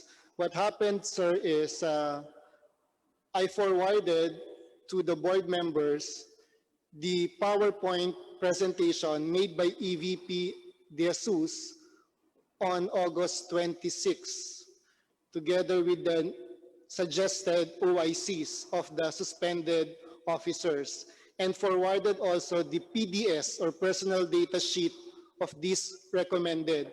But the board's instruction was to submit the PDS, and these designations are subject to confirmation by the board, Mr. Chair. Ang tinatanong ko sa iyo hindi ba totoo na si Mr. De Jesus ang nag-chair ng Exicom meeting? Yesterday, yes po. Kaya nga. Pero nakakapag-attend siya ng Exicom meeting para tanggapin ang report mo, pero sa amin ayaw niyang mag-attend. Yun ang gusto kong establish. Attorney Pucalan, hindi ba ikaw ang pumalit na OIC pansamantala, Senior Vice President Legal? Oh. Totoo o hindi? Sir, that was the proposal, sir po. Proposal na naman eh. Makukulong ka na naman eh. Aminin mo nyo na kasi para... Yes, Ha? yes, sir po. O, nakita mo na, Mr. Chair? Napakahirap kumuha talaga ng sagot sa inyo eh. Nagtitimpi na nga kami eh. Napakasimpleng tanong lang. Pagkatapos, ikaw naman, Mr. Mangawang, nagkukunwari ka pa kung ano-anong sinasabi mo eh. Ang dami sana namin gustong talakayin dito. Alam niyo, napaka-isang importanteng posisyon dito, yung actuary. Ang dami ko sanang gustong itanong sa kanya. Alam mo, si Miss Santiago, nakikita ko siya na napakapasensyosa niya nakaupo rito, kahit na paminsan-minsan lamang siya nga itatanong. Ang totoo niyan ang dami ko sanang gustong itanong sapagat napaka-importante ng posisyon na yan eh. Pero dahil sa pagsagot ninyo na paikot-ikot, takipan dito, takipan doon, nasasacrifice pati yung oras namin eh. Kasi may oras namin, hanggang alas 2 lang kami rito, o talagang gusto nyo patagalan para... Isa na lang, Mr. Chair. Go ahead. Sino po ba ang pinuno sa inyo ng Health Finance Policy Research Department? Dr. Pargas? Ikaw, Dr. Pargas? Sir, dalawa po yun.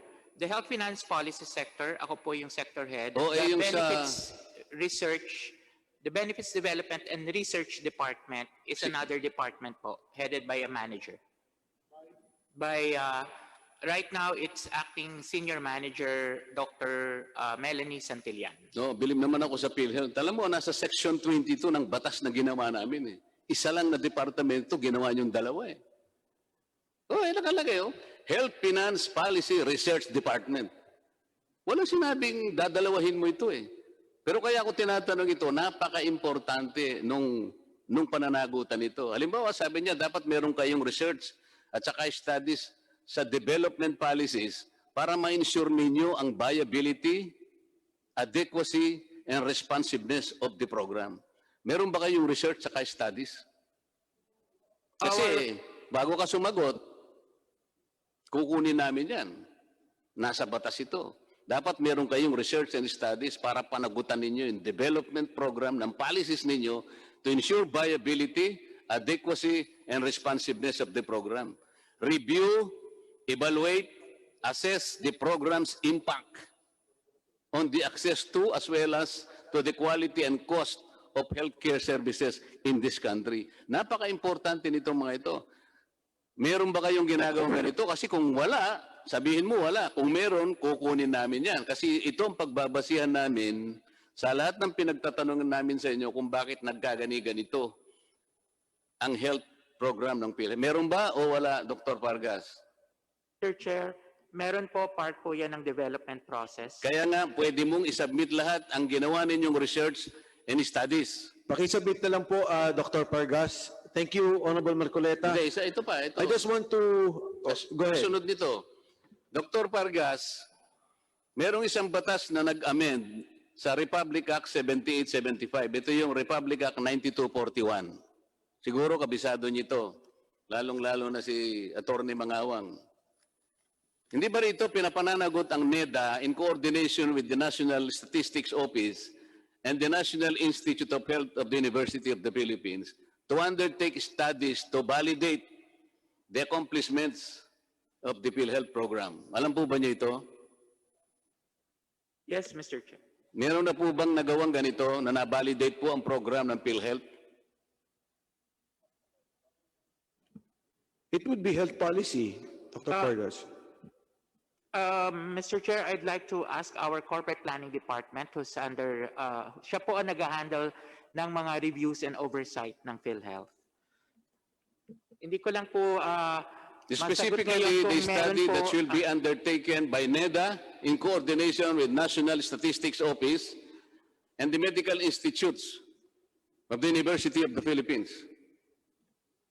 Meron po ba wala? Mr. Chair, sa ngayon hindi ko po masagot. But I'd like to ask our corporate planning No, but department. that's something, a project as big as that you would know. Anyway, Honorable Marcoleta. Meron po, merong ganitong study na na-validate po ang accomplishments. Kasi ito lang pong magpapatunay, napalaki pong importansya sa amin ito. Pag naipakita ninyo ito, itong pagbabasihan namin tungkol sa accomplishments, kabuuang accomplishment ng PhilHealth. Kasi lahat po ng sasabihin ninyo, hindi ka panipaniwala. Siguro ito po. Honorable Marcoleta, I apologize. We have several minutes to go. I still have some admin concerns to discuss with the committee. Okay. Thank you. Thank you, We Mr. will submit Please if there submit is- if you do have that study. Pero hindi naman ako naniniwala na kasama yung Statistics Office, UP, tsaka yung ibang opisina, hindi nyo ma-recall kung may study kayo. Wala. Anyway, for the additional resolutions by Brother Eddie Villanueva, our Deputy Speaker, and Congressman Domingo Rivera, resolution directing the appropriate House committees to conduct an inquiry in aid of legislation to the alleged corruption and funds management controversies that found the Philippine Health Insurance, Philhealth Corporation, with the end view of instituting necessary reforms for the effective and transparent administration of the National Health Insurance Program. As agreed by the committee, we will be filing a Emergency Powers Act. This was done in the past. Marami na po tayong naging president na nagkaroon ng isang batas para bigyan ng emergency powers ang ating Pangulo, ang eksekutibo. Para po nung nakaraan, if I may read yung ginawa nila dati for the power crisis, there was a law that was Republic Act 7648, which gave the executive the power to negotiate contracts and to reorganize the National Power Corporation at that time. Sa kaso po ng PhilHealth ngayon, under the leadership of Attorney Dan Tigueran, kinakailangan niya na maglagay ng mga personnel, tumulong sa kanya immediately, pwede ding mga kumpanya na umalalay sa kanya sa IT, and so we will give that powers to him and to reorganize PhilHealth as they seem fit. Kasi kailangan po natin dito yung finance and the economy, kailangan po niya ng tulong on the legal for the filing of cases and the audit, kailangan po niya ng tulong on the public health issue. Although si Mr. Gaylan is already a lawyer, pero napakarami po mga kailangan nilang tingnan na mga bagay tungkol dito sa PhilHealth, including yung mga OFW collections and all the other cases. Diniscuss na po natin yung OFW amendment. So ito po yung dalawang amendment that immediately can be discussed by the committee. The amendment of the law para ho tanggalin sila or at least magkaroon ng distinction on the OFW contribution. We were able to discuss among others the 2013 to 2018 COA reports, yung cataract scandal was raised, Cardinal Santos Medical Center, yung 170 million compromise, perpetual succor, the reversal of the Court of Appeals, the Accenture case, the 115 criminal case, wala akong na-file pa up to now, the Dr. Mengita case for the healthcare personnel, yung computerization, there were several points raised by the Honorable Deputy Speaker Fernandez. Honorable Haresco was pursuing the ODA arrangement for this. Yung pong IRM case na sa kasalukuyan ay dinidiscuss po natin. The IT bidding case, and of course the case rate system. Ito yung mga ilang bagay na kailangan natin pong i-discuss, and as propounded by the members of the committee, the Honorable Marcoleta, the Honorable Barsaga, Honorable Barbers already mentioned that we will be filing. Probably this would be the first time that the committee will enter into the actual filing of cases, plunder cases or what have you, in coordination with the Department of Justice. So ito pong linggong to, we will be having our technical working group to finalize all this. If there are still any questions, motions, Honorable Barbers. Mr. Chairman, equally important din po, bibilisan ko na lang, yung usapin tungkol dun sa, I was informed, Mr. Chairman, na merong isang napipintong board meeting ang PhilHealth na kung saan ang pag-uusapan ay yung tungkol dun sa granting of amnesty on all denied claims. And all these denied claims, by virtue of a late filing and refiling, apparently, meron silang desisyon na bayaran ho ulit ito to the tune of about 600 million. Ang total ho na denied claims ay from 2011 to 2019, nagkakahalaga ho ng mga almost 4 billion pesos. And in this particular board meeting, which I'm still trying to get hold of the documents, Mr. Chair, nasasabi po doon na they are authorizing Philhealth to release the amount of 600 million to settle and pay yung mga denied claims in the past. Dahil nga daw po may pandemic at nangangailangan ng financial security at capability ang mga HCIs, kaya babayaran ho ito. Kanina I wanted to ask if there are any board members present. Corporate Secretary. Unfortunately, wala, no? The Corporate Secretary, Sir, Attorney Mangawang, would you like to Ayan, reply? yun nga, Attorney Meron po Mangawang. bang ganyang usapan na yung mga denied claims ay babayaran o yung mga, denied claims, no? That was the statement of the Honorable Barbers. Yes, Mr. Chair, that proposal was presented by the management amounting to 600 million to review those claims filed beyond the 60-day period. Mr. Chair, most of these claims are from 2011 to 2019. If we pay and release the amount of 600 million to pay all these denied claims, hindi ba medyo may konting problema tayo doon? Honorable Barbers, siguro po for purposes of expediency, maaari po ba, Attorney Mangawang, i-forward nyo sa amin yung inyong proposal ng management at kung sino-sino to at ano ba itong mga claims na to? And the result of the proposal. Record, Mr. Chairman. The result of the proposal. Okay, Honorable Barsaga? Sino yung mga members ng management na nag-propose nito? My office will submit po to the... My office will submit po the details. Oh, hindi mo but it ba was- mai-recall? Because there is a management group proposing the payment of 600 million for claims that have already been denied. Kasama ka ba ron sa management? Okay, Mr. Honorable Chair. Barsaga, Attorney Mangawang, nangyari po ba ito ngayon lang o matagal na yan? I'm not sure, but about 2 months ago, Mr. Chair. 2 months ago. Wow. Mr. Chair. Anyway, wag na ho natin pagdebatihan yan at buto lang na raise mo yan, Honorable Barbers. Pero i-forward nyo sa amin lahat ng dokumento tungkol dyan. Salamat. Honorable, Yes po, you would Chair. like- yes, Honorable Fernandez. 2 o'clock na po, so I move for the termination of this committee hearing. I so move, Mr. Chairman. Yes, with that, Honorable Barsaga. How long bago maibigay yung mga dokumento ni Attorney Mangawang? Because this is again a serious case. I know. 600 million to be used for the payment of denied claims. Parang sobra-sobra na to. At ginawa itong board resolution during the time that we are discussing these issues. May board 2 months resolution ago. na ba ito, Mr. Chair? Patapos na lang nga tayo, may humahabol pang kaso. Mr. Chair, meron ba na po board resolution? Attorney Mangawang, can you submit to us in soft copy para makita po ng lahat ng mga kasama? Yung tanong ni Congressman Fernandez na I replied to him, yes. May board resolution na yan, di ba? Meron board resolution? There is board resolution, but it is still being routed for the signature po. Nako, Diyos ko. Oh my God. Ayoko muna naman kami. Merong board resolution. Pagkatapos walang pirma. Tapos na ang Ano hearing klaseng natin, board resolution ipahabol pa, yan? Mr. Chairman. Honorable Barsaga, baka magalit ka na naman. Anyway, buti na lang, na-raise yan sa plenary. Okay, so ito po yung mga diniscuss naming issues at ito rin po ang gagawa namin na report, including that that was raised by the Honorable Barbers.